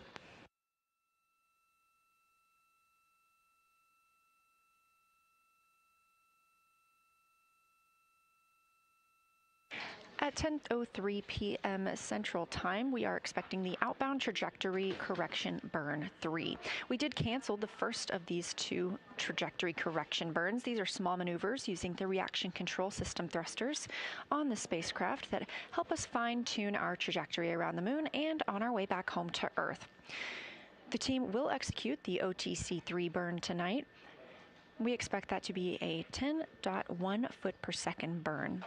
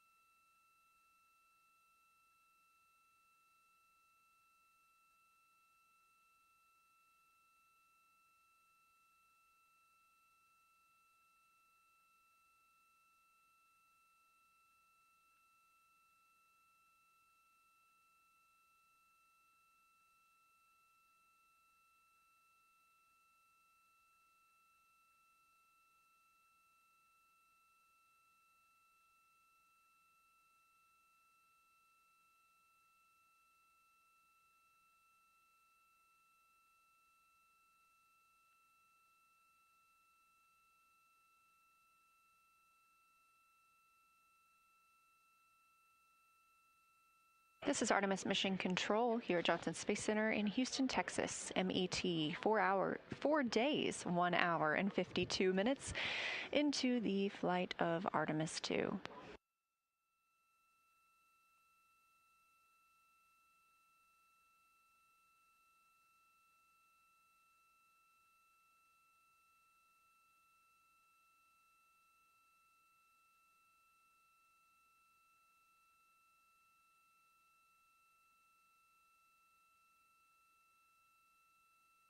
Correction, we are 4 days, 2 hours, and 14 minutes into the flight of Artemis II. We are in a forward link LOS, meaning we are out of communication with the crew from the ground side. These are tracked, and the team monitors them and make sure to call up anything to the crew just before we go into them and let them know that we won't be able to communicate with them for this time period. We expect to regain communications with them in under 10 minutes.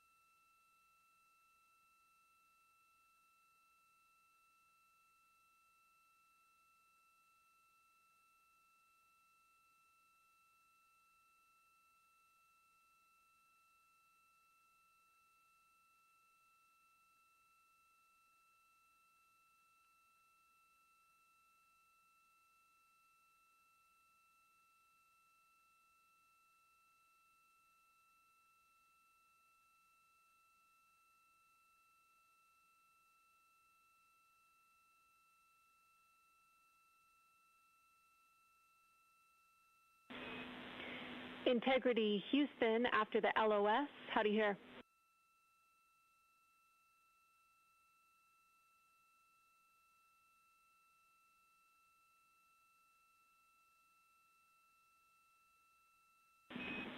Integrity, we have you the same.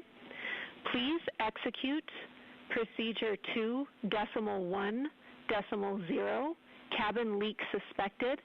We need to get the cabin pressure control to maintenance. This will perform a cabin O2 introduction.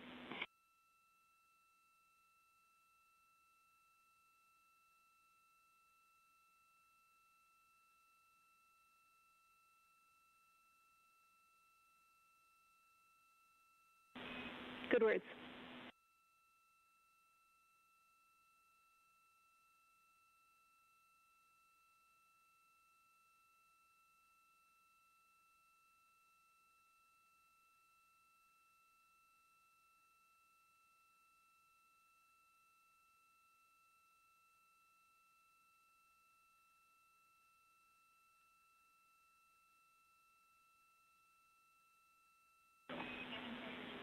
No, it does not. Cabin pressure is stable, but we need you to perform this procedure to get cabin pressure control to maintenance.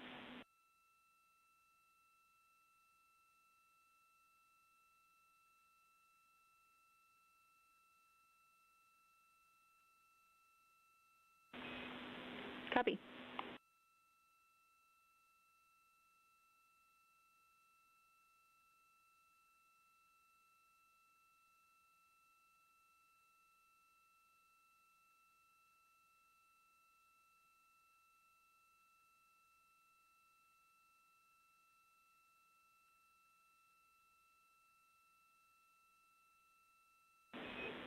We're here for whatever you need.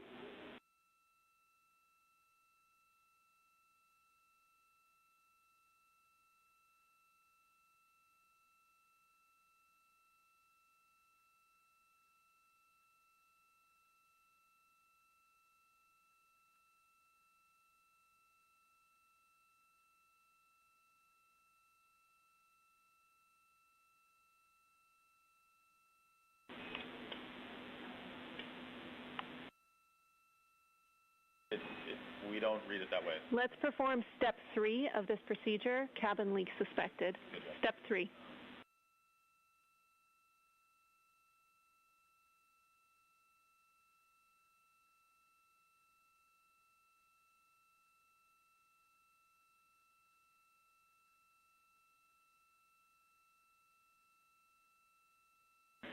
Good words.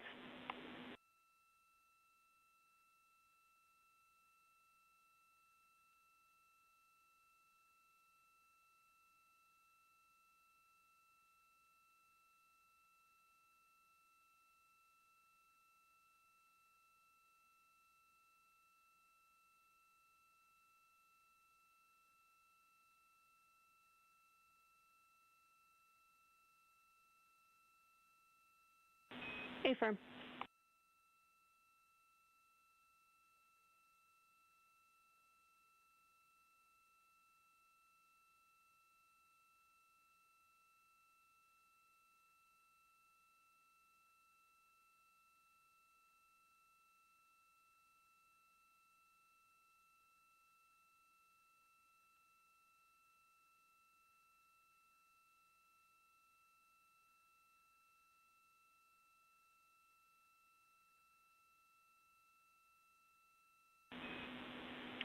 Copy. That's a good config. Thank you, Reed.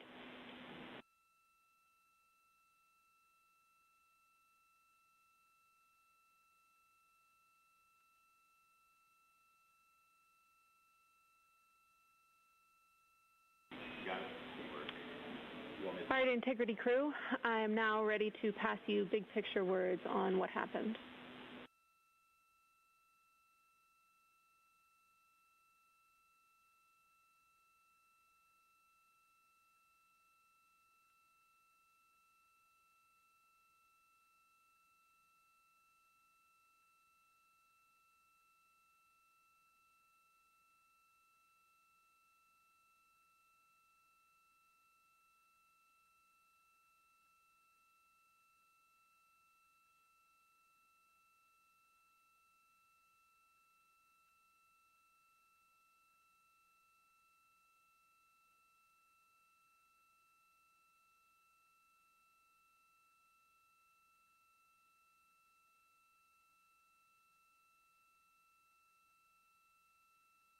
This is Artemis Mission Control at Johnson Space Center in Houston, Texas. We have reestablished communications with the crew. We did go into an LOS on our forward link. That was a planned and tracked LOS. And then we also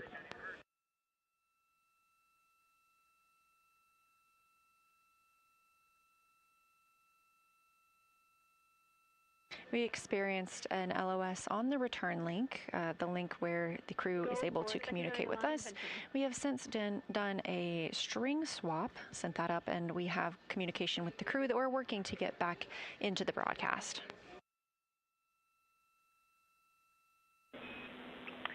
The crew also received a cabin leak. Into the LOS is that when you went to RADHAB in the suit drying procedure, we went to a suit state with a lower cabin fan speed.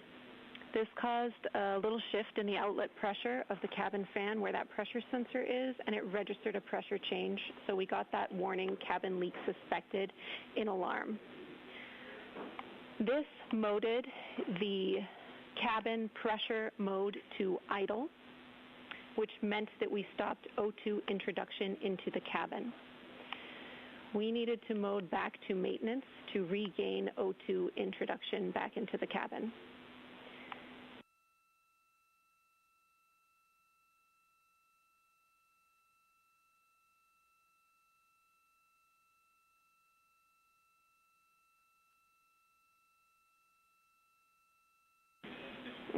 Copy. And I see what you see about the procedure. We just wanted to make sure we called you into that.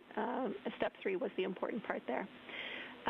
Second of all, we had an unexpected return link LOS when we transitioned to DSN Madrid. We had good luck, but we weren't getting any data. When we got forward link, in our INCO sent a command for a string swap, which was successful. We are now on string 1 for S-band.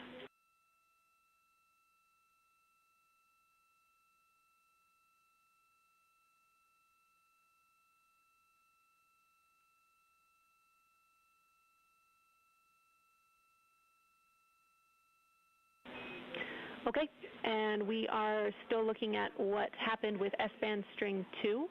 We don't know yet, and that's all I have for you. Thanks, guys.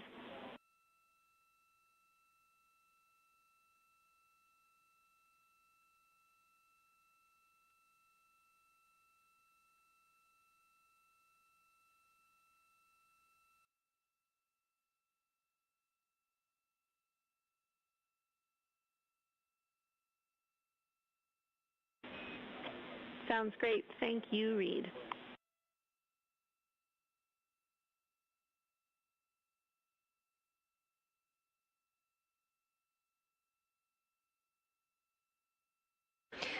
Again, we are working on getting the crew audio back into the broadcast, but you heard Capcom Jenny Gibbons, CSA astronaut and Artemis II backup, communicating with the crew some of our recent changes on the spacecraft.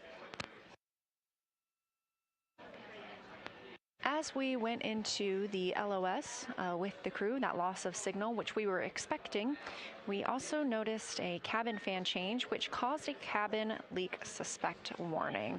There was no cabin leak.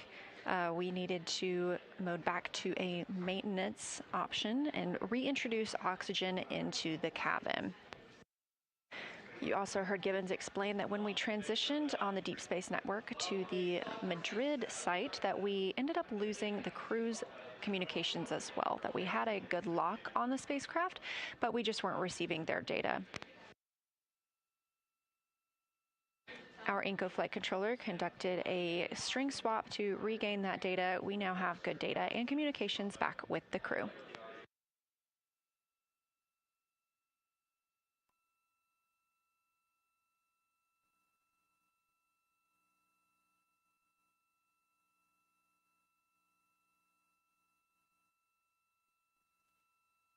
You'll also be noticing more people filtering into the flight control room.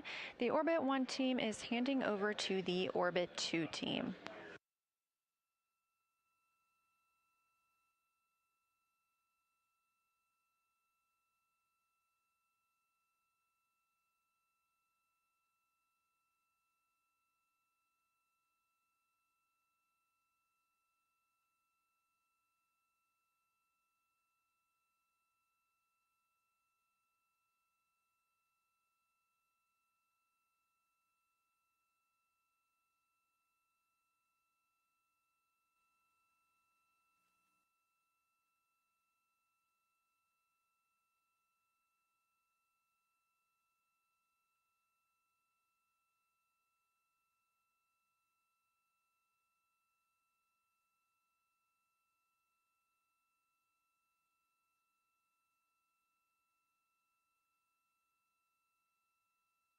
On your screen, you can see Capcom Jenny Gibbons handing over the console to Mark Reagan. That's the voice you'll hear throughout the Orbit 2 shift with the crew. One of the major milestones coming up for tonight will be the OTC-3 burn. That's Outbound Trajectory Correction 3. We execute these small burns using the reaction control system thrusters on the spacecraft to help us refine our trajectory as we begin to fly around the moon tomorrow and come home. A splashdown in the Pacific on flight day 10.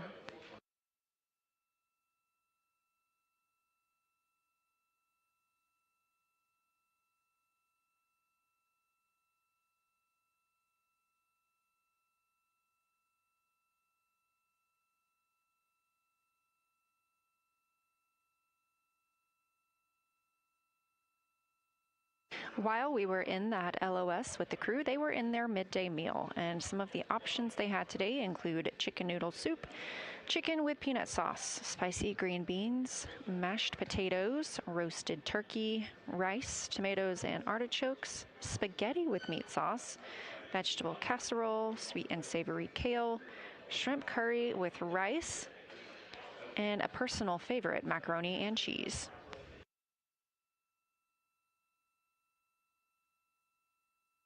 I cannot omit that there was also a cosmic brownie as a dessert option.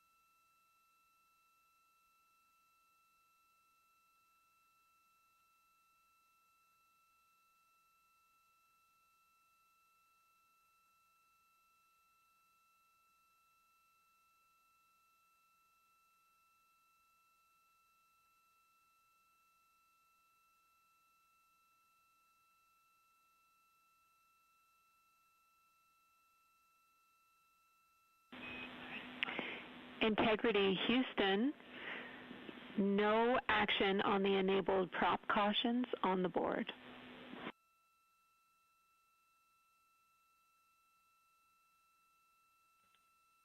Integrity copies. Thanks.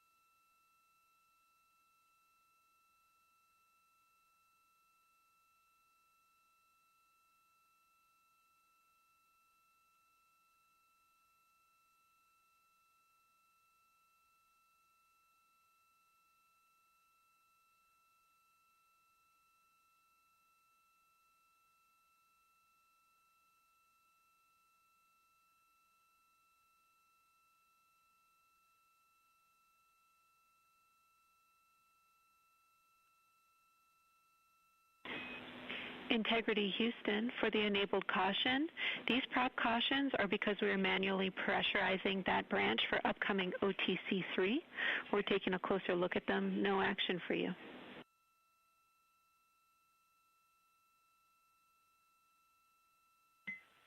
Integrity copies. Thanks.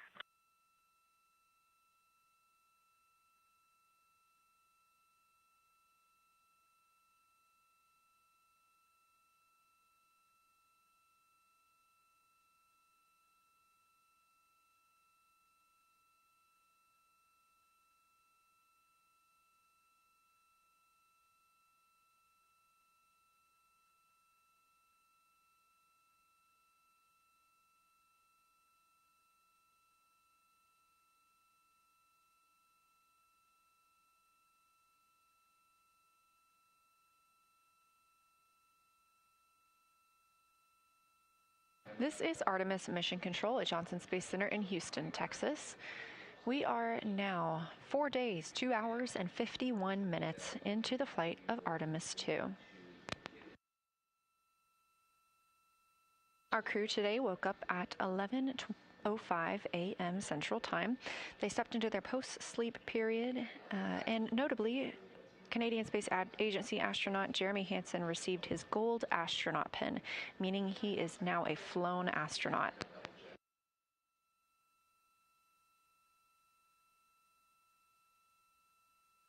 The first half of the crew's day has been spent in the Ox Suit demo. That stands for Orion Crew Survival System Suit.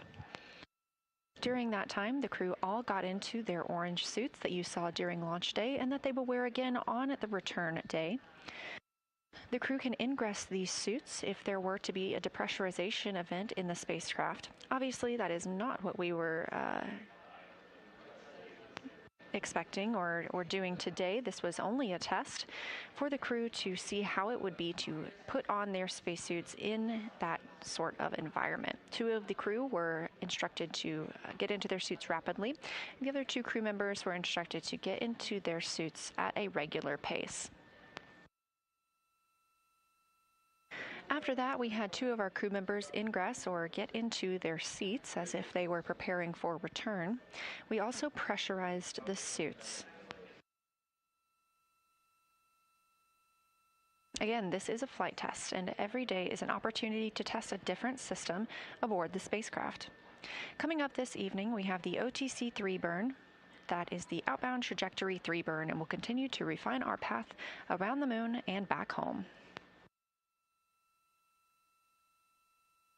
Orion is now 46,395 miles away from the Moon, 228,329 miles away from Earth. That number continuing to increase while our distance from the Moon continues to decrease, scheduling with our lunar flyby scheduled for tomorrow.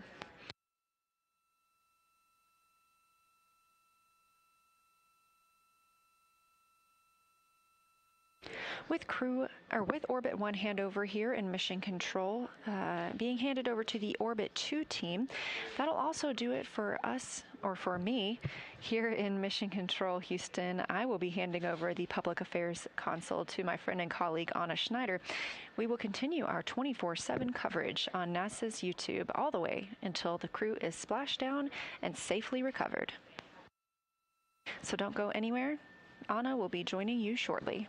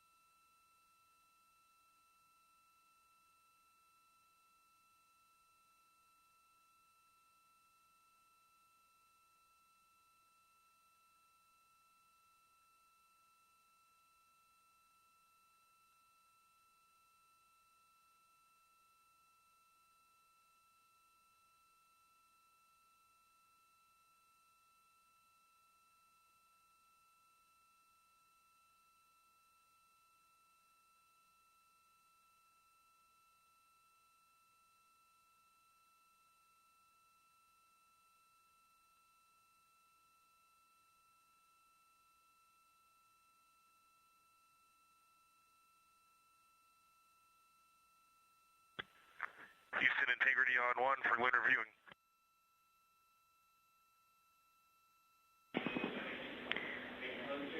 Go ahead, Reed, for lunar view. And for your info, you came down on 2.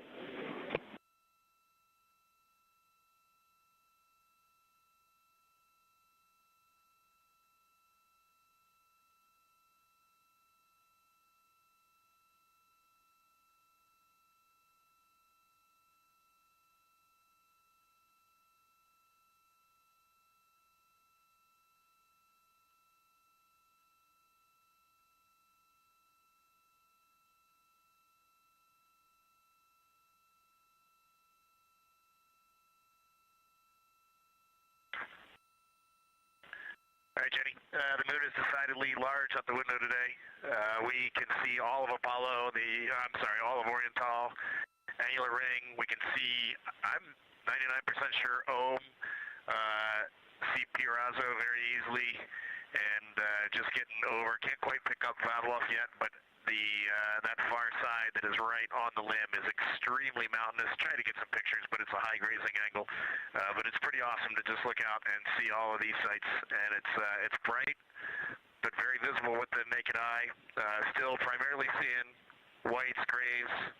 Maybe I could convince myself on the far side there's some just hues of brown, very light, very, very faint. But it's a great view. It's beautiful. And on the near side, Aristarchus is by far the most prominent feature. It is really just glowing bright right now.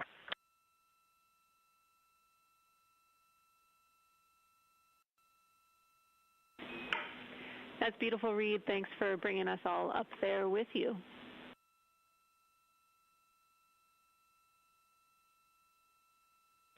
And for the science team, Pirazo and Aristarchus have the same albedo level right now. They're the same level of brightness. And then looking down, Copernicus is just a little bit dimmer, but it's close.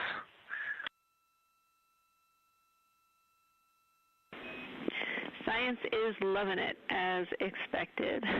Thanks, Reed. While I'm talking to you guys, I have a topic on burn monitor for Jeremy.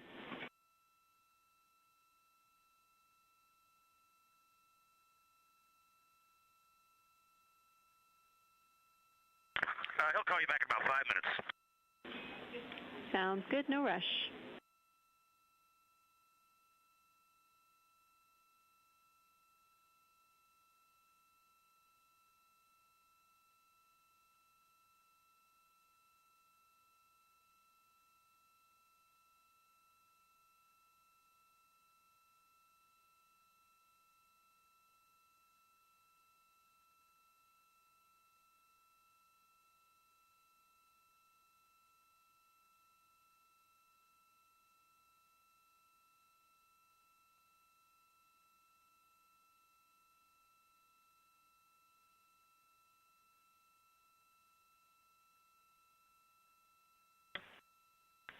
Houston Integrity, just one other observation. Looking at the Terminator, it's almost a full moon from this perspective, but we got the Terminator on the western edge of the moon, about 1 Oriental diameter from Oriental, and just with our plain eyes, you can really start to see topography. There is elevation on the moon, not just variation in color, and that already makes the moon look wildly different.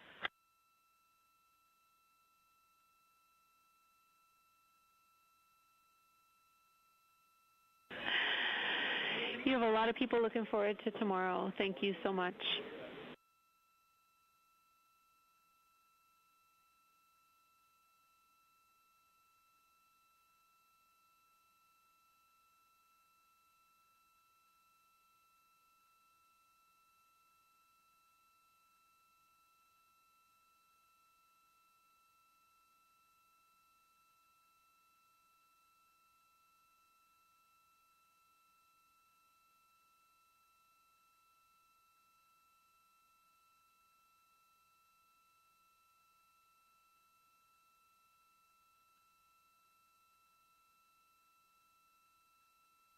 This is Artemis Mission Control in Houston, Texas. The Orbit 2 team of flight controllers has recently come on console, and they are being led by Flight Director Diane Daly.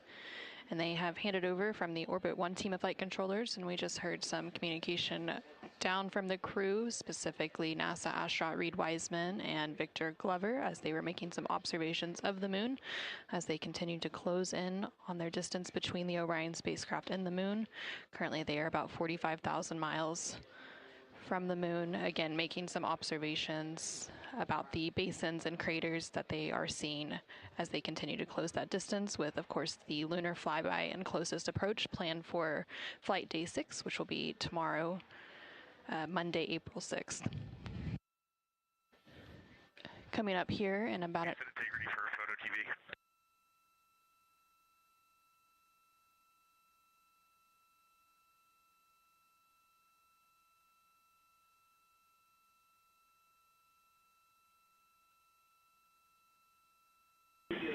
Go ahead.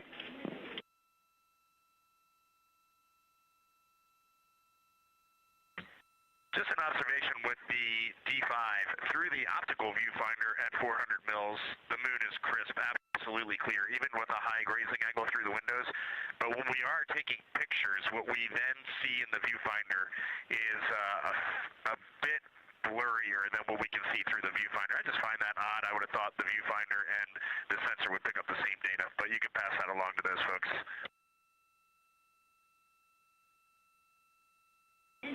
All right, we got it. Thanks for the call down.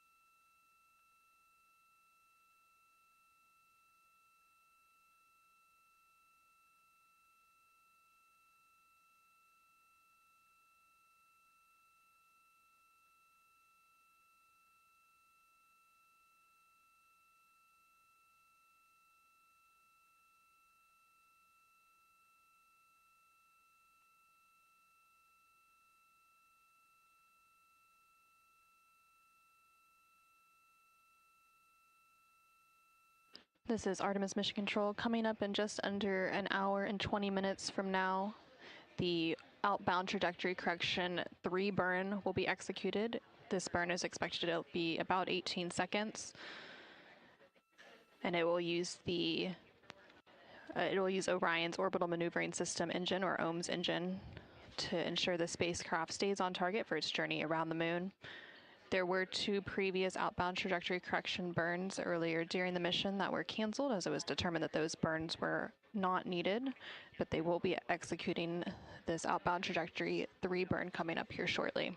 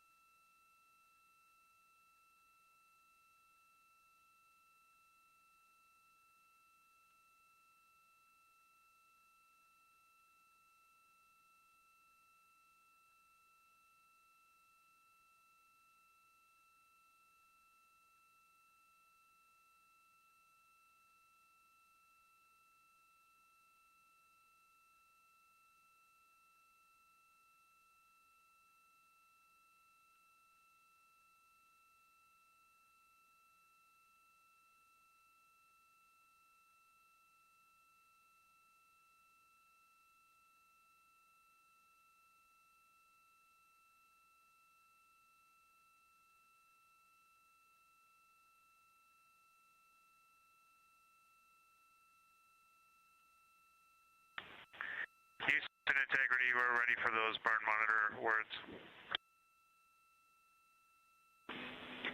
Hey, Jeremy. Good afternoon. The first thing is that step 10 is complete. The plus X flange heaters are on and prop avionics are configured. And then also, assuming that RHC is not currently deployed, that setup was back on step 7. If you want to refer to that, the bingo for that is TIG minus 45.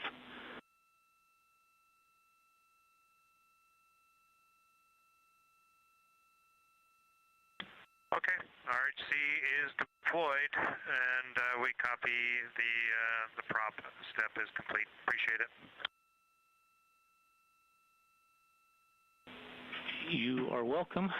And just a couple of other general awareness things. We are working on updates for the day, and we will be getting that up to you shortly. We also have the lunar targeting package verification steps in message 3.05.05. That should take about 5 minutes to run on each of the PCDs, but we do need to wedge that in somewhere today so that if it doesn't work, we have a little bit of time to troubleshoot before tomorrow.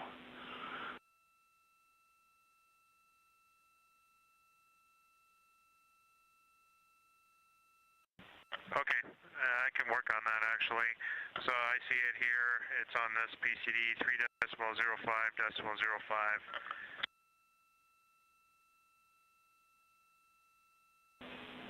Yeah, that's great, Jeremy. And we'd like to get confirmation that run through that procedure and get confirmation that all of the remaining working PCDs are functioning with this.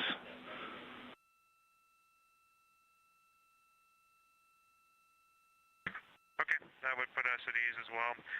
So we'll let you know on that shortly. For the burn pad, we noticed that that the delta V had changed quite a bit. So when did you want to get with us on the burn pad?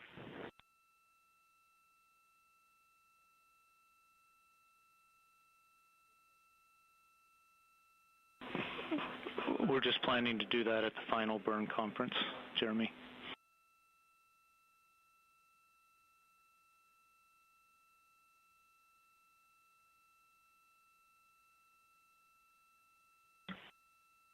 Okay, that's fine. Just confirm the latest version that we're going to be referencing in that burn conference is UTC of ground generation 95/1400 hours.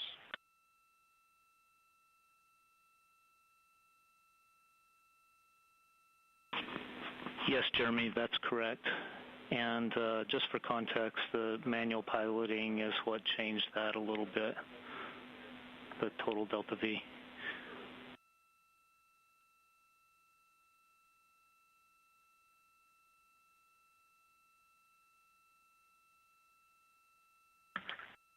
Well, we'll take that as a compliment. Wouldn't have meant it any other way.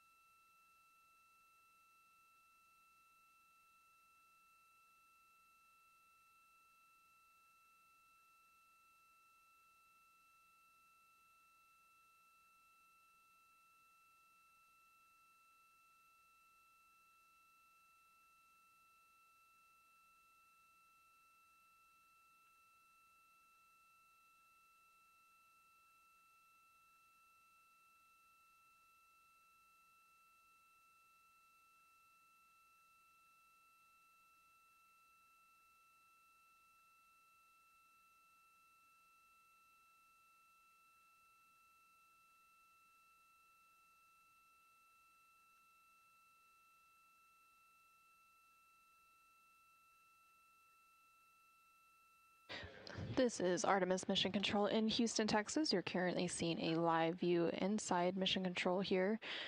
We were hearing some communication up to the crew, and the individual responsible for communicating directly with the crew is the Capcom or Capsule communicator, who is on the left-hand side of your screen. We're setting up some charging for tomorrow. the alternate PCD charging cable, do you guys have the bandwidth to look that location up for us? We do. Stand by. Looking for it now.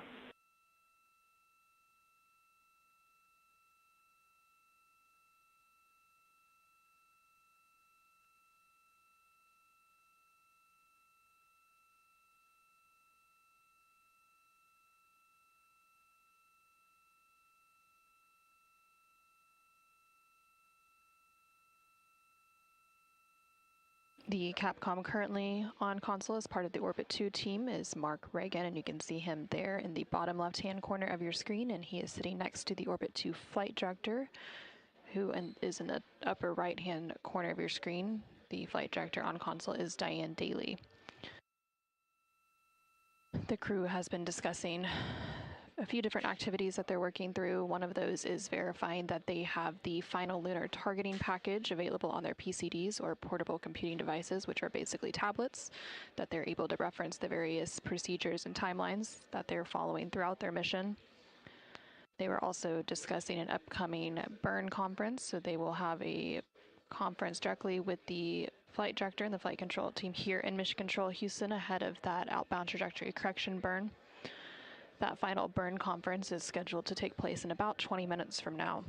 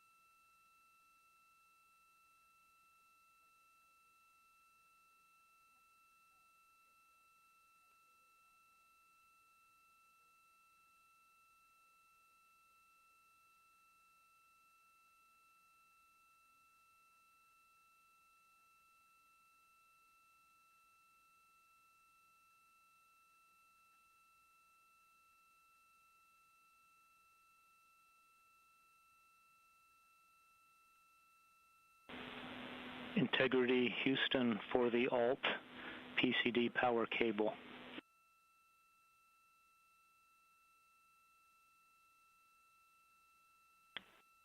Go ahead, Mark. Yeah, Jeremy, you can find that in E-Locker, bag number 10 with a brown label. And the Ziploc bag is called 15-volt PCD power cable.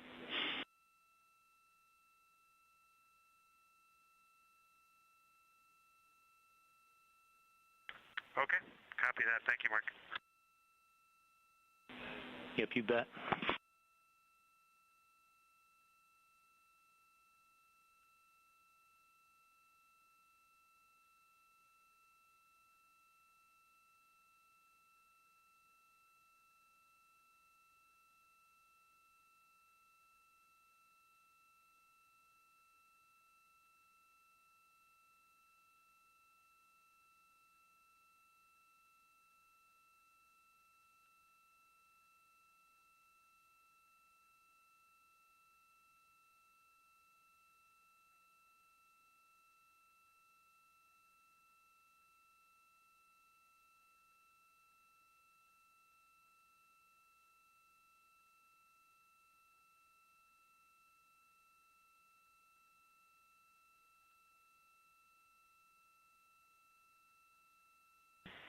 Houston, integrity for timeline. Go ahead.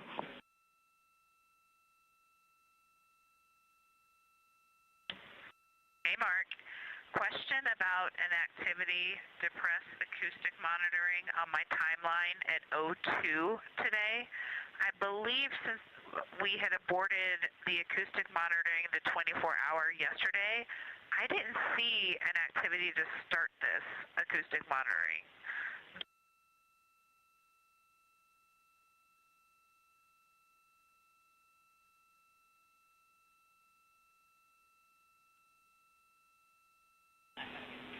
Hey, Christina, that's going to be a no perform today.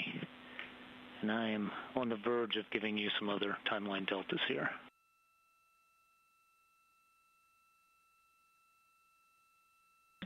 Copy both. Thank you.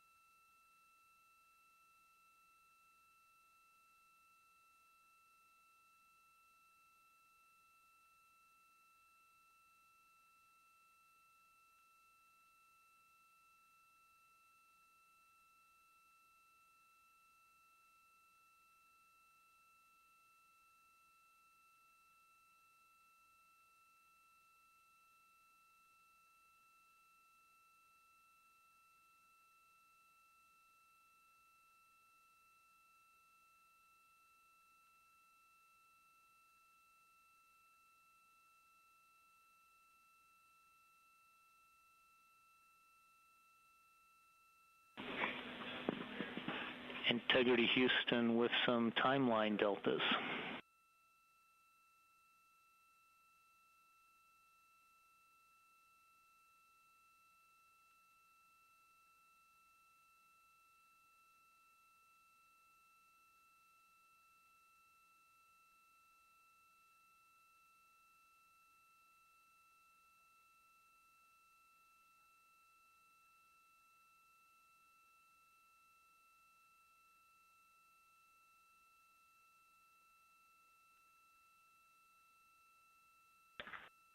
Okay, go ahead, your timeline deltas, Mark.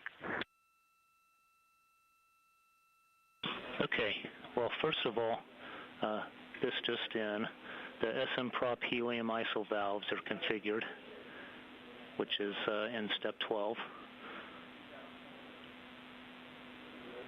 And then for the timeline deltas, the things that we must perform today are that LTP verification we just talked about a few minutes ago, OTC3 burn ops, the toilet maintenance, the post-oxsuit DFTO cabin inspect, AGA readings,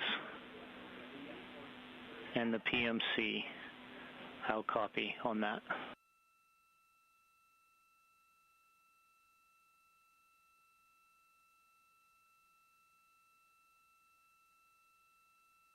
Okay, we copy all that. A couple notes from us. 2 out of 3 of the PCDs for LTP are complete and they're correct. I'll work on the third one next. We talked as a crew and we would like to defer today's PMC. We just don't need it. Okay, copy that.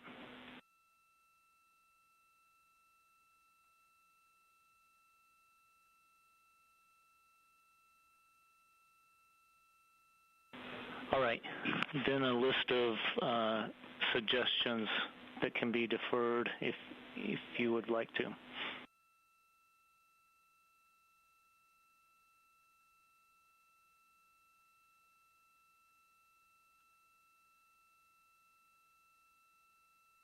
Sorry, say again, Mark. Yeah, let me say it more eloquently than I was about to. Everything else can be deferred as you guys desire.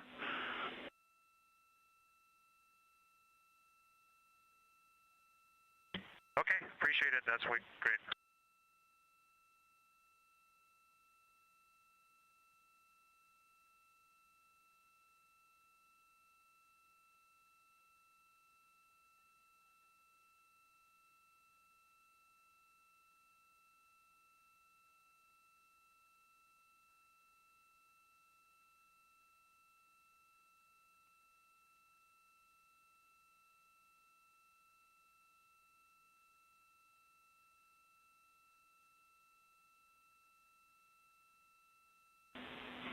And Jeremy, sorry, one late add to the must be performed. We also need to repower that docking cam today. And then as bandwidth permits, we would love... Understood. That makes sense. All right, cool. As bandwidth permits, we would also like to understand your cabin config too, but as bandwidth permits.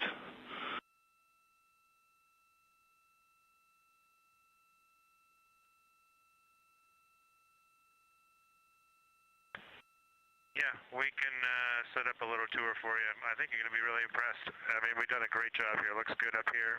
It is better than before. Awesome.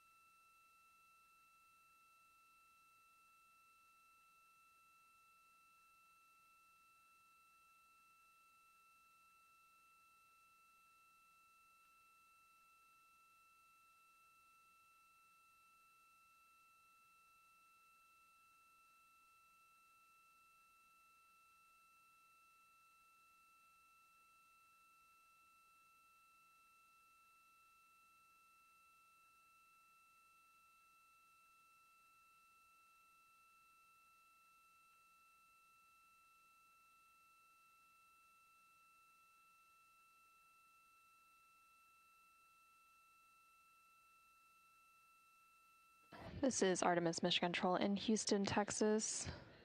Again, we were hearing some communication between the crew on board the Orion spacecraft, which is named Integrity, and the team here at Mission Control. They were discussing some of the upcoming activities on the timeline for the remainder of the crew's day. Earlier today, following crew wake up, the crew jumped into a AUX suit, developmental flight test objective. AUX is the Orion crew survival system suit, that orange suit you see them wear for dynamic activities, including launch. They donned their suits or put them on and performed several different activities wearing those suits, but they were running behind on the timeline a little bit, so they are working to free up some of the remaining activities and defer activities that aren't critical to take place today. So that is what a majority of that conversation was about. So following the outbound trajectory correction burn, which is scheduled to take place in about 51 minutes from now, again, it's a very small correction to fine-tune the trajectory of the Orion spacecraft as it makes its final approach and goes around the moon and returns back to Earth. Again, that lunar flyby planned for flight day 6 on Monday, April 6th, and that splashdown will be on Friday, April 10th. Following that burn, they will just have a few remaining activities to be completed for the day, including some standard anomaly gas or AGA readings that they take to measure the gases such as carbon dioxide in the crew cabin. They also have some toilet maintenance activities that they complete every day, and then they will have a post-AUX suit developmental flight test objective cabin inspection that they will complete before they head into their pre-sleep period to wrap up flight day 5.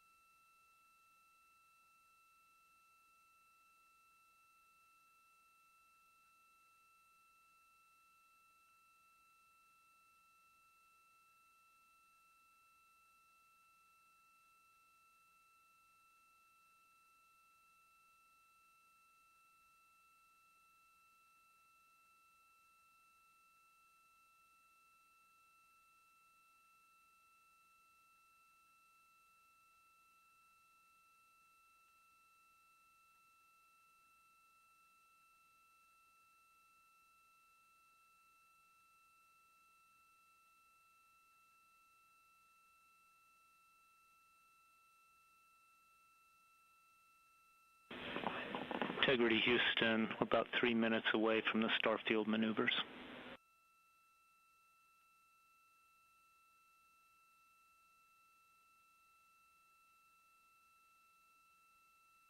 Okay, we copy that, Mark, and I've got something for you on lunar targeting package when you're ready. We're ready.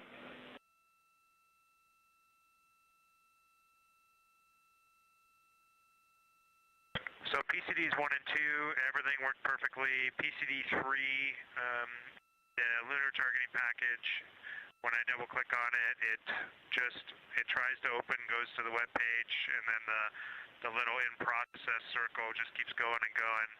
I waited quite a while and it never opened. So then I started the troubleshooting where I created the shortcut and renamed it on the desktop, but I get the same signature when I try to open it, and it's just chewing away with a little satellite going around the moon.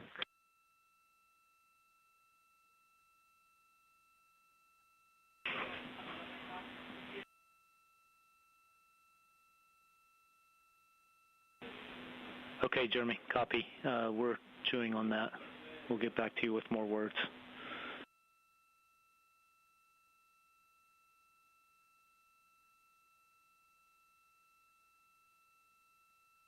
Okay, thanks.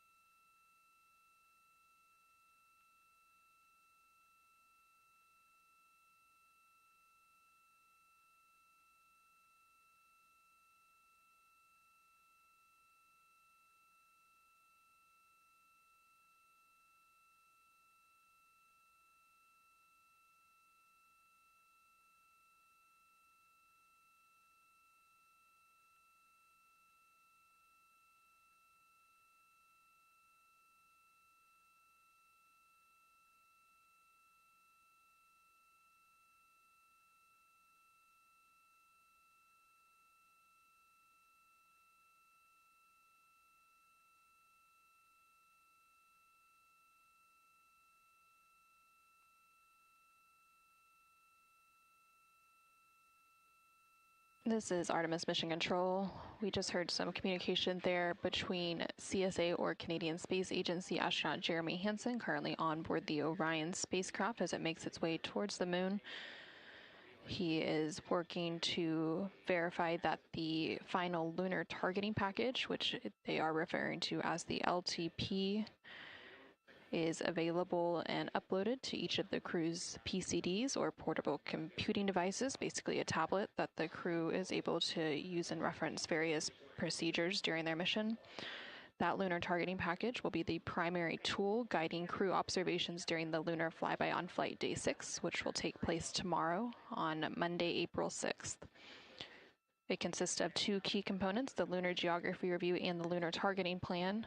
The lunar geography review helps astronauts study major lunar features in advance of the flyby and learn how to orient themselves during the flyby, while the lunar targeting plan provides a detailed timeline of observation targets, background science context, and specific instructions for imaging and making verbal descriptions.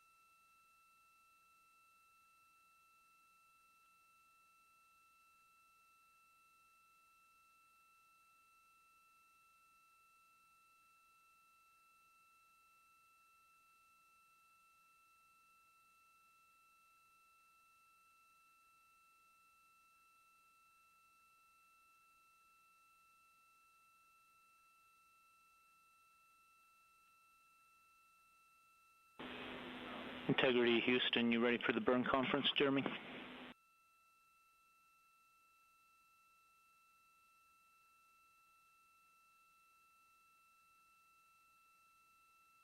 One minute, please. Raj.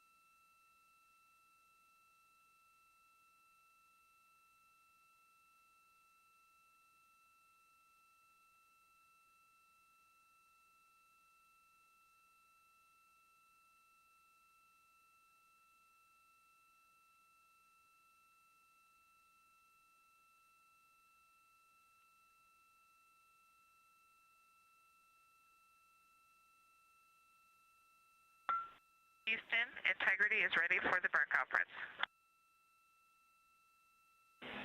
All right. As we discussed earlier, the UTC of ground generation was 95-14 even. And the first delta is delta V total. Check. Which is 10.4.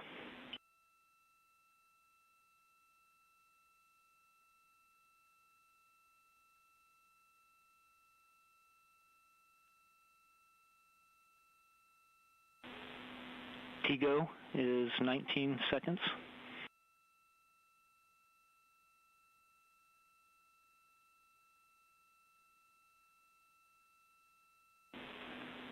Attitude should be yaw pitch roll 312, 315, 75.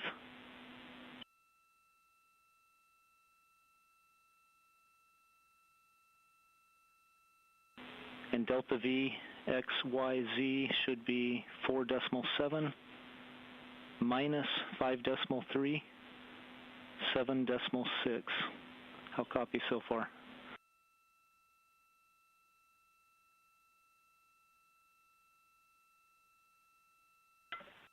We copy all. Okay. No deltas in the burn execution steps. And then finally, in the burn notes, one delta, which is that we have already manually pressurized the fuel tank to 290 psia, and pressurization will still be active during the burn config segment. The burn will be performed in blowdown.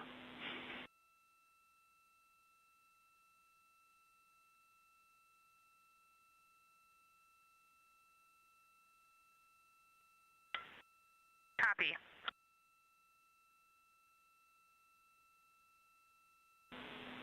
Any questions for us?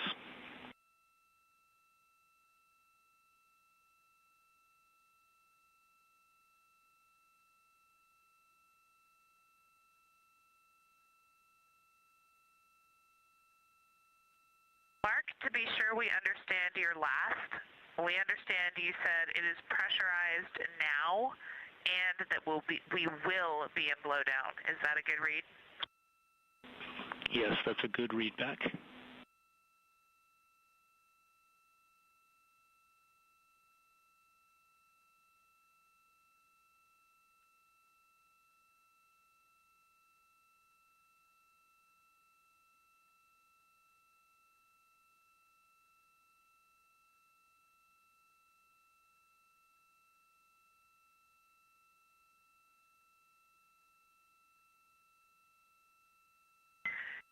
Hey, Mark, in your first statement, we thought we heard you say it would be pressurized during the burn, which doesn't match our understanding of blowdown, but maybe we either misheard or you said like it would be pressurized now but not during the burn. We did pressurize it a couple of hours before TIG, and it will still be active.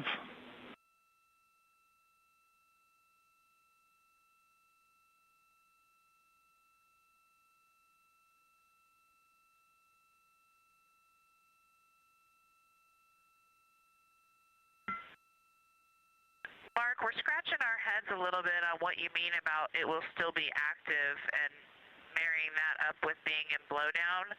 Our understanding of blowdown is that we would not have active pressurization, but we would use the existing pressurization. Okay, sorry, yeah, I've made it more confusing than it had to be. That's a good understanding. The pressurization will still be active during burn config segment, and the burn will be performed in blowdown. Does that make more sense?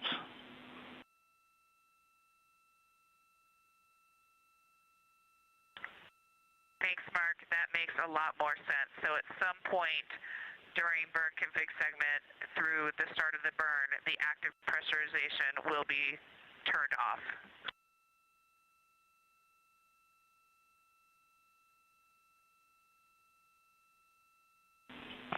Yes, that'll happen when we transition at TIG minus 5 minutes.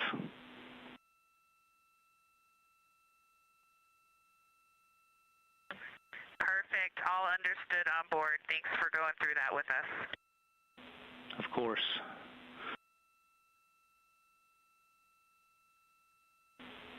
I also have some troubleshooting steps on that LTP that wasn't working properly on PCD3 when it's a good time for somebody.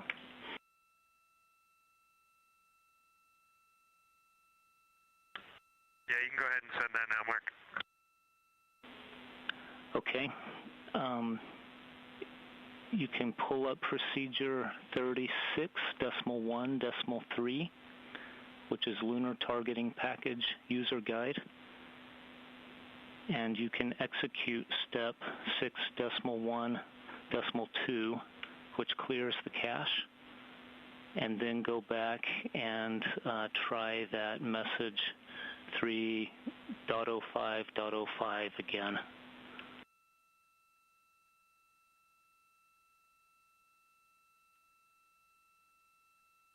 Okay, just give me the procedure. I got it was step 6.1.2, but say again the procedure number.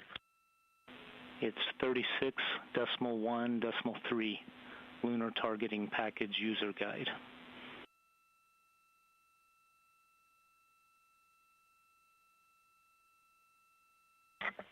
Okay, I'll put that in work.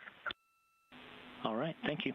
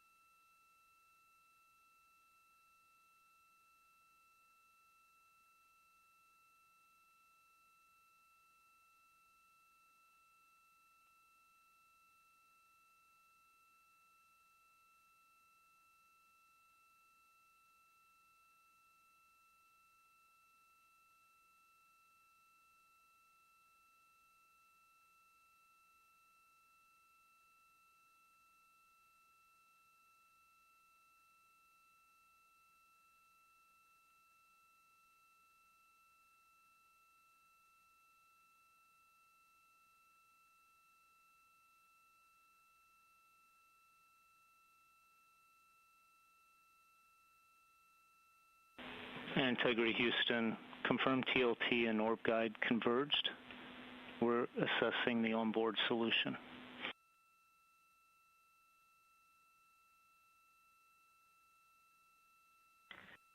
They did converge, and we are assessing versus the bird pad now. So far, so good.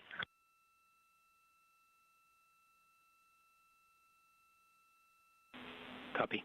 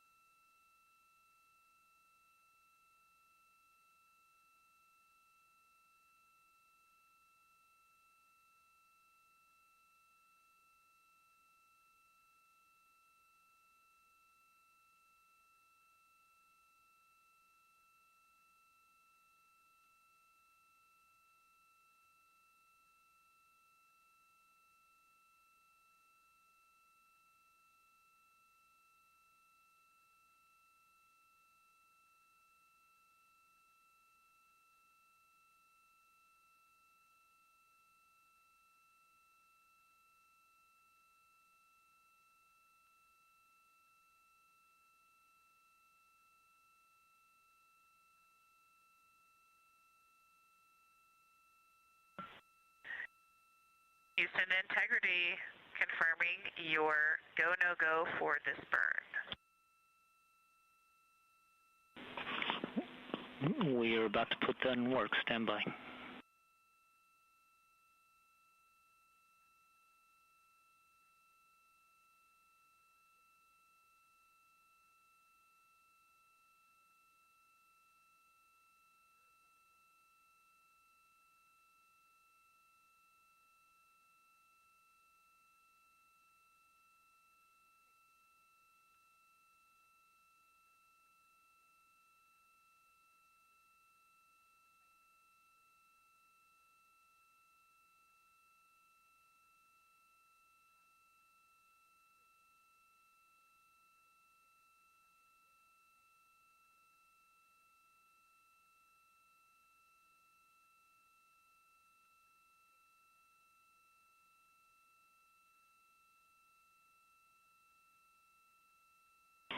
Integrity Houston, MCC has pulled go for the burn.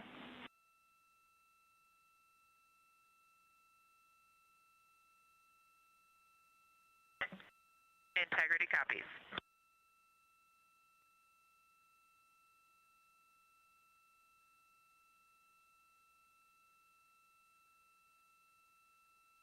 This is Artemis Mission Control in Houston, Texas. We just heard confirmation there that the team here in Mission Control has pulled go for the upcoming outbound trajectory correction burn 3. This burn expected to take place in about 26 minutes from now, and it will be an approximately 19-second burn using the auxiliary engines on the Orion spacecraft. There were previously 2 other outbound trajectory correction burns on flight days 3 and 4 that ended up being canceled as it was determined they were no longer needed due to the accuracy of the Trans-Lunar injection burn on flight day 2. However, the team decided to go ahead and execute this outbound trajectory correction burn 3 today on flight day 5 to ensure an accurate trajectory as the spacecraft begins to make its way around the moon and back to Earth to minimize further larger trajectory corrections that may be needed on the return journey.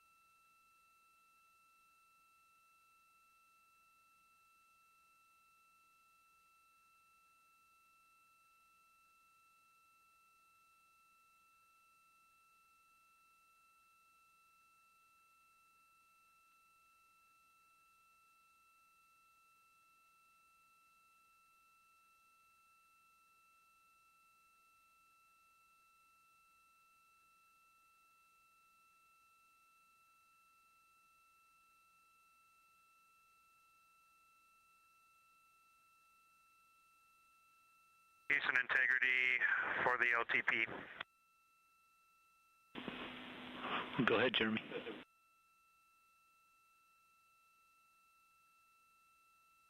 Okay, I cleared the cache as per the procedure. Then I tried to open the original LTP link, and I got the same signature as before, so I cleared the cache again, and then I opened the new LTP link that I created myself, and I get the same signature. Okay, back to head scratching here.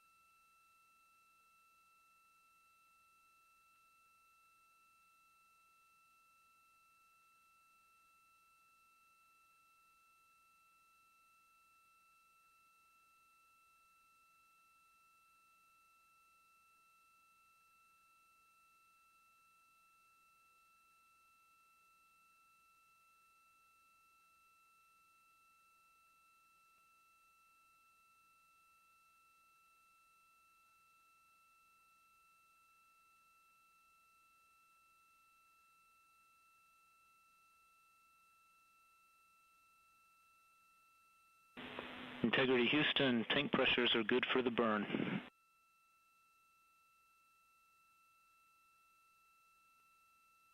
Integrity.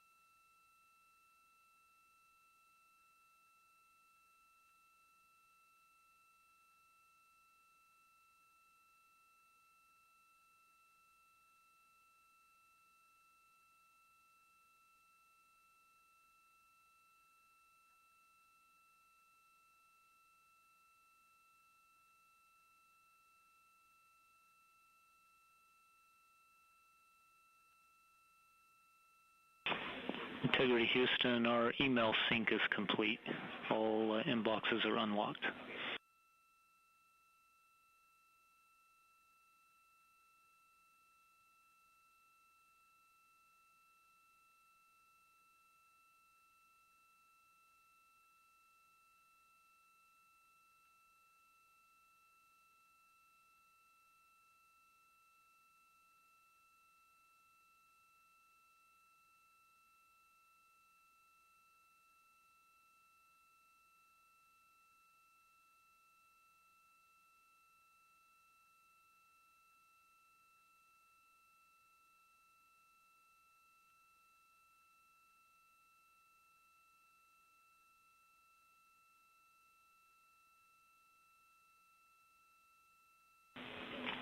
Integrity Houston, solar arrays are in position for the burn.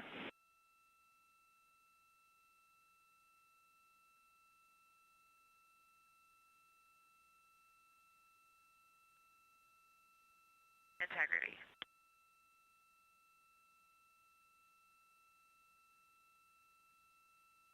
This is Artemis Mission Control. We've heard a couple of call-ups from the ground here in Mission Control ahead of the upcoming Outbound Trajectory Correction 3 burn, which is planned for about 16 minutes from now. One of the first call-outs was in regards to the propellant tank pressurization, confirming that service module tank pressure is in the proper condition for the upcoming burn, and then also confirming that the solar array wings on the Orion spacecraft are in the correct orientation to support the upcoming burn.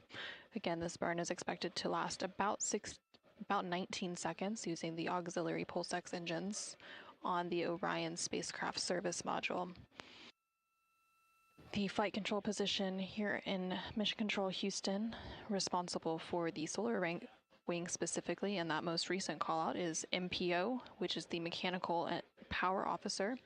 They are responsible for the electrical power generation, the solar arrays, the array rotation mechanisms, and power distribution systems on board the Orion spacecraft.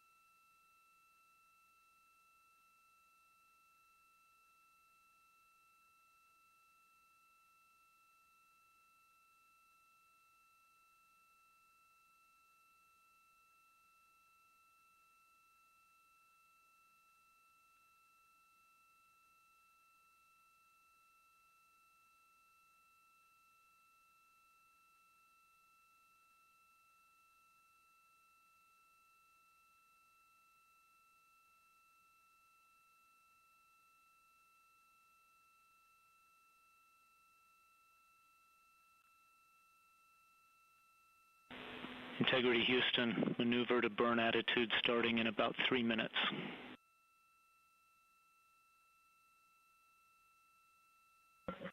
Integrity.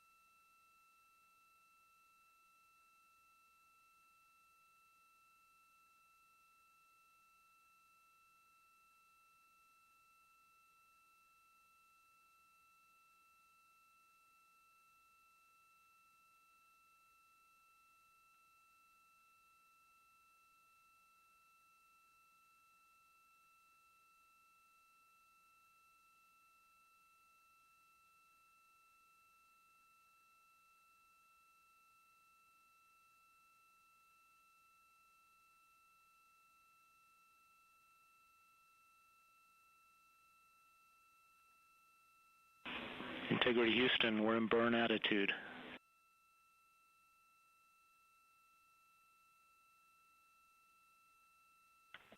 We see the same.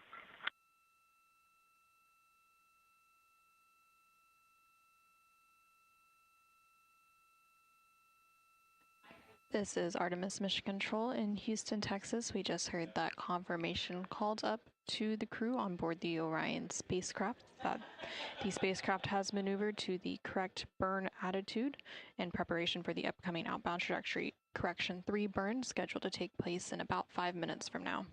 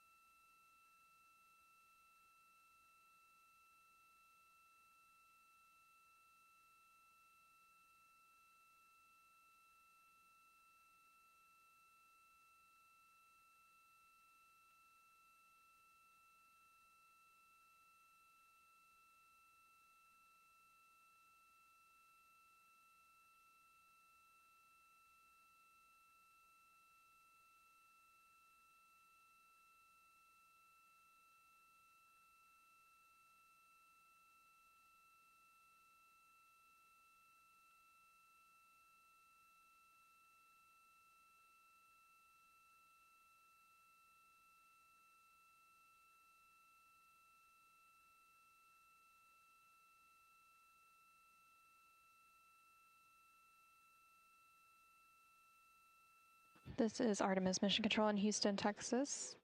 You're now seeing a live view of the Orion spacecraft, the exterior of the spacecraft, as we are about 2 minutes out from the upcoming outbound trajectory correction 3 burn. That burn is expected to last about 19 seconds, taking place around 10:03 p.m. Central, 11:03 p.m. Eastern Time. This burn will fine-tune the trajectory of the Orion spacecraft to ensure it stays on target for its journey around the moon and back.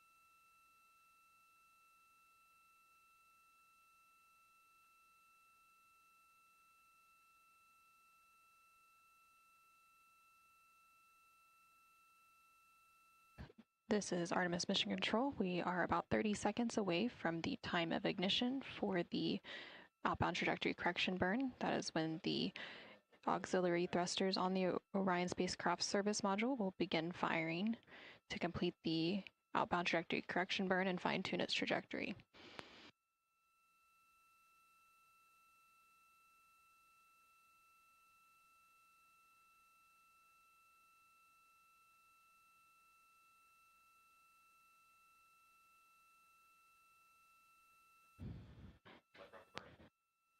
And we have confirmation that that outbound trajectory correction burn is now underway.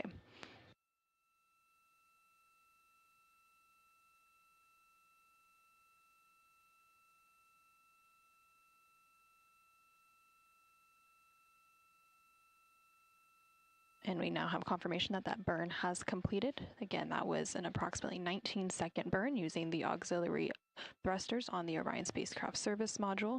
That burn completed at 10:03 p.m. Central Time, 11:03 p.m. Eastern Time to further fine-tune the Orion spacecraft's trajectory as it continues to make its way around the moon, and it was a good burn. Integrity Houston, good burn. We are assessing the details.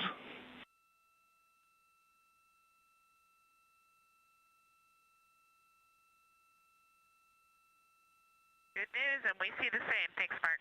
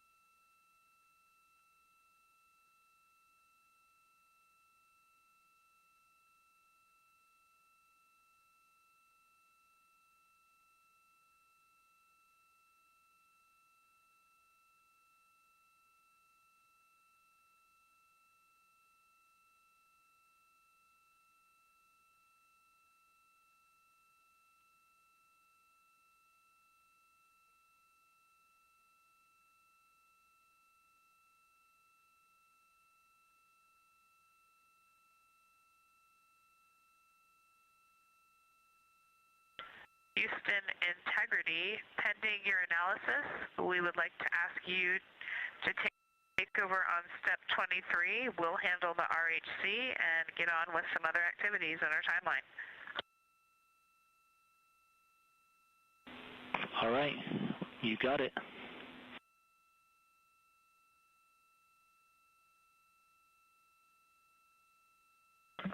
Thank you.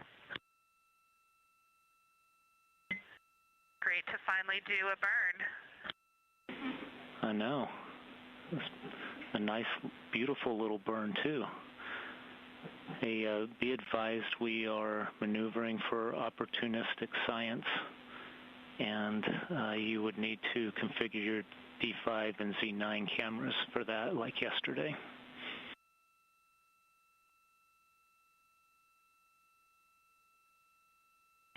We are tracking and looking forward to it very much. We had a gorgeous view of a very big moon right out of window 2 during that burn. Well, right before the burn, before we maneuvered. It was awesome. And looks like we'll be back at window 2 for this as well. And also I have another little troubleshooting step for that. Thanks for that heads up. Yeah, you're welcome. Another troubleshooting step for that lunar targeting package when someone has a chance to copy.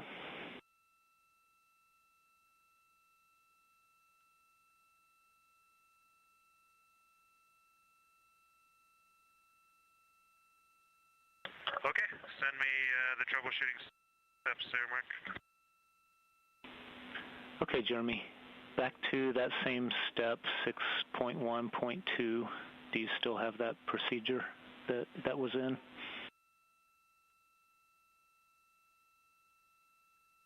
I do. It's just clearing the cache, and I understand it now. Yeah. This time we're going to, on Media 14, which is the one at the bottom of that step, we are going to change that time range to for all time. And then in addition to the cached images and files that you see already checked in that procedure, we're going to check cookies and other data. And then clear it, and then back to message 30505 and try again. Copy that. Just so you know, I did all time previously, but I didn't do the cookies and other data, so that's new. So I'll try that. Well, I just did it, and I'll see what happens. And then which LTP do you want me to try to open first? The one that was already there originally, or do you want the one that I created the new shortcut for on the desktop? Checking.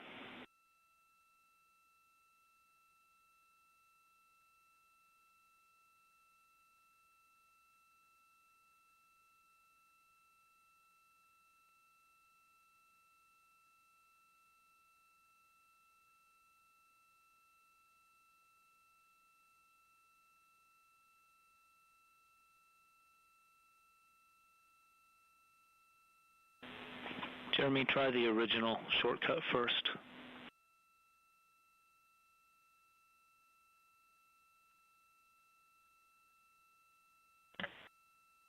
Didn't work. Hooray! That fixed it. All right.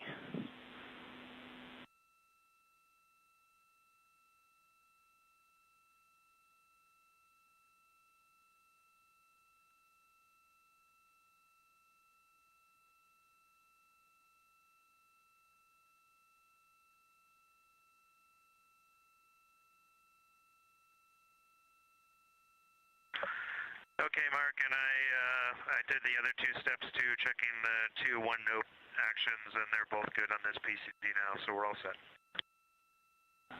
That is awesome. Thanks, Jeremy.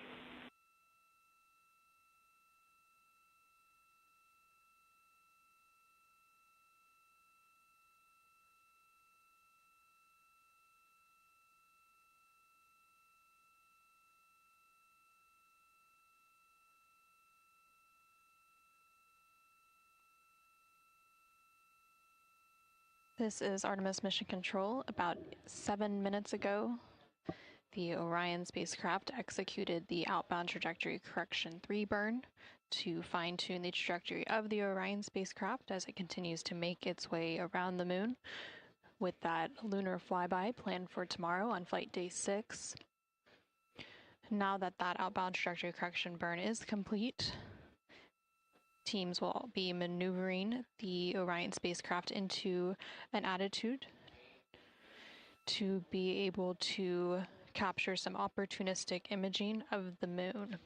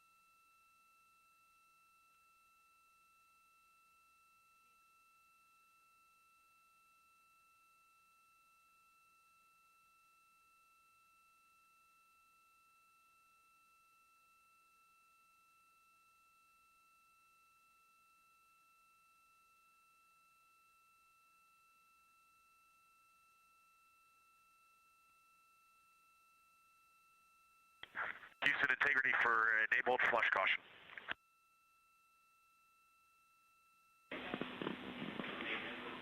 Yeah, go ahead.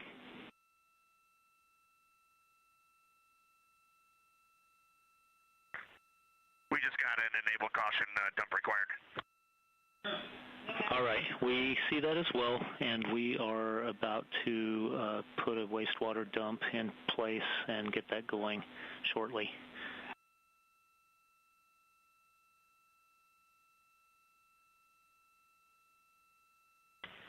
Okay, sounds good. And do you have the bandwidth for an HHP quick cabin view of the Eclipse wall for the post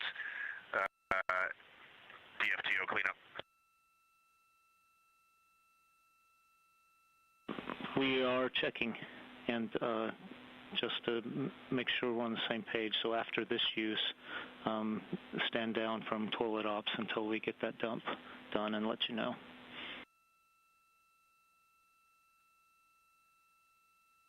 Understood.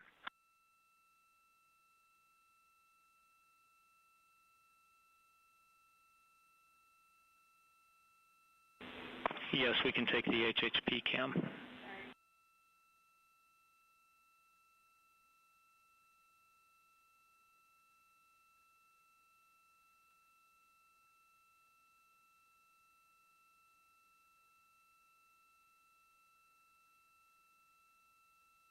And hey, Mark, just to be 100% certain, secondary dumps are still okay, correct? Yes, secondary dumps are still okay.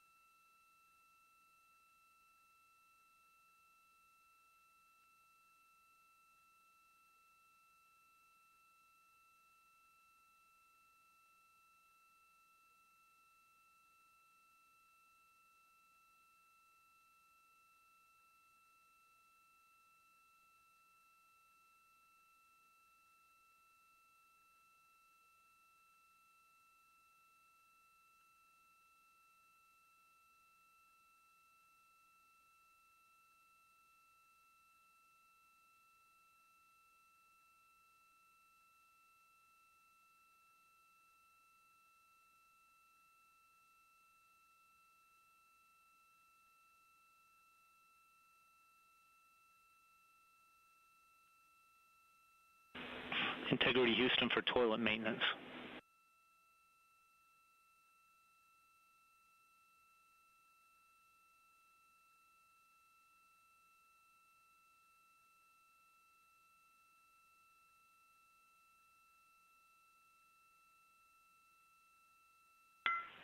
Go ahead. Yeah, some good news. Since we've had pretty low usage on the toilet, the oxone change-out is not required, so those steps can be skipped in that today.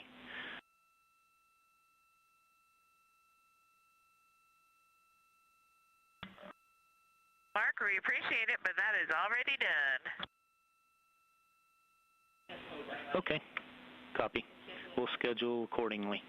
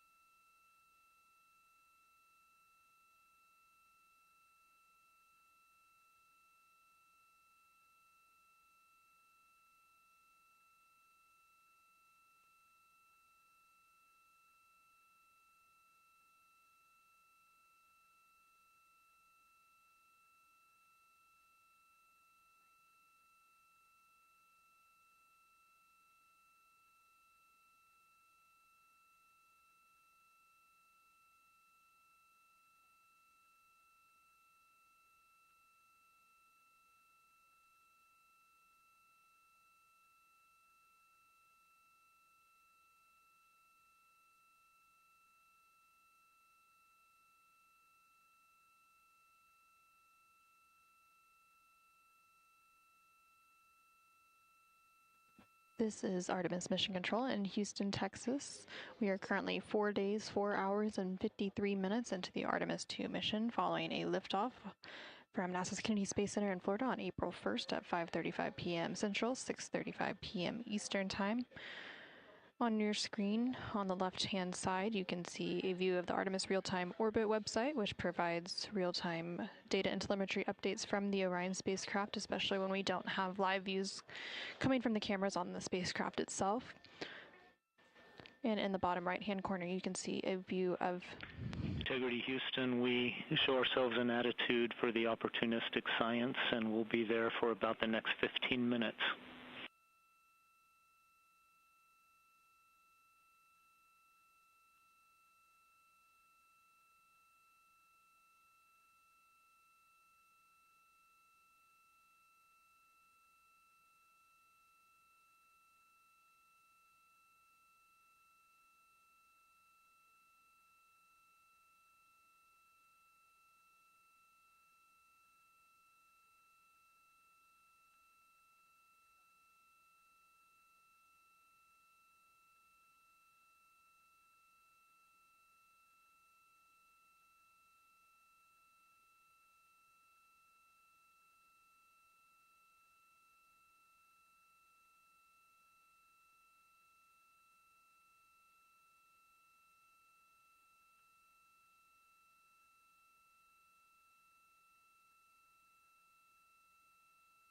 This is Artemis Mission Control. A few moments ago, you heard a call up to the crew, noting that the Orion spacecraft is in attitude. Confirm you got a good HHP stream. We are working it now. So not yet.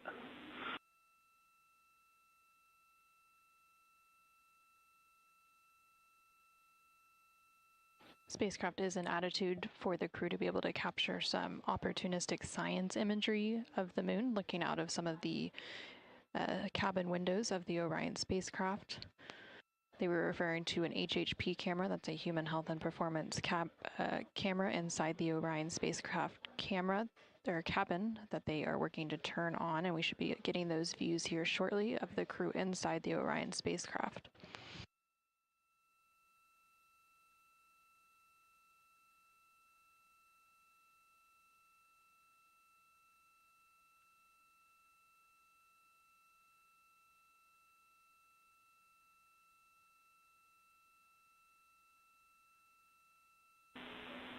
Okay, Reed, finally that cleared up, and now we have a good image inside the cabin.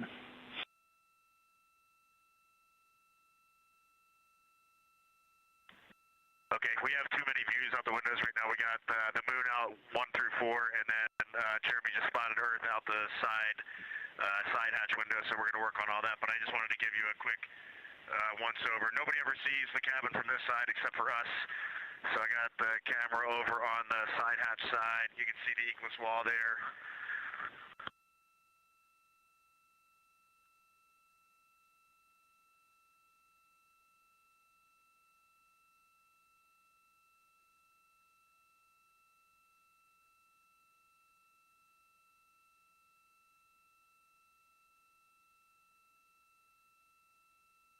This is Artemis Mission Control. Yeah, that's good, Reed. We're seeing that real well. You're now seeing a live look inside the Orion spacecraft as the crew completes some opportunistic imaging of the moon. It's a bit dark inside the spacecraft because they've turned off the interior lights to provide a better environment to capture some of those images.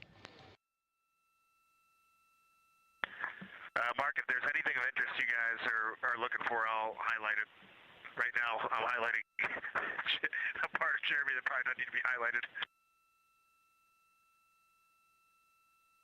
Roger that.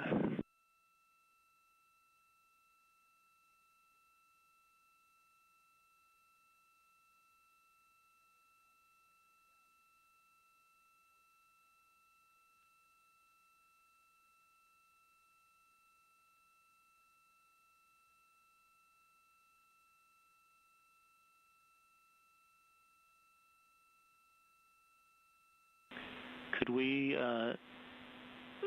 ask for a slow pan of the port wall, the lap and the food warmer area? Haven't really seen much of that yet. And this is just for curiosity. We're not concerned about anything. Christina did take some cabin config photos. There's the PWD area. We're not.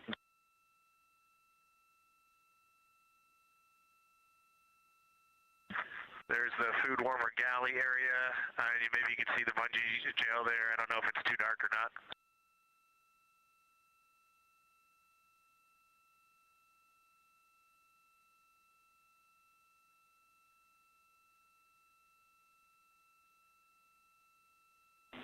Yeah, that's a good view. We see those IT cables just wishing they could grow like they did on Space Station.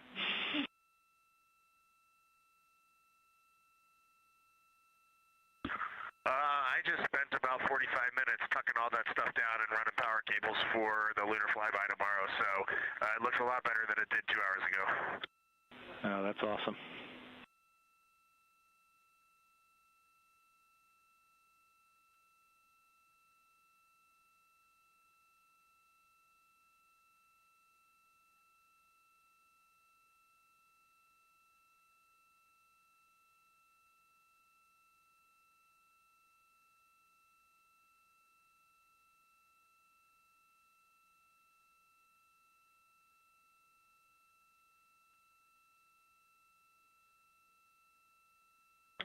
All right, Mark, with that, I'm going to stop the feed, and I'm going to go look at the moon for a minute. All right, copy that. Thank you. We appreciate that extra time.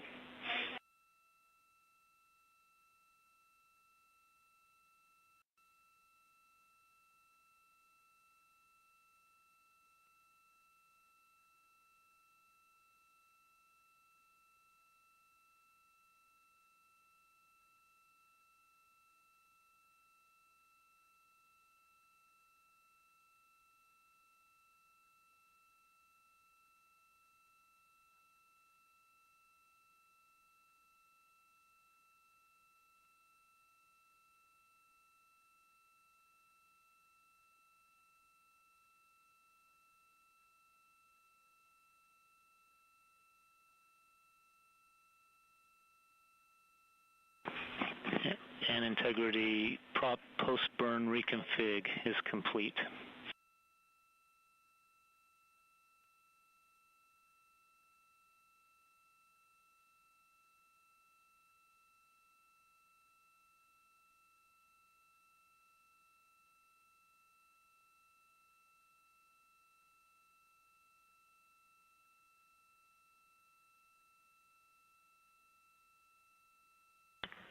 Integrity copies.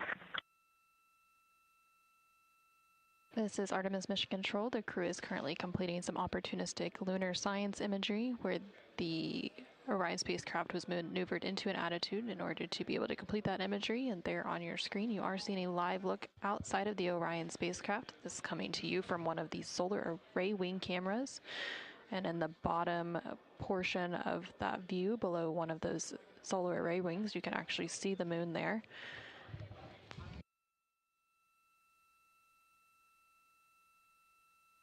Later today, the Orion spacecraft and its crew will reach another important milestone when it enters the lunar sphere of influence, which is when the gravitational forces of the moon will be stronger than that of Earth.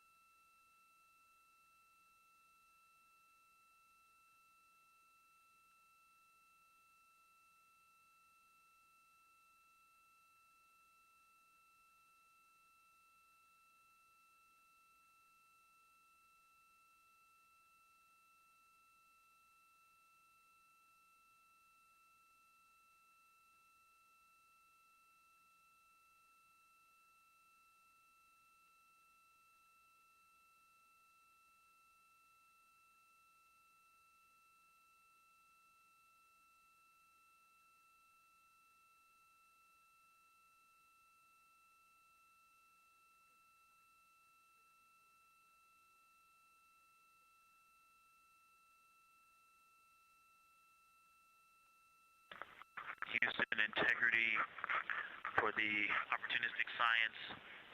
The images are complete. The view that we have now, the most striking things are the size of the moon and the detail that we can see with the naked eye. It is almost a full moon. Maybe about 10% on the western limb is in the Terminator, and you can really see variations in terrain. There's clearly some large elevation changes on the western edge that's at the Terminator area. The view that we have now at the center is Grimaldi. It's almost dead center. It's just slightly south of center. And Orion Tall is not quite an orthogonal view, but we're able to really see into it, and you're starting to be able to differentiate the colors that are not the differences in the gray that are down in there. Like there's a dark gray V on the bottom, and then a light gray V on the top in the center of Orion Tall. And the lighter gray actually matches the rings that are out to the northeast, and the dark gray V in the bottom matches the part of the ring that's very easily visible in the southwest. Also, Grimaldi is the darkest that I can see so far, and then there's one spot that's just to the northwest of Grimaldi that is also very dark, but it really makes Procellarum and Oceanus look lighter. The grays there almost look like looking down on a forest where you can kind of see variations, splotches between light and dark gray. It doesn't look as consistently dark as it does from so far away. And the variation and all that mare. There's a lot of detail in the variation in the dark grays in that mare, and it really stands out now because Aristarchus is so bright in the center of all of that. But again, the biggest things that stand out to me are the size of the moon out the window to the naked eye and the terrain that I can see on the western limb due to the Terminator. I love the Terminator.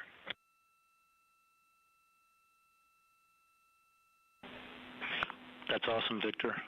Really good description. It's easy to imagine what you're looking at. Thank you for that.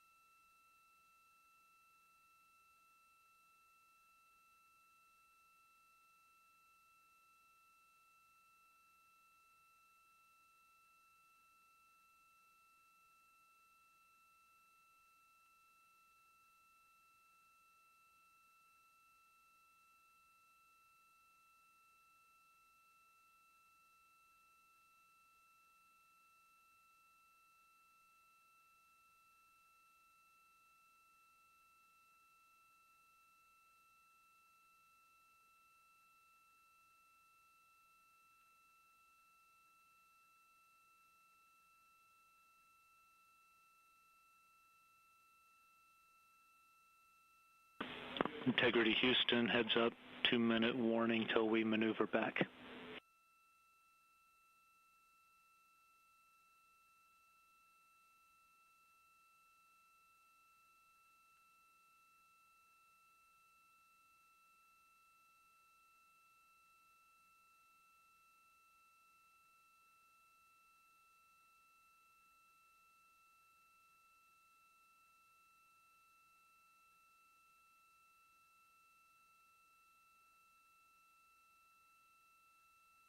This is Artemis Mission Control. We just heard some communication there between NASA astronaut Victor Glover, who is the pilot on board the Orion spacecraft, as the crew is completing some opportunistic science imagery of the moon, and they were providing some of that science description down to the team here in Mission Control Houston.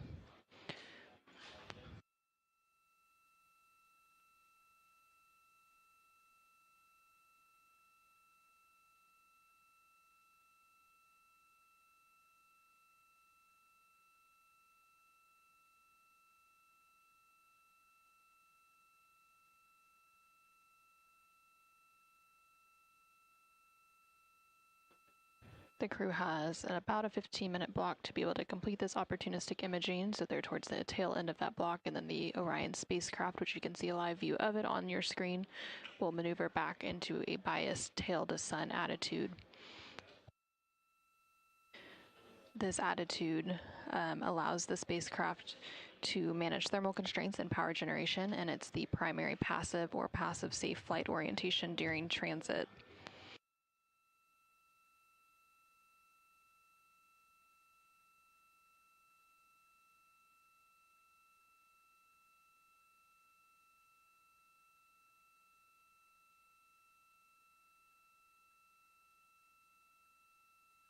And there you can see that attitude maneuver now taking place to move back into that biased tail descent attitude with the moon in the lower corner of the screen. I'm not asking you to break any analysis, but if you could give us 3 more minutes in this attitude, we would take it.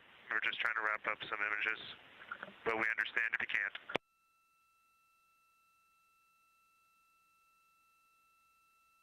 And disregard, we see we're in the maneuver, never mind.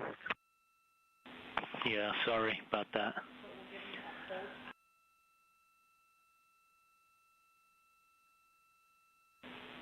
Could we make it up to you by getting you a little closer for tomorrow?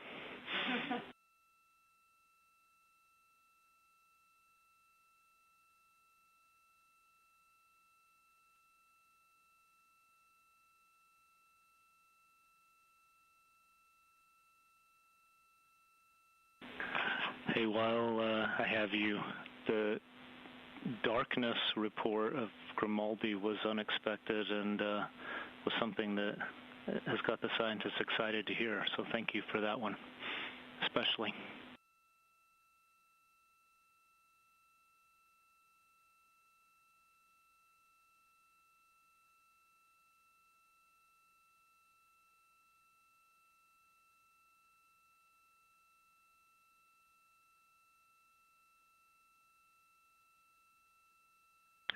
You are welcome.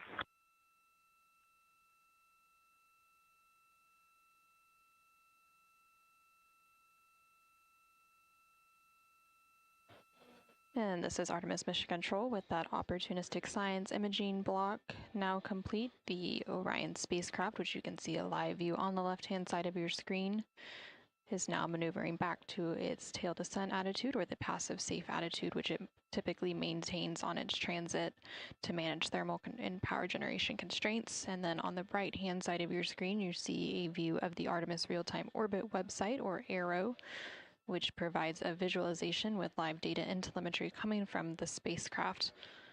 And so we are currently about 231,000 miles from the Earth, and the crew has about 41,000 miles separating them and the spacecraft from the moon. The crew on board the Orion spacecraft is expected to make their lunar close approach and their lunar flyby observation period tomorrow during flight day 6.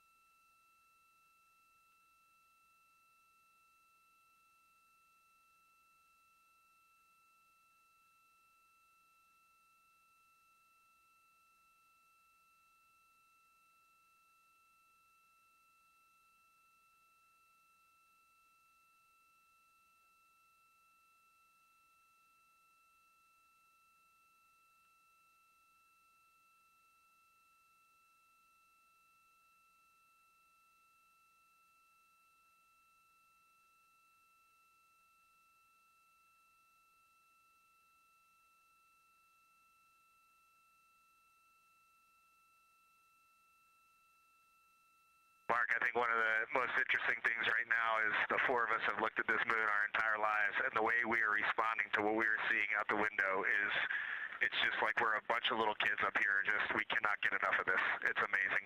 Thank you for the privilege.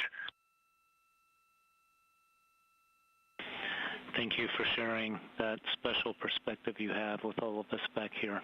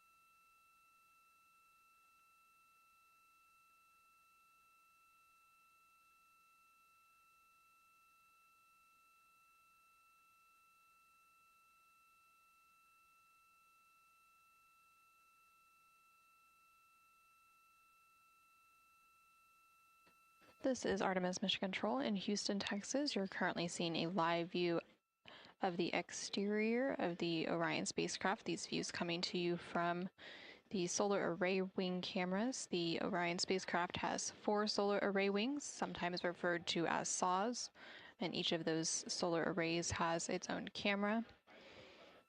And this view you're seeing here provides a good look of the engines and thrusters that are on the service module of the Orion spacecraft. The crew is currently wrapping up their day. This is the 5th flight day of the Artemis II mission. They will be moving into a private crew conference with the flight director here in Mission Control Houston in about 5 minutes. Following that private conference, they will enter their pre-sleep period, and during this time, they will perform any hygiene activities that they need to before going to bed, and they will also eat their dinner for the day.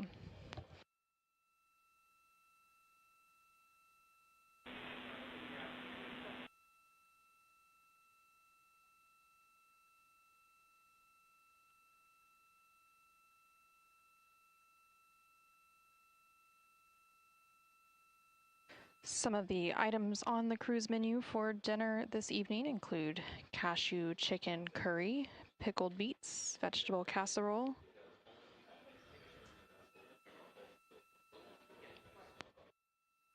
beef fajita strips, and fish with mango salsa.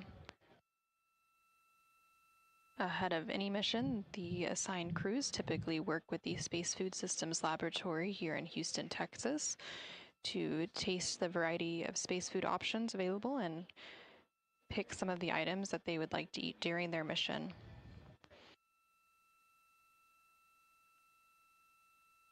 The crew often is able to pick some crew preference items. So, for example, CSA astronaut Jeremy Hansen has also brought some Canadian-specific items on board, including some maple syrup and maple cream cookies.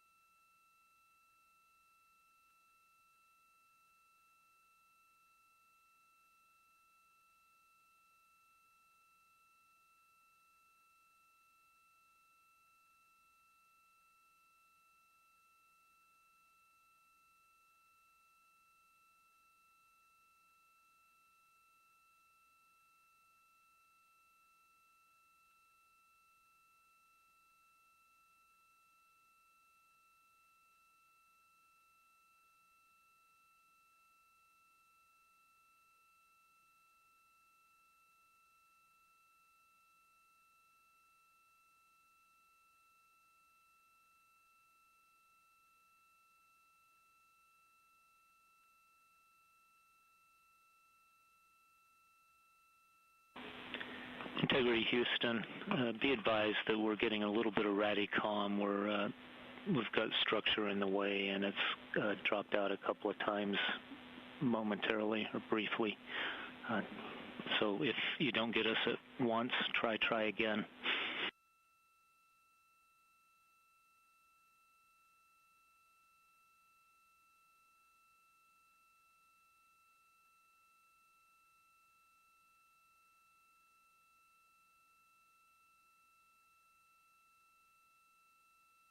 Copy that, Houston.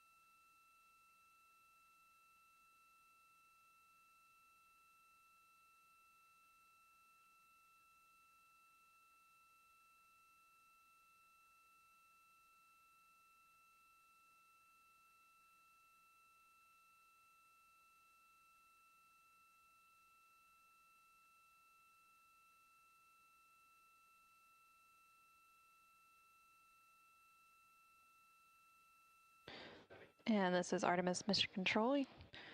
You just heard some communication between the Capcom or Capsule communicator here in Mission Control, which for the Orbit 2 ship currently on console is Mark Reagan, and the crew on board the Orion spacecraft discussing the current communication status between the ground and the spacecraft.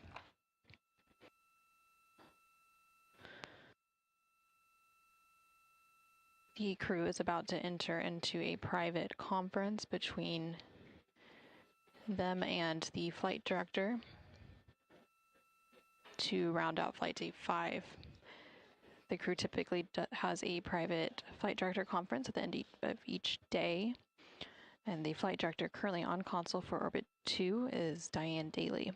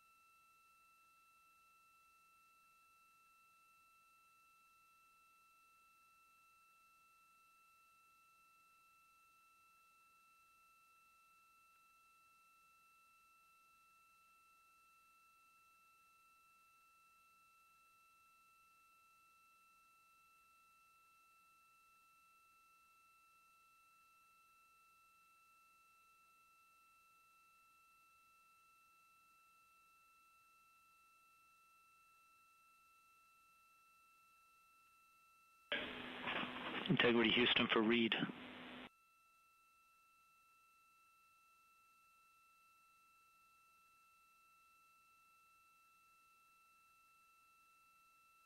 Go ahead, Mark. Yeah, I understand you temp stowed that snack bag that you prepared earlier today.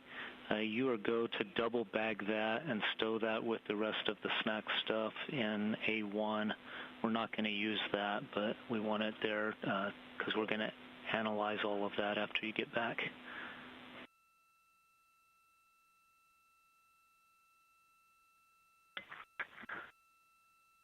Maybe knowing that a few hours ago would help me not finish drinking that snack. Or that. You could do it that way.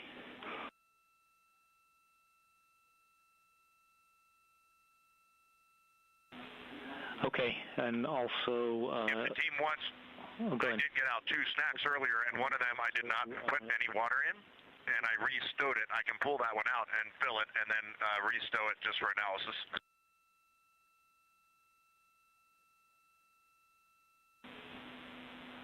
Not required. It's good in the config it is. And then also we have OE2 privatized for your conference, and you guys are welcome to meet Resolute Flight over there when you're ready.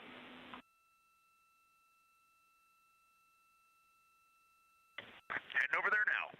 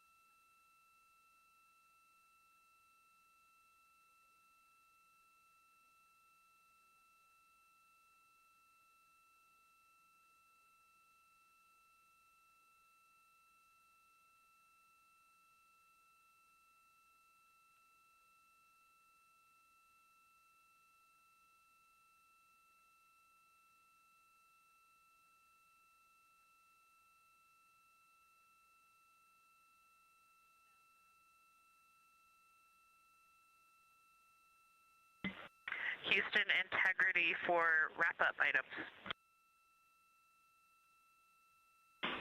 Go ahead, Christina.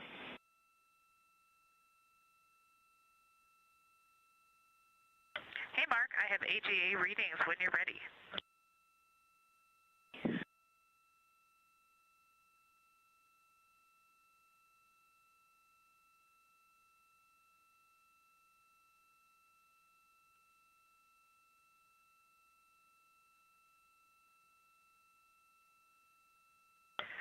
Okay, when we turned on the AGA this time, we did have 2 alarms. One said for HCN, it was like a read error. I don't remember the exact verbiage. That was transient. It went away after just a couple seconds and then read off-scale low. Then we had the expected high oxygen alarm. Other values, CO2 3.1, oxygen 26.6, temperature 75, pressure 10.45.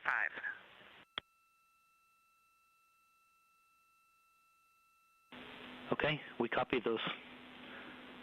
Do you have more stuff for us? Do you have? And for the docking camera, we will be completing that activity shortly. Okay, awesome.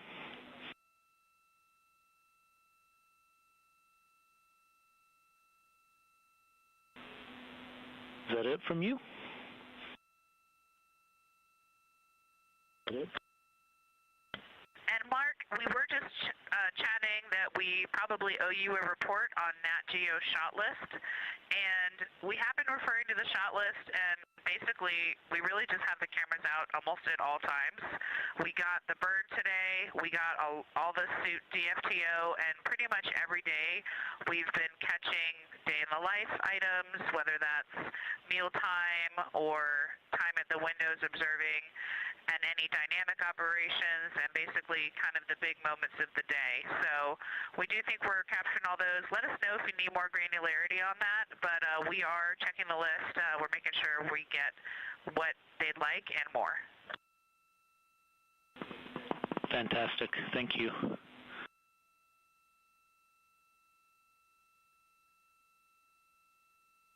That's all we had. Anything from y'all? Yeah, just the one thing. We are about to start that wastewater dump momentarily, and I know it's pre-sleep time, but it will take any observations if you have them.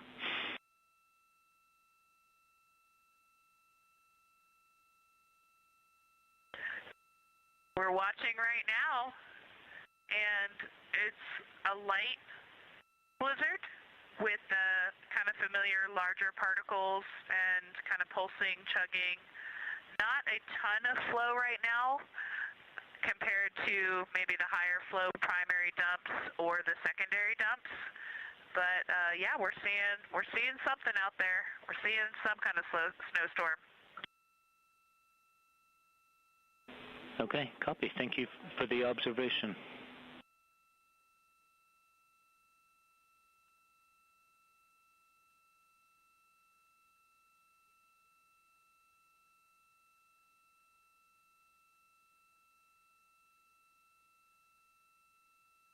And Mark, it pretty much came to a complete stop there, and then there's been a couple little spurts, almost a complete stop right now while I'm talking to you.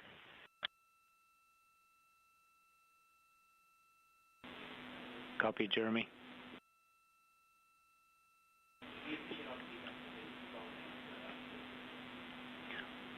We're going to keep it configured to dump and see how far we can get this down. Thank you for the insights.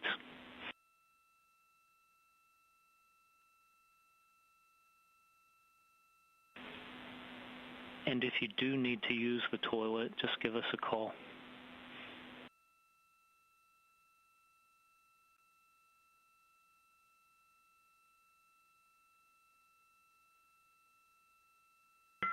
Copy and understand. Thanks.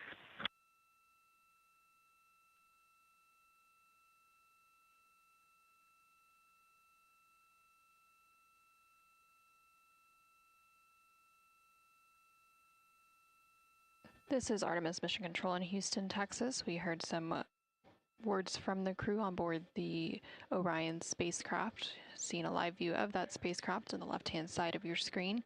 Specifically calling down was NASA astronaut Christina Cook, who is one of the mission specialists for the Artemis II mission. They were providing some final updates for the remaining tasks on their timeline for Flight Day 5.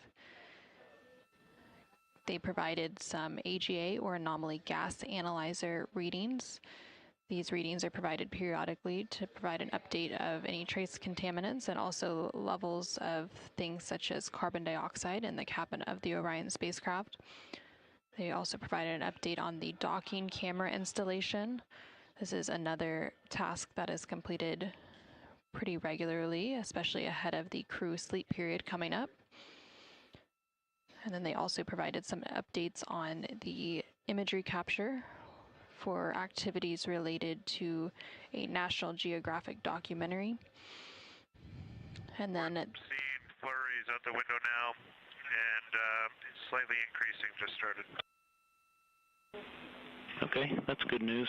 And Jeremy, we got one go back.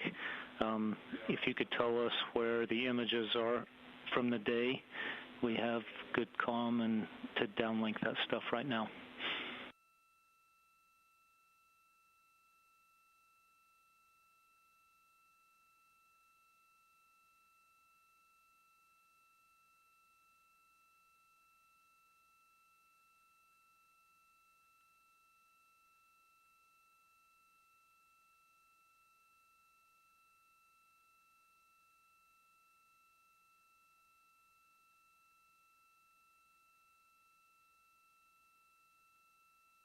Okay, you can look on PCD2 for the science photos that we took for the opportunistic science. And that's the only ones we've done so far. We're probably going to add a few more later. Awesome. We'll go look there. Thank you. And if this is it, and I hope it is, good night to you guys. Sleep well.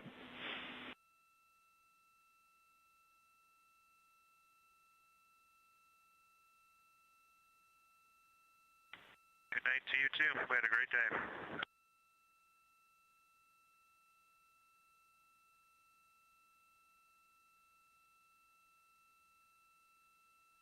And this is Artemis Mission Control.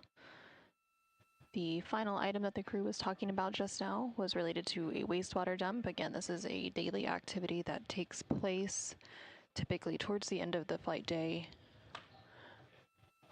The Universal Waste Management System, or basically the space toilet on board the Orion spacecraft, typically vents its contents overboard each day. The crew is now heading into their pre-sleep period, and during this time they will have the opportunity to eat their dinner and also complete any remainder personal activities for the day to prepare for their upcoming sleep period. They typically have about 2.5 hours dedicated for that pre-sleep period, and then the sleep period itself will last about 8.5 hours.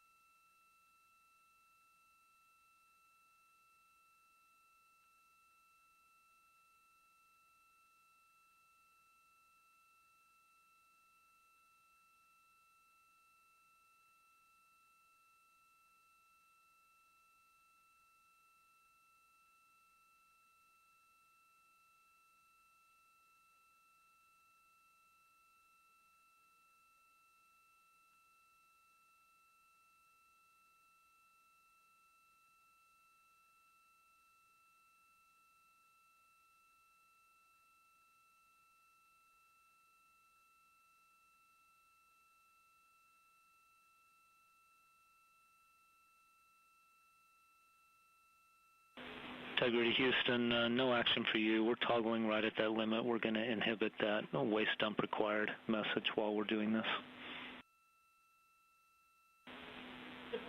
Suppress that message. Okay, makes sense to us. Thanks.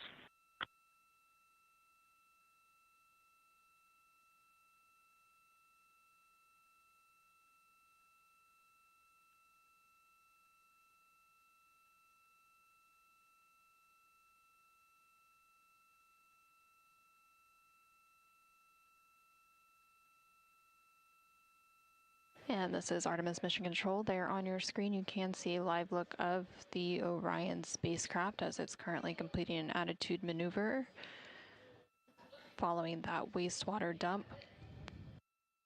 These views coming to you from the solar array wing cameras. Again, there are four solar array wings, or SAWs, on the Orion spacecraft, which provide power generation.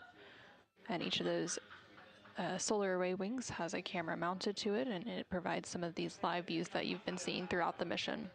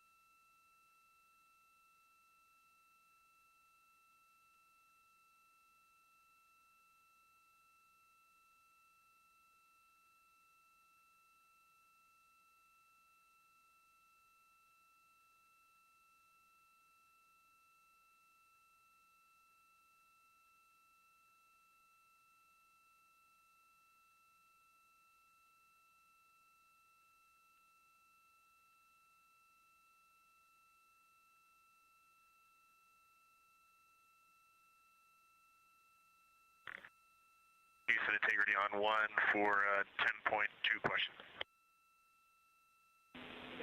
Go ahead.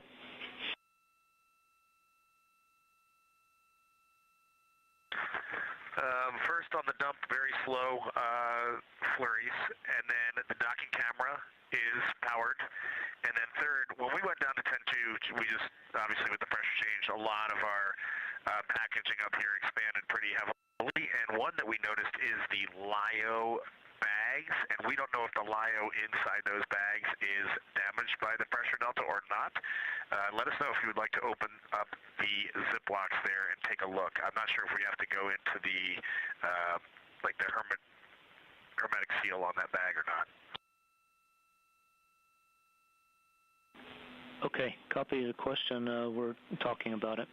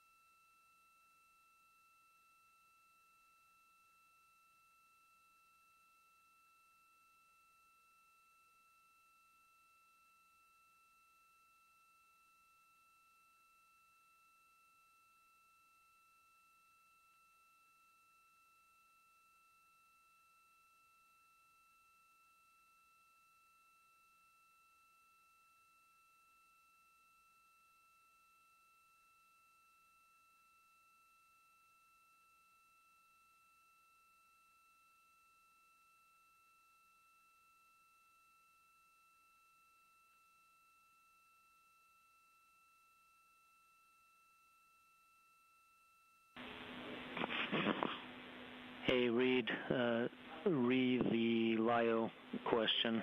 Nobody seems too concerned about that right now, but it is going to take a little while to talk to the MER and get a better answer than that. Would you like that called up tonight if we get that tonight, or would you rather just wait and hear it in the morning?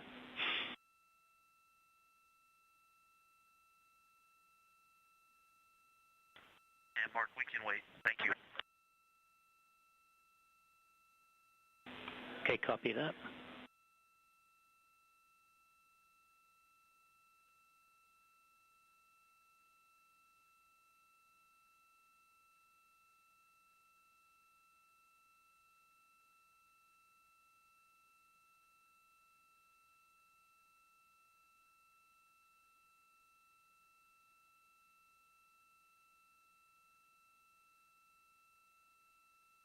This is Artemis Mission Control in Houston, Texas.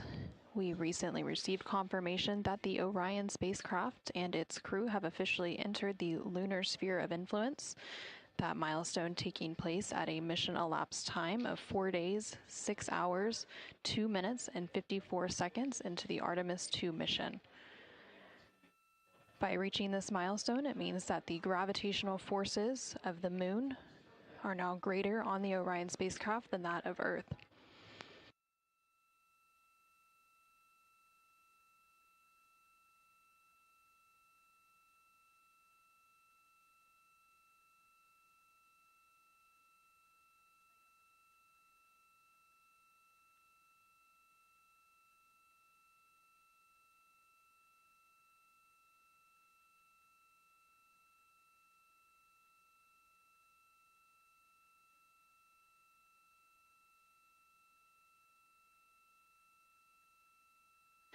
now that the Orion spacecraft has entered the lunar sphere of influence. It will remain in this lunar sphere of influence through the lunar flyby. The lunar flyby is expected to take place on flight day 6, and currently the Orion spacecraft is about 39,000 miles away from the moon and about 232,000 miles away from the Earth.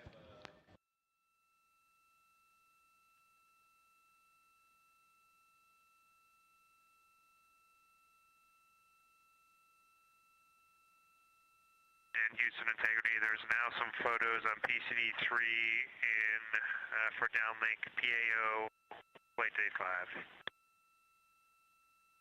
5. Copy that. Thank you.